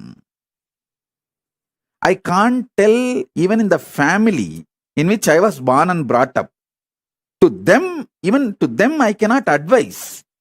No, you guys are doing something wrong. We should bring the Ko-puja, Shiva-puja back in our life. We should continue. All this should not discontinue. They say, Swamiji, we will hand over the deity to ashram. You please take it and you do it, Swamiji. We will pay the money for cows to you. And you please buy a cow in our name and keep the cow in the ashram, and you maintain the Goshala and do Ko-puja and bless. No, they are all very sweet people. Swamiji, how much money we need to give for one Godana? And you buy the cow and keep in the ashram and maintain, Swamiji, and bless us with that punya.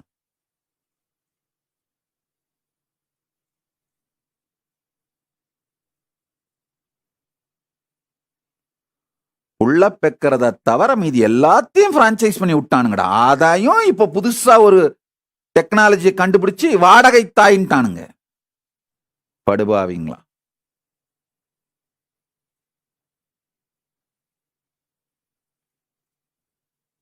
லைஃபை franchise பண்ணி விட்டு போய் படுத்துக்கிறதான சுடுகாட்டுல சுகமா இருக்கும்ல.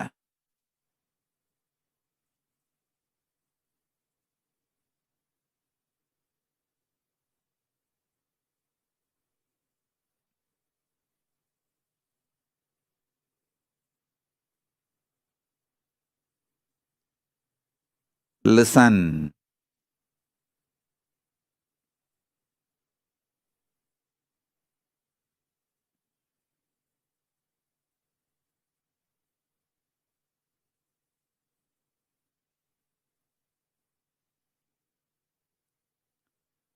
All Hindus, listen. Your negligence is crossing all limits and big negligence.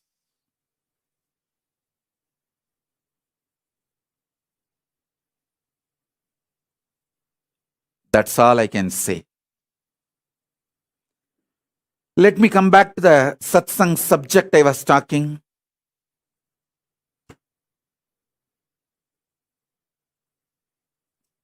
Electromagnetic force in the Brahmanda is the fear in Pindanda.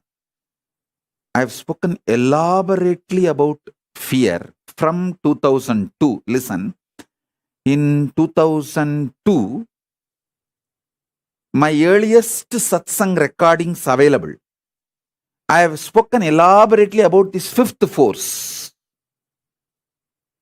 from 2002, 3. You can hear my satsangs on this fifth force, consciousness. That time itself I have spoken elaborately about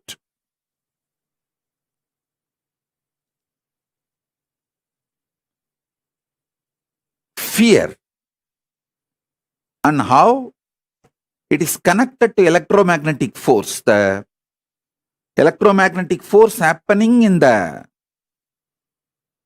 macrocosm,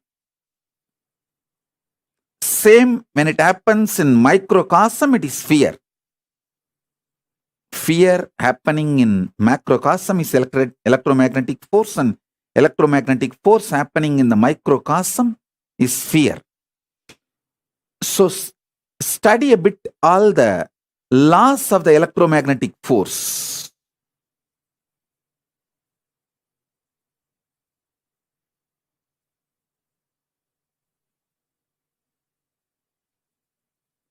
And I've elaborately defined the principle of fear from 2003, and it's all available in the YouTube. Spend little time in organizing. I tell you, if you study on your own, based on this principle, understanding electromagnetic force, you can just Google. It's not that it's all not available. Understand electromagnetic force and understand fear and try to see how it connects. When you get the clicks, it becomes part of your very biomemory. It is like you build a muscle memory with that great truth. Vinesh actually works out all the time when he is listening to satsang. I'm very happy about it because all these ideas will get into the muscle memory.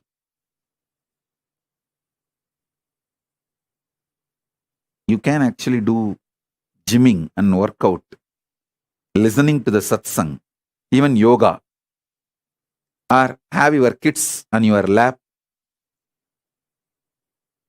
making them sleep or making them comfortable, because all this will make these great truths get into your muscle memory. Even drinking coffee or hot chocolate is advisable during the satsang, because I have always seen multiple times Arunagiri Yogeshwara will keep a pot full of water. While he was giving the satsang itself, while he is teaching the truths, he will be touching that water and asking me to drink, sip.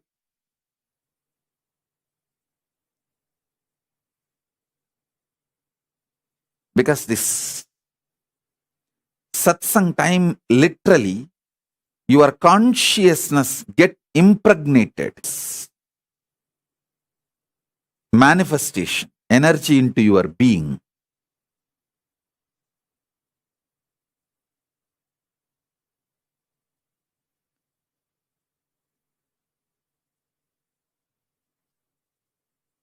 some of the stupid, criminally negligent Hindus come and tell me, oh, Swamiji, these ISKCON people have Goshala, maintain cows, but all that takes too much time, waste of time.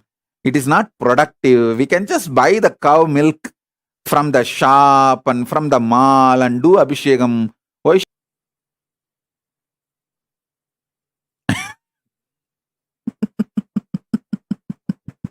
I think by now you guys know my answer. Why? If you want an answer, why ISKCON temple inspires thousands of people to live Hinduism, and why the so-called modern day doctor-run temples in US? What is doctors-run temples in US? No, all these Telugu doctors. No, I'm not blaming them. They are good people, and they make a lot of money, and they can't forget Venkateshwara. They can't go regularly to Venkateshwara, so they put a temple here and give money. All this great, but they control the rituals as per their text message. They will have when they get a call, that's all. The whole Abhishekam is cut short. Time changed.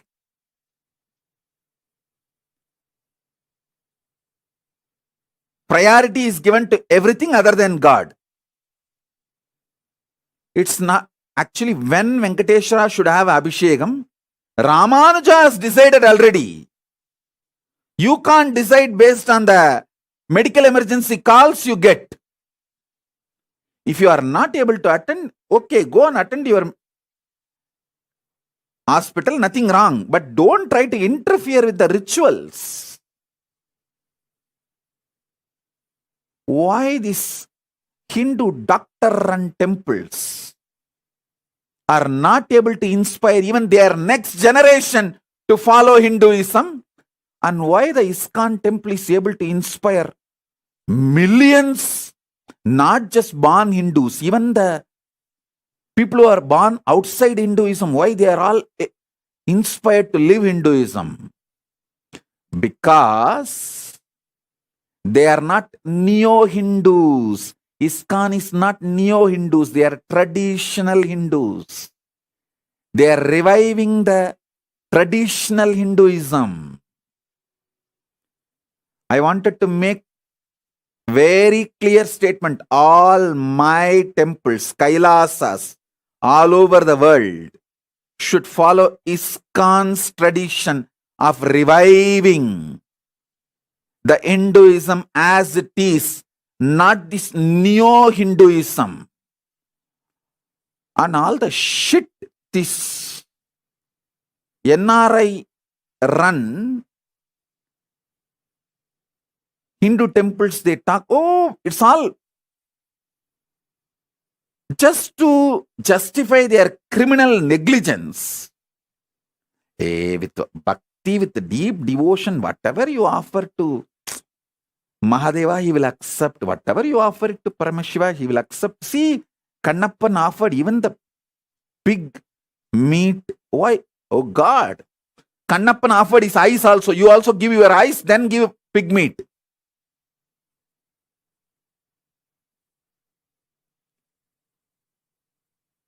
Don't try to use Kannappar for your violation of the Agamas. For these guys to violate Agamas and to justify their criminal negligence, these neo-Hindus will go to any extent. Mix and match. Use Vedanta, part and parcel here and there, to abuse Hindu gods.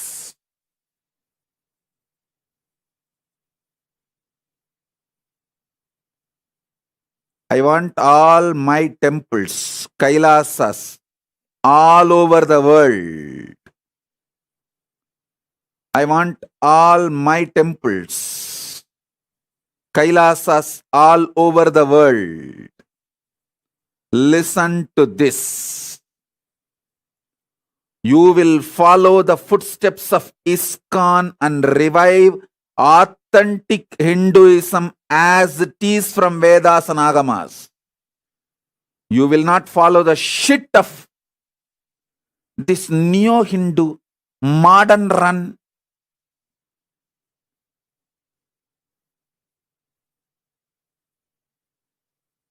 Hodgepodge, criminally negligent organizations. I'm making it very clear. See, I don't have a problem in NRIs running. They run the Indian centers and all that. They enjoy.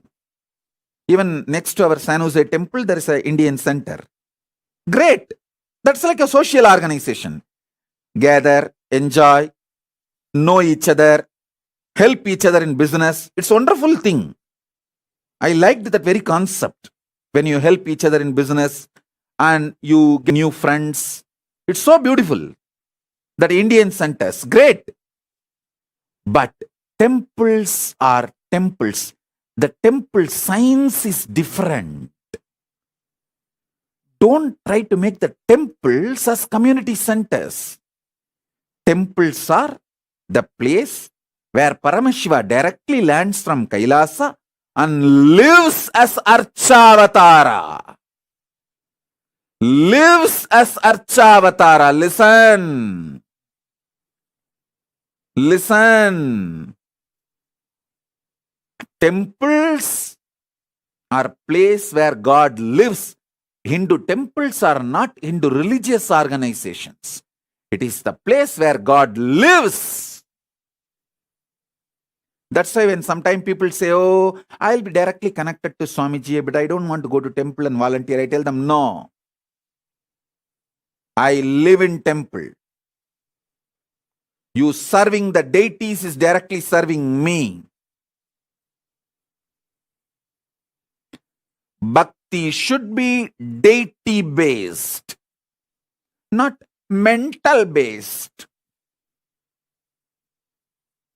Mental fellows.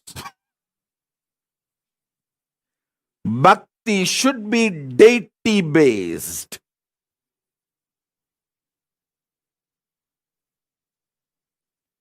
Don't use Vedanta to justify your criminal negligence. Don't use stupid ideas and principles to justify your criminal negligence.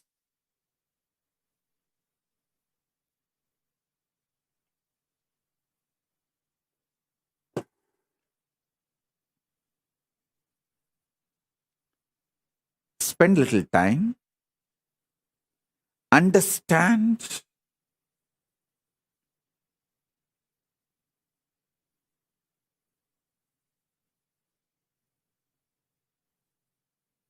the principles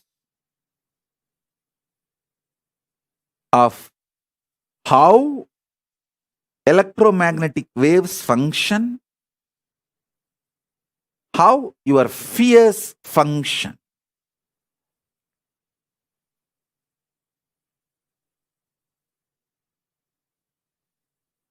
You will have so many clicks, revelations.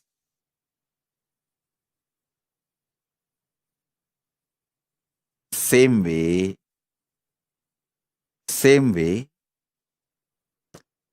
understand all the principles related to quantum physics and soft nuclear power.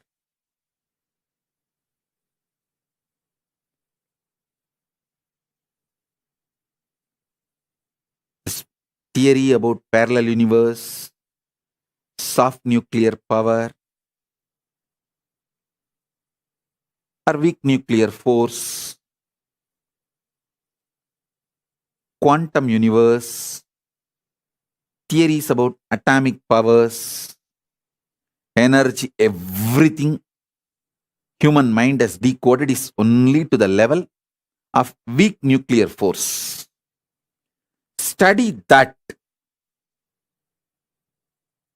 and see how a powerful cognition in you does the same in the macrocosmic level.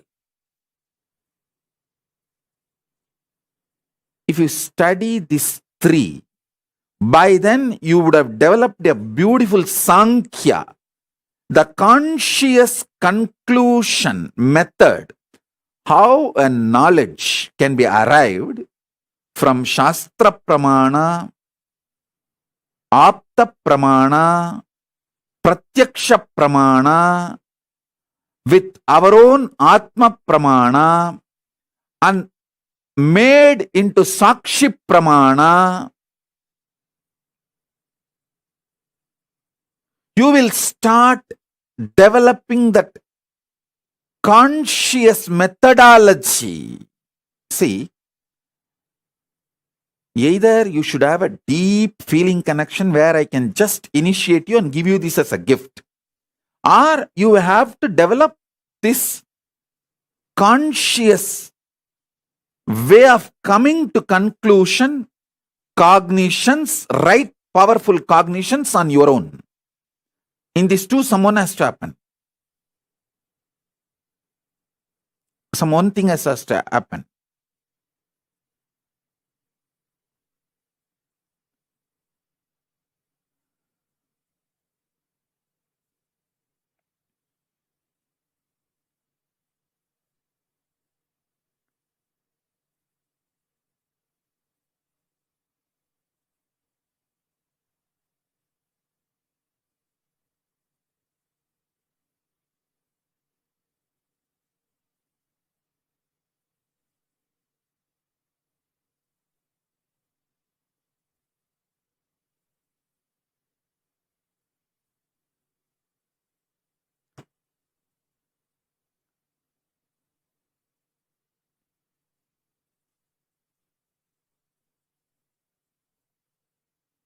Each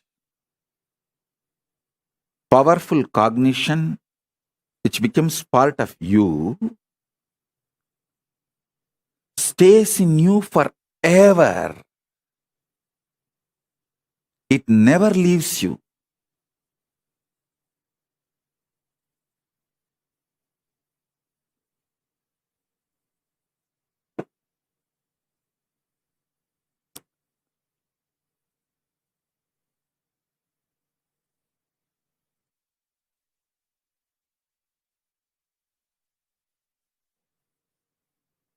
Annamalai Swamigal very beautifully told me once, I think he's from a Brahmin family, he's born and brought up, maybe, I do not know exactly, but the way he talks is that elite, highly spiritually evolved, and that family background, I feel it must be the Brahmin background because the language and everything. Once I asked him, Swamiji, will this enlightenment experience leave? He just patted on my back and said, "Hey, தொட்டு காட்டினது சுட்டு போட்டாலும் போவாதடா, போடா போடா." I'll translate in English. He says, once that touched you and shown as a revelation, even if you are burnt, it will not leave you. தொட்டு காட்டினது சுட்டு போட்டாலும் போகாது, போடா போடா.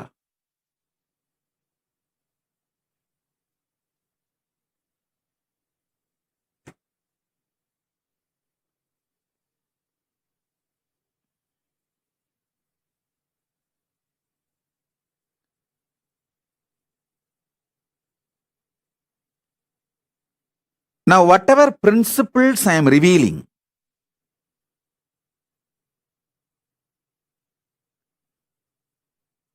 take this and do little homework. Enough we wasted our time in criminal negligence,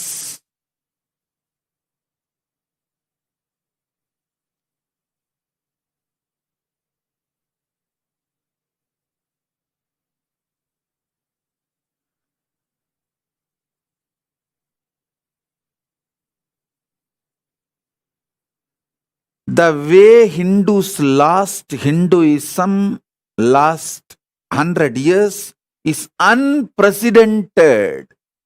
Listen, unprecedented.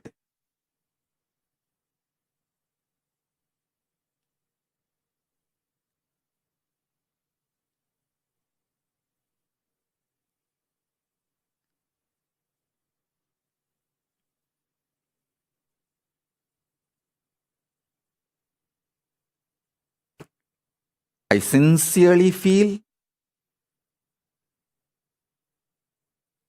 it is time to stop the erosion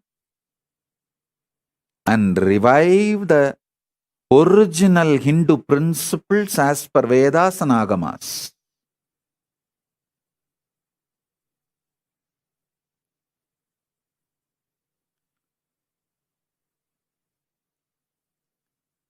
So these three principles today, you start internalizing. I have a lot of references about all these three. I'll upload everything in the Facebook. Take it all and start doing Vakyartha Sadas. Then I'll give you more details about how the initiation and strong nuclear force works. Everything you know about strong nuclear force, collect them. And everything I have revealed about initiation, collect it and see how exactly this is the way your experience is.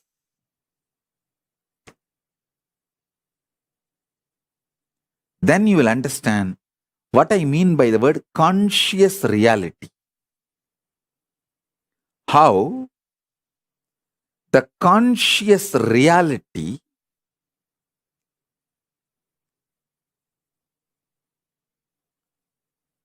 in macrocosm manifests as consciousness, and in the microcosm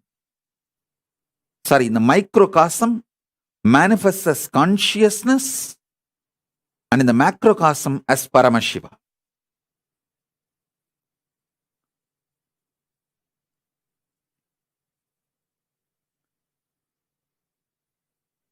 You have to see my body language also, along with words. When you miss the body language visual and catch only the words, like me, how they missed it, without showing the visual, when you use only that word verbal, me, you will never understand. Because in that video, I'm clearly showing the cosmic me manifesting through this body, me, who stays in this body as me, through that me, and the me each one of you are feeling in you as me, in each one of you is talking to that me. Through visuals, I am showing very clearly the cosmic me is manifesting through me, which is in this body as me, and talking to all of you who are feeling the me in you. The me you are feeling in you, to that me, this me is talking. If you miss the visual and just get the verbal, you will miss the essence. That's why all those trolls, abusers, they take only the verbal. They don't show the visual. Because if they show the visual, then they know, then people will know that what I am talking is the greatest cosmic revelation, the greatest truth from the Vedas, the Shuddhadvaita Satya. When they don't want people to understand this great truth, they just pull only the verbal and words, and that also they distort it and cut and paste and misuse, abuse. Anyhow, forget about them.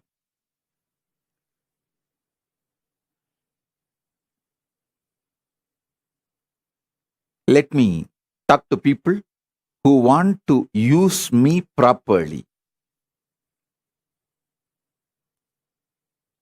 for whom I am useful properly.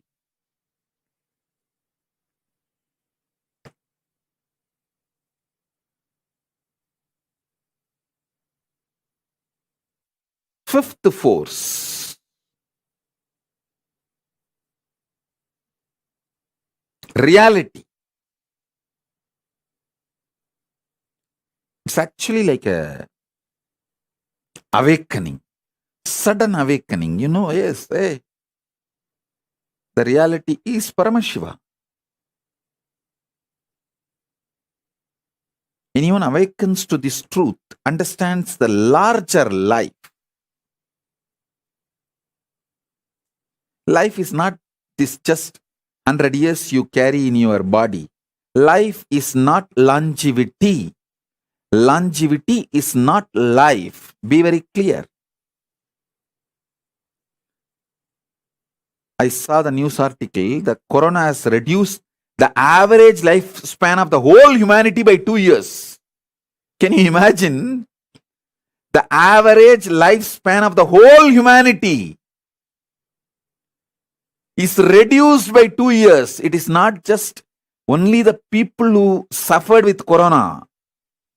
Corona and all the side effects of Corona has reduced the whole life expectancy of the human beings on planet Earth by 2 years. Oh God, can you imagine? I was shocked when I read that. But the report is very authentic by the people who are doing a sincere work, who have data, information, facts, and came to conclusion with in a very scientific method, in a very systematic way.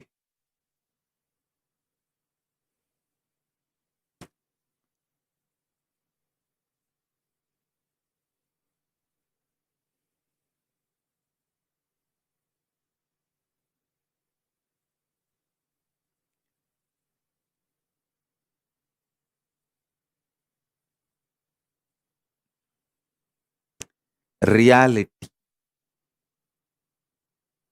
Reality. Listen. Reality is beyond deep sleep, dream, waking state. It is just real. Just few days before, I saw real. I was walking in the streets of New York. Somebody told me this is the street Prabhupada used to do kirtan and he used to walk in the streets and do kirtan. I immediately bent and touched that road and bowed down and put that dust on my head. I saw it is reality. So I know very soon I'll be visiting New York, especially that same street I'll be walking and touching the road in which Prabhupada used to walk and have kirtan.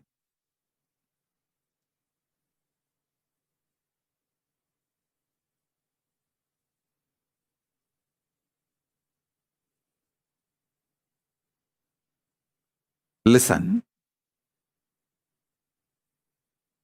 reality is not deep sleep, dream state, waking state. It's beyond these three. I can say all these three are included in reality, but all these three does not complete reality. See, you can't say just the deep sleep, dream, and waking state, all these three put together as reality. But in reality, these three are included.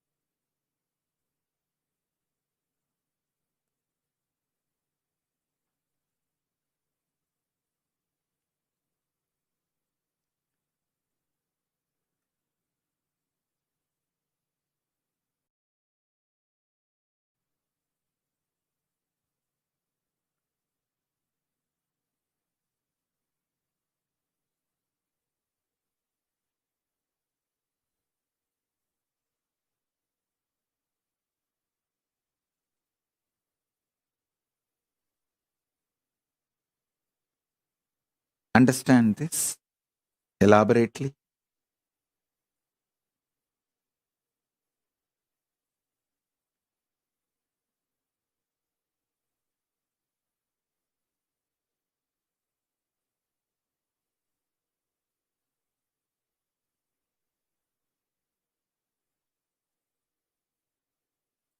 If you walk through the Sankhya, the conscious cognition process, that's the exact translation I will provide for the word Sankhya. Sankhya is not mind-building method. It is conscious cognition building method, conscious cognition conclusions building method.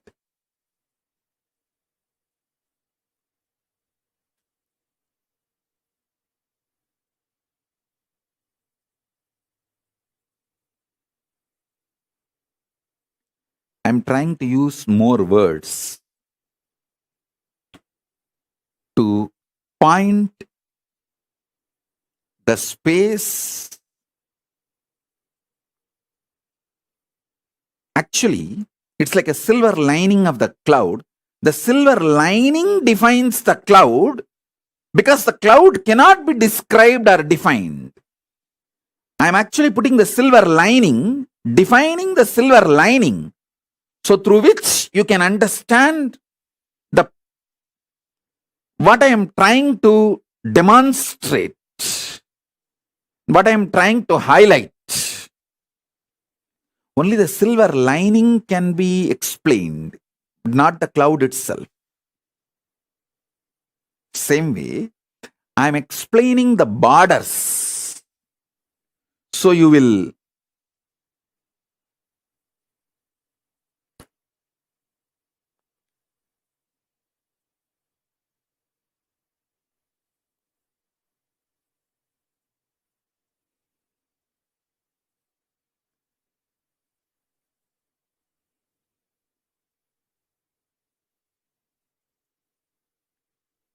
understand what I am trying to explain.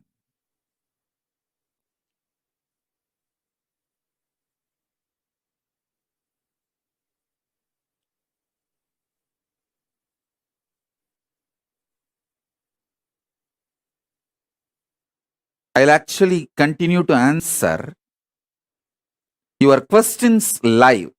I'm seeing questions from Facebook, YouTube, Twitter, WhatsApp, Instagram, everywhere. The live questions.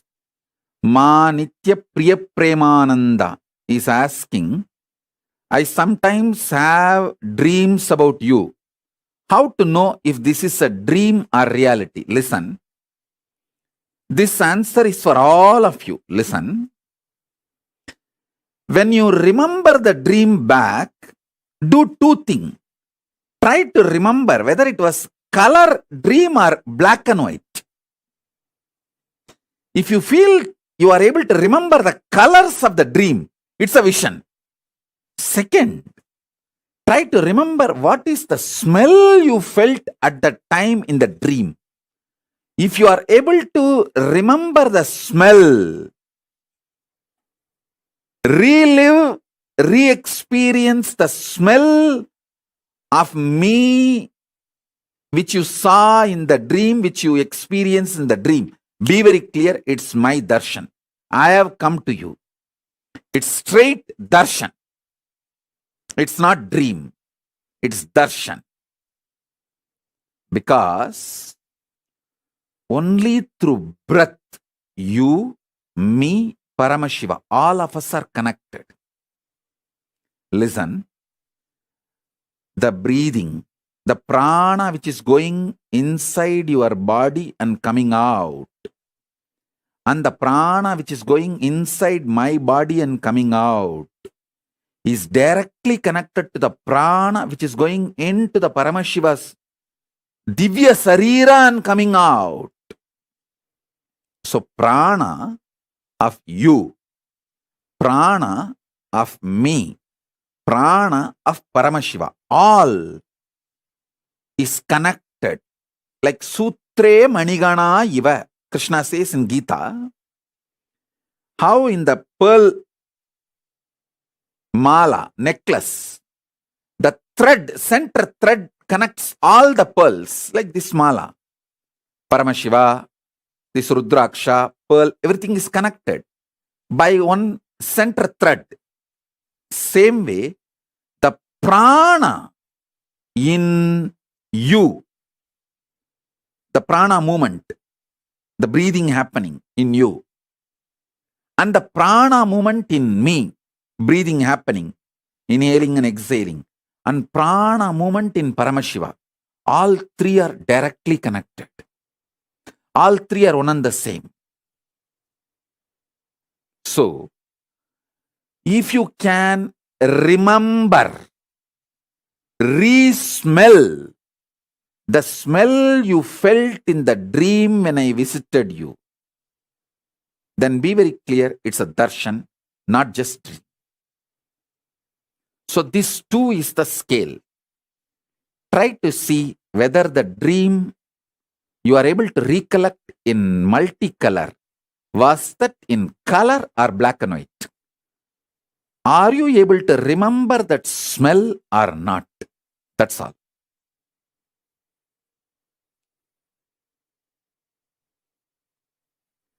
Mohit Gupcham Chandani is asking, Nithyanandam Swamiji, electrostatic force acts between opposite charged particles.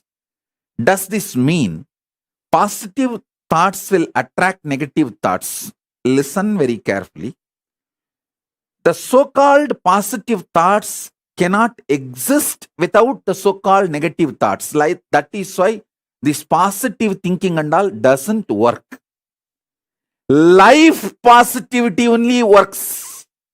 Positive thinking does not work. Life positivity is different from positive thinking. Be very clear. Positive thoughts and negative thoughts will always coexist. Life positivity is the foundation. That's a constant. If you study the electromagnetic forces laws, electrostatic forces laws, all the principles, the constant is life positivity. There is no life negativity for life positivity. But there is negative thought currents for positive thought currents. Both are centered on constant, which is life positivity.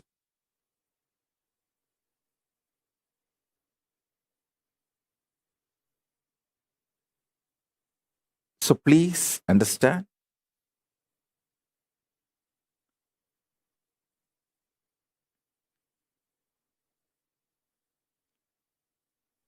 When you feel you are a broken part, you will always be afraid of the other pieces. If you know there is a constant which is in you, how much ever you have self-doubt, self-hatred, it will not go beyond certain limit. See, there are some people, they know, I fight with my husband, I fight with my wife, but I will never go to the extent of divorcing, leaving them. So that is what I call, even for your negativity, there is a limit. Even for your negative thoughts, there is a limit. Even for your self-doubt, there is a limit. So that self-doubt will have a self-confidence. Self-confidence will generate sometimes self-doubt. But both finally is established on the self. When you know that self's quality, that is life positivity.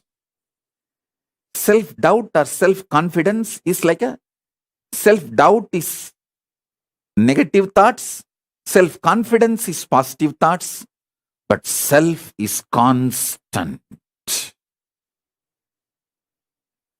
If you know The self is rooted in consciousness.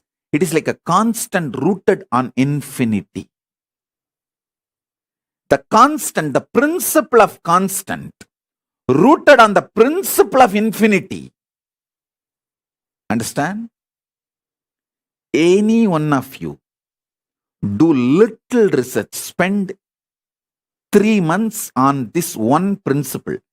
Principle of constant established on the principle of infinity, you will get Nobel Prize. You will get Nobel Prize because you will be revealed the science of number, exactly the state Ramanujam experienced. What the Mahalakshmi, Rajagiri Tayar revealed to Ramanujam, that space I am revealing to all of you. Understand and study.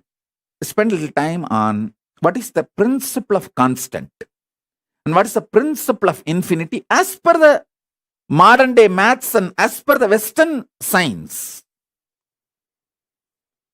I am telling you, this is from the Eastern revelations, the Vedas. The constant, the principle of constant is self. It is established on principle of infinity, which is consciousness. Principle of infinity is consciousness. Principle of self is constant. The constant is established on infinity. If this clicks in you, you will master number. Whole universe is nothing but number. Whole universe is just number. Number is a living God. Siddhas, Rishis, Devatas, all is just number. Number, that's all. You may be one, the code number for the human beings, like how the unique code. Number is there all over the world. Same way in the cosmos, there is a unique code. For human being, there is a code number. For Siddhas, there is a code number. For Devatas, there is a code number. Just understanding the number, you will have the revelation about the number. The moment constant is established on infinity, clicks in you. Self is established on consciousness. Constant is established on infinity. Constant cannot exist unless it is established. Self cannot be self unless it is rooted, founded, sitting on consciousness.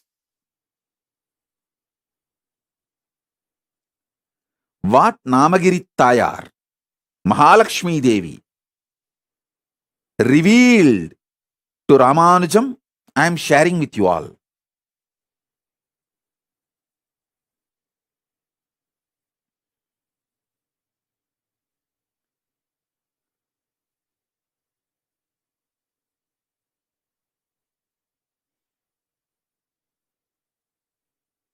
Sri Shivanyana Swarupananda is asking, how does Shraddha relate to someone who has performed Maheshwara Puja for themselves? Shivanyana Swarupa, listen. All Hindus listen. If you have performed Maheshwara Puja for yourself, when you reach Kailasa after death, I will not let you be without food and water. I will not let you starve. But if your next generations don't give you Shraddha, you will not have social respect in Kailasa. You will not be treated properly in Mahakailasa because you did not take the collective integrity to keep the Kailasa Dharma, Hinduism, Sanatana Dharma alive on the planet Earth. You fellow need to be punished for the criminal negligence. Take responsibility for your next generation to keep practicing Sanatana Hindu Dharma. If you receive the Shraddha, that is the proof your next generations are practicing Hindus. If you don't get the parcel from Buloka, I will not let you starve. It's like in old age home, when you get gifts from your kids, how among the oldies you get little respect. Wow, still my son cares about me, still my daughter cares about me. I got a flower bouquet, I got a iPhone, I got a muffler.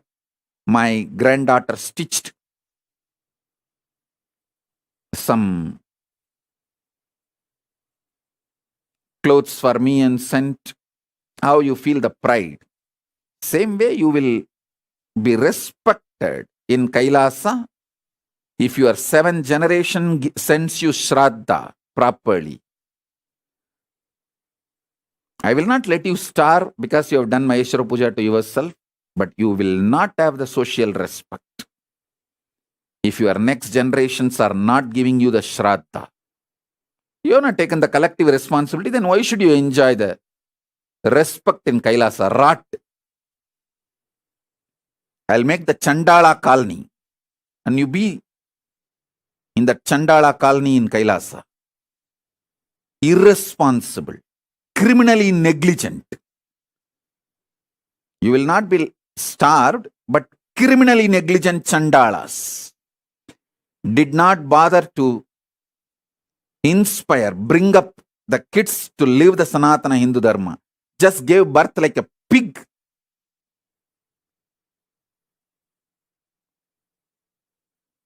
Used the other body for sexual pleasure and gave birth, but did not take the responsibility to transmit this great cosmic science and bring them up, dumped them.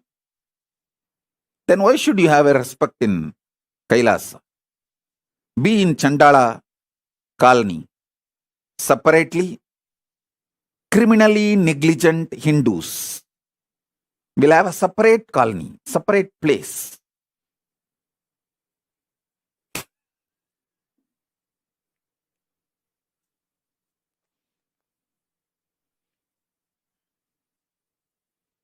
Deepa Satish is asking, Swamiji, if a person did not marry and did not take sannyas also, then how to get Shraddha? Just rat. Either you should marry properly and keep that family tradition continue, or take sannyasa and that sannyasa sampradaya continues, and sannyasa sampradaya does Maheshwara Puja regularly to all their ancestor sannyasis. For the sannyasis who were part of the sampradaya and left the body. So either one way you receive the Shraddha. If you have not done both, then rat. You have no liberation, you have no mukti, and you have no place in Pitruloka. Be in Batala, dark worlds, and rat. And don't try to use me or try to get any support from me for your criminally negligent lifestyle. Don't try to be like a neo-Hindu. Oh, Swamiji, please don't be so harsh and strong on us. You just tell us, give us some consolation. It's okay. You can chant Rama Rama 2 times. You can chant Krishna Krishna 3 times. You can chant Shiva Shiva 4 times. That is enough for your liberation. Actually, you don't even need to chant the 2nd time Shiva or 2nd time Rama. Just 1 Rama is enough for liberation. If you have that kind of an initiation and conscious reality. And when you don't have that conscious reality and initiation, don't try to use those statements to justify your criminal negligence. The shitty neo-Hindus using all the great Vedantic principles to justify their criminal intelligence and trying to teach me Hinduism.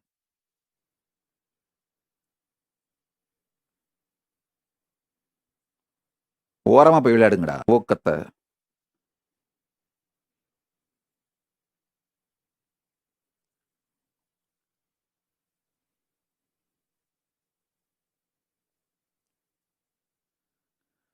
Kela Browserd is asking, what if you don't have a children and you are the only Hindu in your family? Either get married and have children, bring them up as proper practicing Hindus, or take sannyas. So that sannyas sampradaya gives you the Maheshwara Puja forever. It's your responsibility you do any one of this.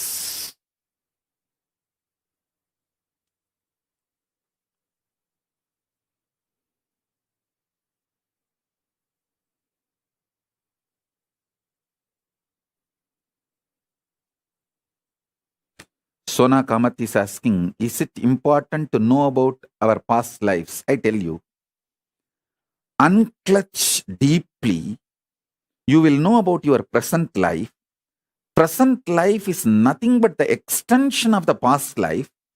So whatever you need to know about the past will be revealed to you. So you can build your future. That's all. Next question. Shachi Aranke is asking, beloved Swamiji, how do we know the difference between delusion, fantasy, positive visualization, Satya Sankalpa? Shachi, listen. Shachi, are you there? Listen.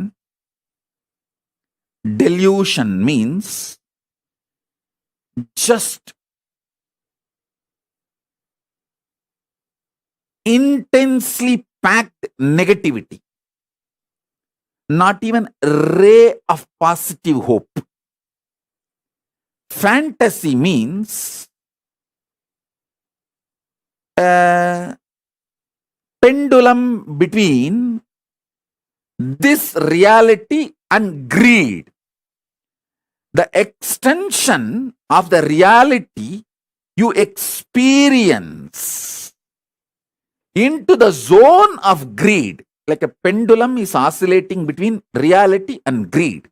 The end of the greed. The pendulum oscillating between these two is called fantasy. So maybe you can understand this word. See the Jagrat state, waking state. That's what I meant by the word reality, not the conscious reality. Waking state and deep sleep state. The pendulum oscillating between these two is called fantasy. Then the third word you are asking, positive visualization. The pendulum oscillating between waking state and turiya is positive visualization. You are positively, consciously constructing it. When you try to visualize, you are with 25 heads, 75 eyes, 50 hands, Paramashiva. A positive visualization. It is like a pendulum oscillating between waking state and turiya state. So listen, pendulum oscillating between waking state and deep sleep is fantasy, and pendulum oscillating between waking state and turiya, conscious reality, that is positive visualization. Satya Sankalpa is more like powerful cognition. You just know this is it. This is it. Conclusive, powerful cognitions are Satya Sankalpa. That's all. This is the definition of these 4 words. So with this definition, you can see very clearly the difference.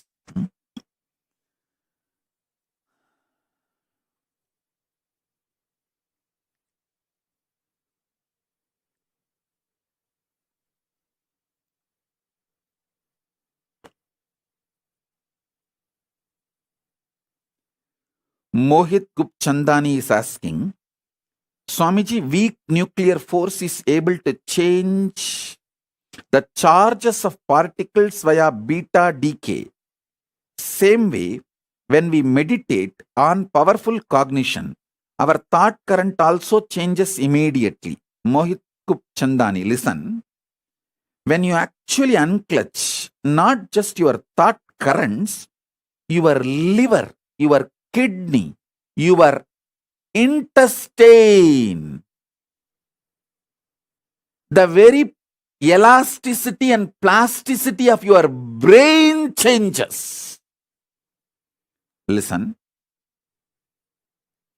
youth means whose brain still retains the elasticity and plasticity for the new, exciting, enlightening life, intense life.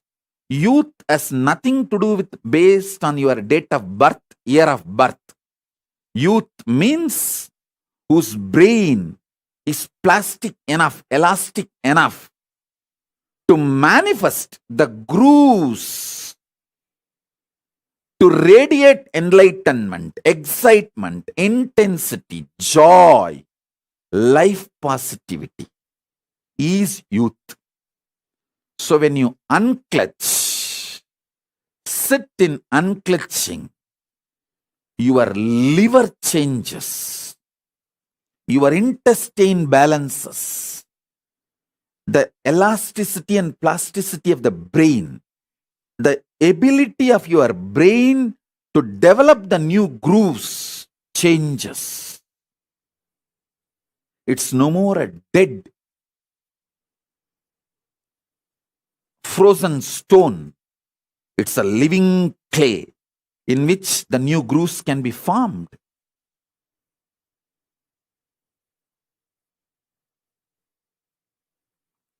Youth is a person who can get inspired, who can get excited, who can really awaken himself for developing the grooves of enlightenment.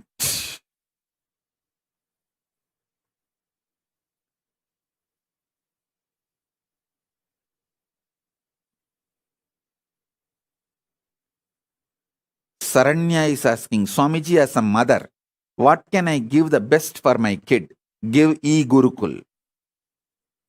Don't come back and try to tell me and negotiate me. Oh, my husband doesn't agree.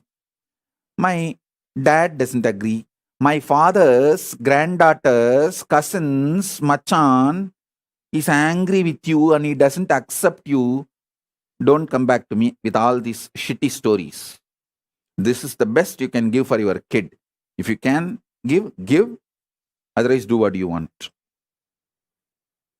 Get ready for your Bangladeshi neighbors to come and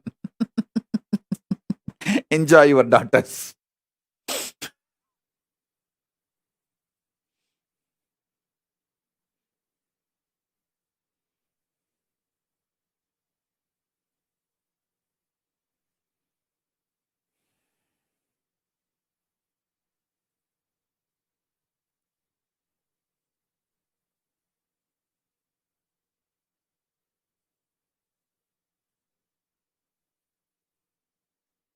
It is so sad.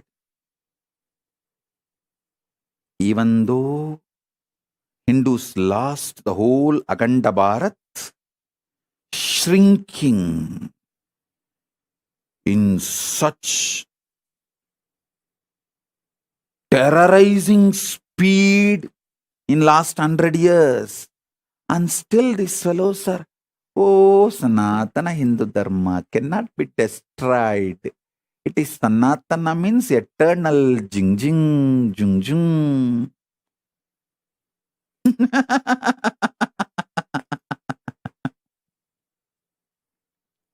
And they are trying to console me. Hey.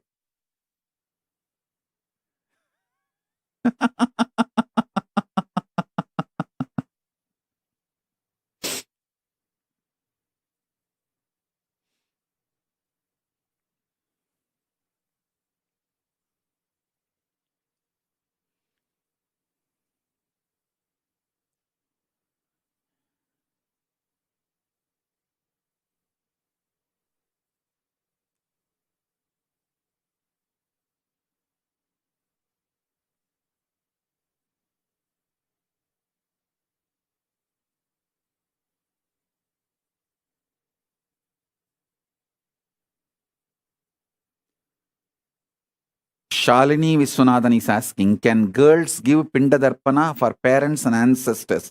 Agama very clearly says girls have to give, not can girls give.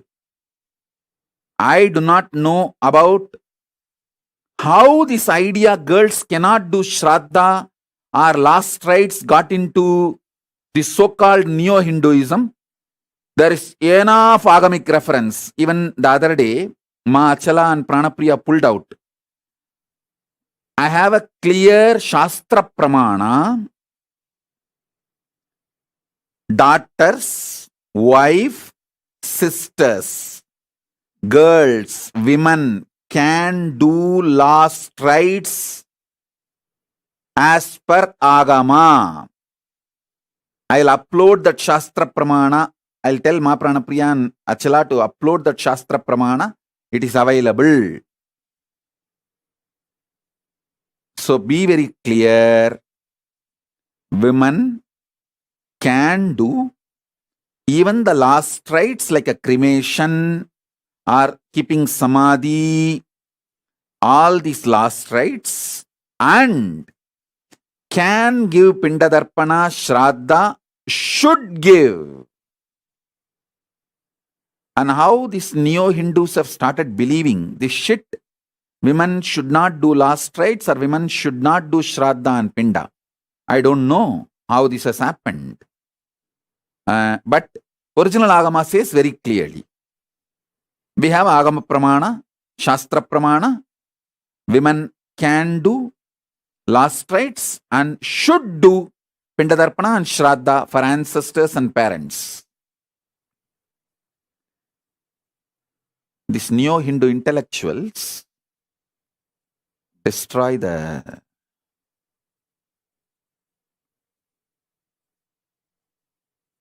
original Hinduism.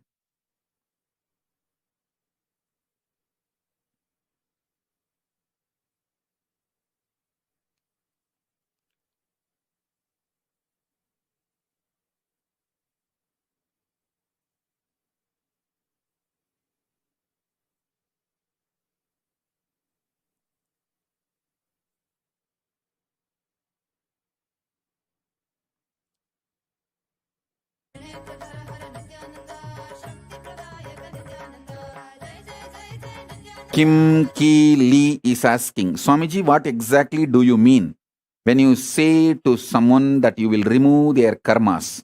I just remove their karmas, that's all. Their past activities and the bad, negative sins they collected, the pain they created in others, comes on them as the karma. I just burn them away, that's all. All the effects of their past is burnt away. They are freed from the past and the influence of the past and sufferings of the Sharmila Rajendran, how to convert the fear energy to my advantage in everyday life? Simply decide to unclutch. Ferociously unclutch. Arrogantly unclutch. You see how arrogantly you fight with your spouse, husband. How you don't give up. Same way, just don't give up to your fear. That's all. Treat your fear as your spouse. That's it. How you sit and plan even when he or she is not there. What all arguments you should throw when he comes back. When she comes back. See, you spend certain time fighting with your spouse. All the remaining times you spend in preparing mentally for the fight. Same way, don't give up.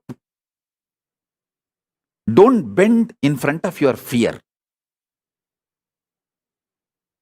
That's all. Treat it like your spouse. You will suddenly see the fear disappears and it loses power over you. That's it.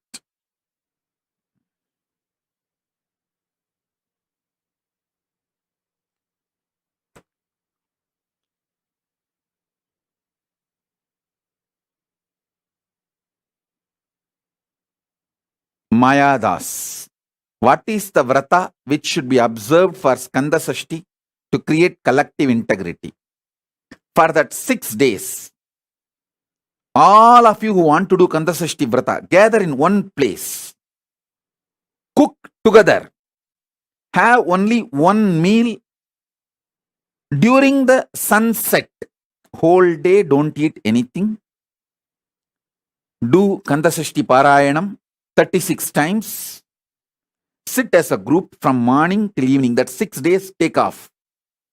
Whoever wants to do Kandasashti Vratam, all of you gather in one place. Stay in one place. Rent a place and stay in one place. From morning till evening. Do 36 times Kandasashti Vrata. Means Kandasashti Parayanam. Kandasashti Kavacham chanting. And evening, before the sunset, have only one meal. All of you cook together, work together, cook, offer it to Subramanya, and eat before going to bed. Late night, do Rudrabhishekam. Listen, in Hindu tradition, in Agamas, doing Rudrabhishekam to Subramanya is tradition. Night is the time the third eye of the Paramashiva opened up for the Subramanya to manifest. So night time, do Rudrabhishekam. After the sunset, do the Rudrabhishekam to Subramanya.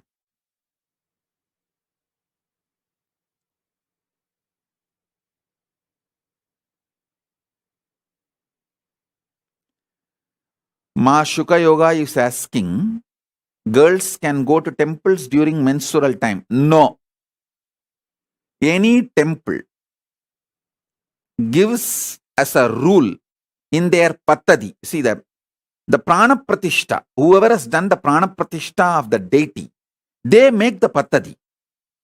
If that temple's Pattadi does not allow women during the periods 3 days to come into the temple, you should not go. And if you ask me, I will tell not only you should not go to temple, even inside the home, you should isolate yourself. You can go to your personal puja room, like a Atmartha puja, you can do. You should do Atmartha puja. That is okay. But you can't go to the place where Parartha puja happens. If that Pattadis ban you entering, so you should follow the Pattadi of those temples.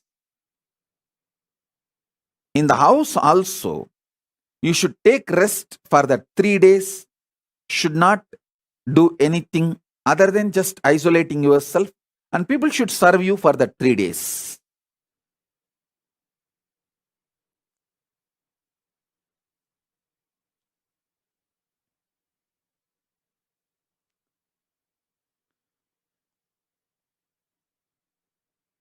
Shachi Arange is asking, can women do Gayatri mantra, other Vedic mantras? Yes.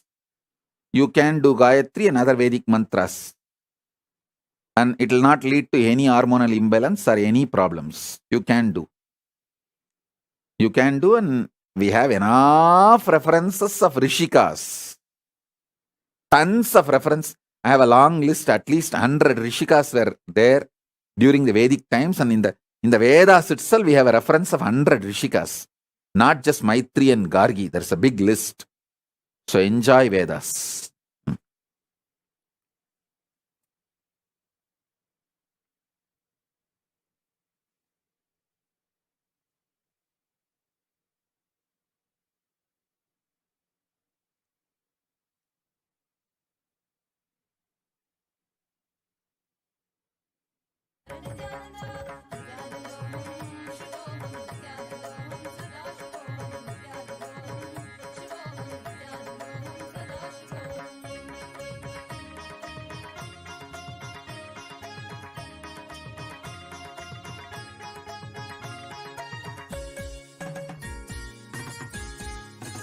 Saranya Tatpurusha Shivashakti is asking, give me spiritual name.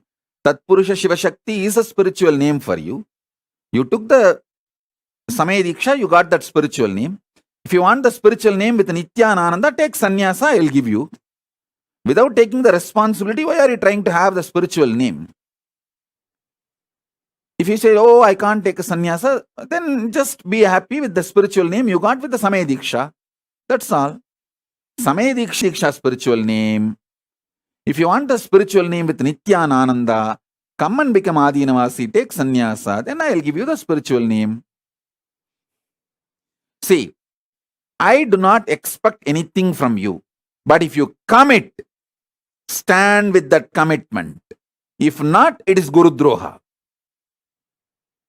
Because of your commitment, I build a collective integrity to save the humanity from delusions and sufferings and pralaya. You commit and become a part of the ship, and then suddenly you try to switch off the engine, saying, oh, no, I am going. I am not interested in fulfilling. Then it is crime. Not just criminal negligence, crime. See, if you don't commit at all, then it is just criminal negligence. If you commit and don't fulfill, it's a crime. So don't expect the higher things without committing and fulfilling. That's all.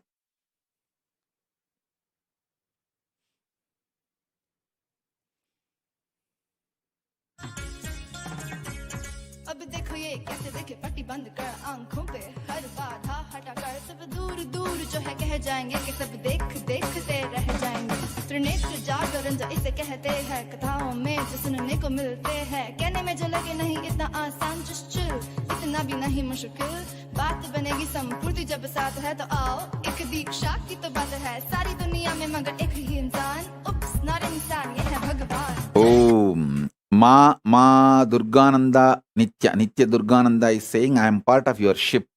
Yes, Durgananda, I sincerely accept you. You are the one who never wavered from your commitment. You are a very chaste disciple. Very highly committed, not only committed and integrated and just waiting for my command. I know. And you are really real. And chaste disciple. True. Not hypocritical, very true. And you are part of my ship. I'll call you to Kailasa soon. See, many people like Durgananda, I have not called them to Kailasa due to logistic reasons. But there are some other just hypocrites. Oh, I give myself to you, Swamiji. I want to cook Kanchipuram idli and feed you physically. Can you come, Swamiji? All of you come to Paramashiva Darshan, Devi Darshan and get answered.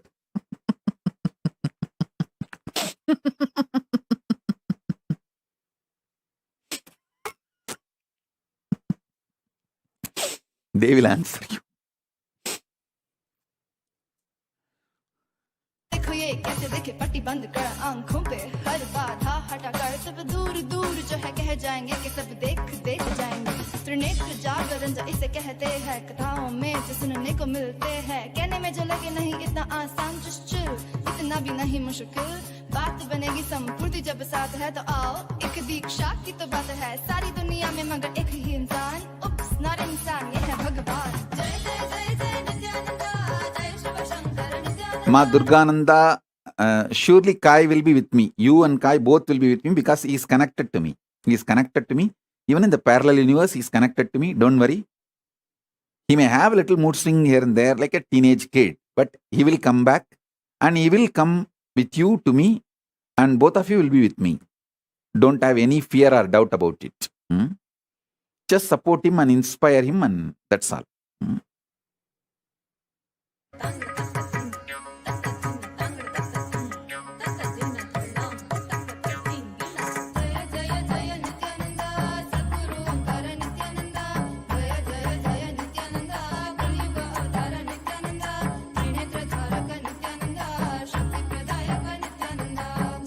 Yes, I think.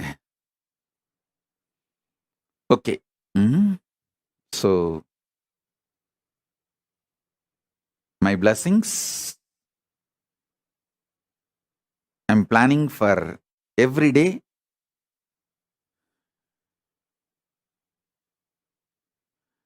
Every day, one satsang, one Paramashiva darshan, one Paramashakti darshan. 3 every day. That's the way I'm planning my schedule.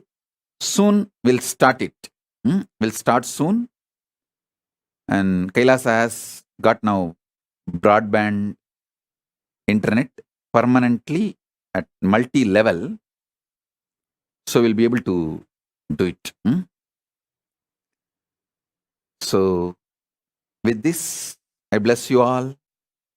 Let's all radiate with integrity, authenticity, responsibility, enriching, causing, living Paramadvaitam, Shuddhadvaita Saivam, the state, space, powers, being, super consciousness and Kailasa of Paramashiva. Paramashivoham. Om Nithyananda Paramashivoham. The eternal bliss, Nithyananda. Thank you. Be blissful.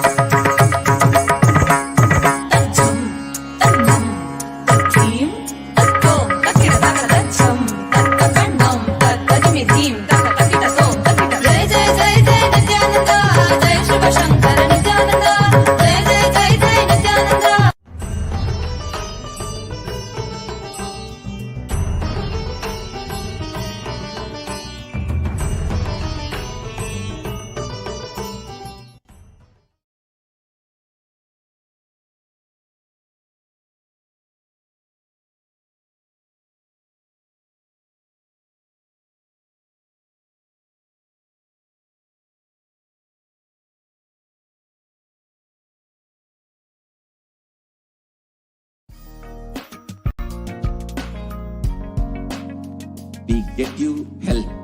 We get you ability to build beautiful relationships in your life.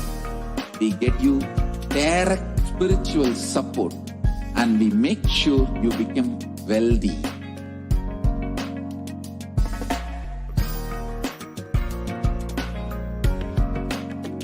We won't stop giving you just good life. We will literally not stop till you live enlightened life. Manifesting the state of Paramashiva, space of Paramashiva, powers of Paramashiva, being of Paramashiva.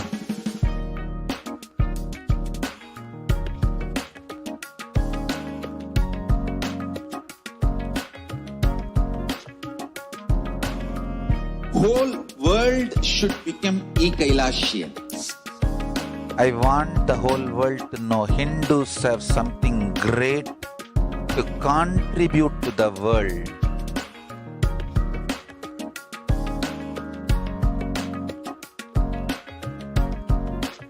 We have something great to contribute to.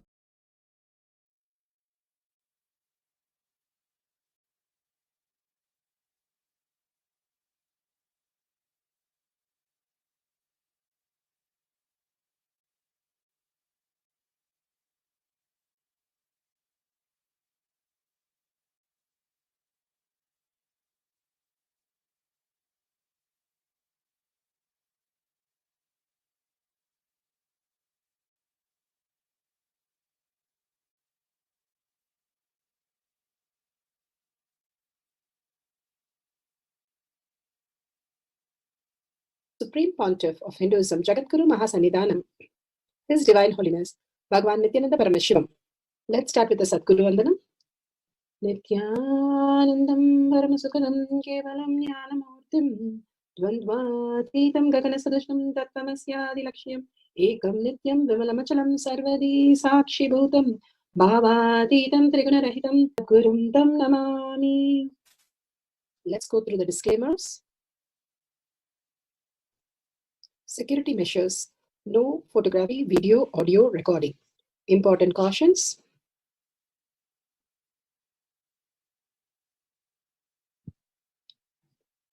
Please be aware of the important cautions.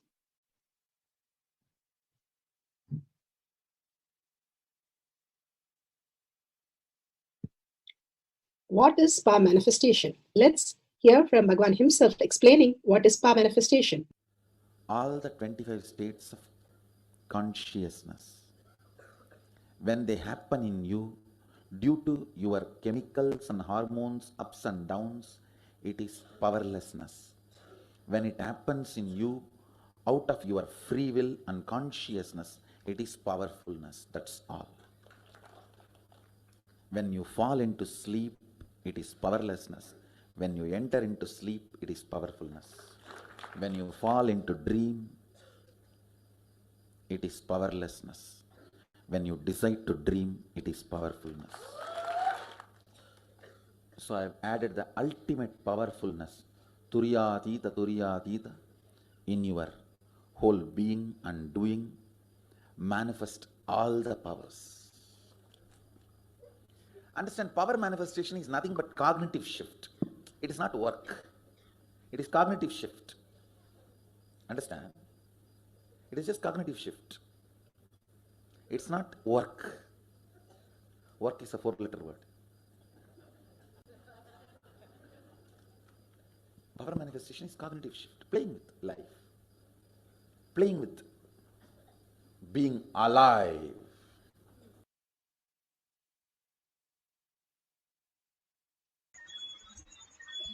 Beautifully, Paramashiva told how we can experience the power manifestation, becoming alive. Reality, just manifesting what you want. Everybody listening to you. You living in the higher frequency as a superconscious being. It's a science because millions have experienced that, and each one of us can experience it. Science of power manifestation is authentic, time-tested, scientific, and foolproof. The Pramanas gives the evidences to give us the cognitive shift. Shastra Pramana, the eternal, unchangeable truth revealed in the source scriptures, the Vedas and the Agamas. Apta Pramana, the experience and the results of the Aptas. Aptas are the Rishis, Munis, Ganas, Nayanamas, Alvars, Siddhas, Yogis, Devatas, all of them who are the authority of Hinduism, who have manifested all the powers of Paramashiva. Atma Pramana, account of His Divine Holiness Bhagavan Nithyananda Paramashivam, this millennium's avatar's personal experience of our manifestation, Bhagavan's very own Leelas. Shakshi Pramana, the experience of the millions of followers all around the world, initiated by Bhagavan into the science of our manifestation. Bhagavan beautifully says how he himself is there in the Kailash courtyard, manifesting through each one of us when we experience oneness with Paramashiva. Pratyaksha Pramana, the scientific study measuring the effect of being in the enlightened state. Bhagavan Paramashiva has beautifully documented all that in the Avatar Shastra, how the science is reflected in each of these powers that is manifested, and how our brain can manifest the superconsciousness. Paramashiva is real and it manifests in us as consciousness. Let's go to the Shastra Pramana. The Shastra Pramana is the eternal, unchangeable truth revealed in the source scriptures, the Vedas and the Agamas. Here in Vijnana Bhairava Tantra, Vijnana, consciousness, Bhairava, one who experienced the consciousness beyond the mind, and Tantra is the method. How you have methods to assemble a computer or a rocket or an aeroplane, all that is available. Now the science of our manifestation teaches you how you can raise your frequency beyond the gross matter into the subtle and to the subtlest space. Here in the Shastra Pramana for the remote vision is from Vijnana Bhairava Tantra, Sutra 63, Dharana 40.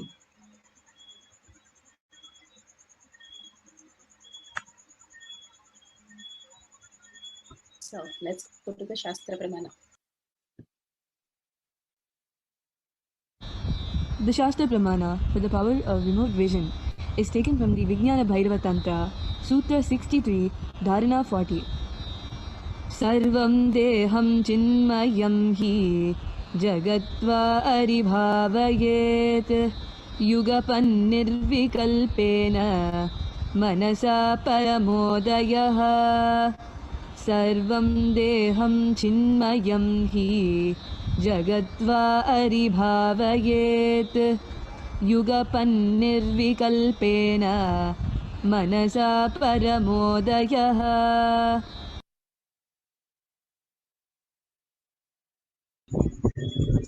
beautifully Bhagavan Paramashiva says, one should continuously cognize, keeping the mind beyond the moment of thoughts, free from all doubts or root cognition, that the whole body and even the whole universe, indeed simultaneously, of the essence and nature of consciousness in the space, that then the supreme awakening happens, the cosmic body is experienced.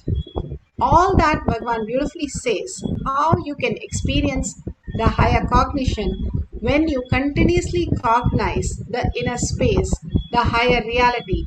How Bhagavan said, from the dream state to the deep sleep state to the dream state, to the waking state, to the Turiya state.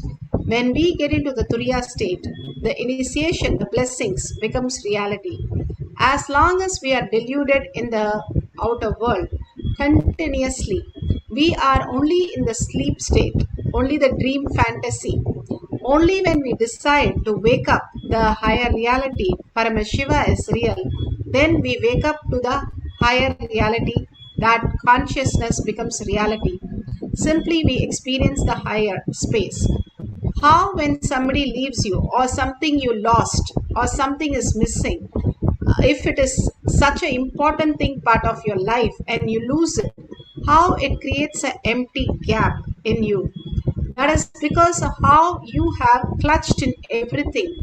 Every word, every thought, and every emotion, every feeling, we are clutched. So when something is forcefully removed from us, then we feel the emptiness, who we are in the actual space. How in the deep sleep you feel completely empty when everything is removed every single night.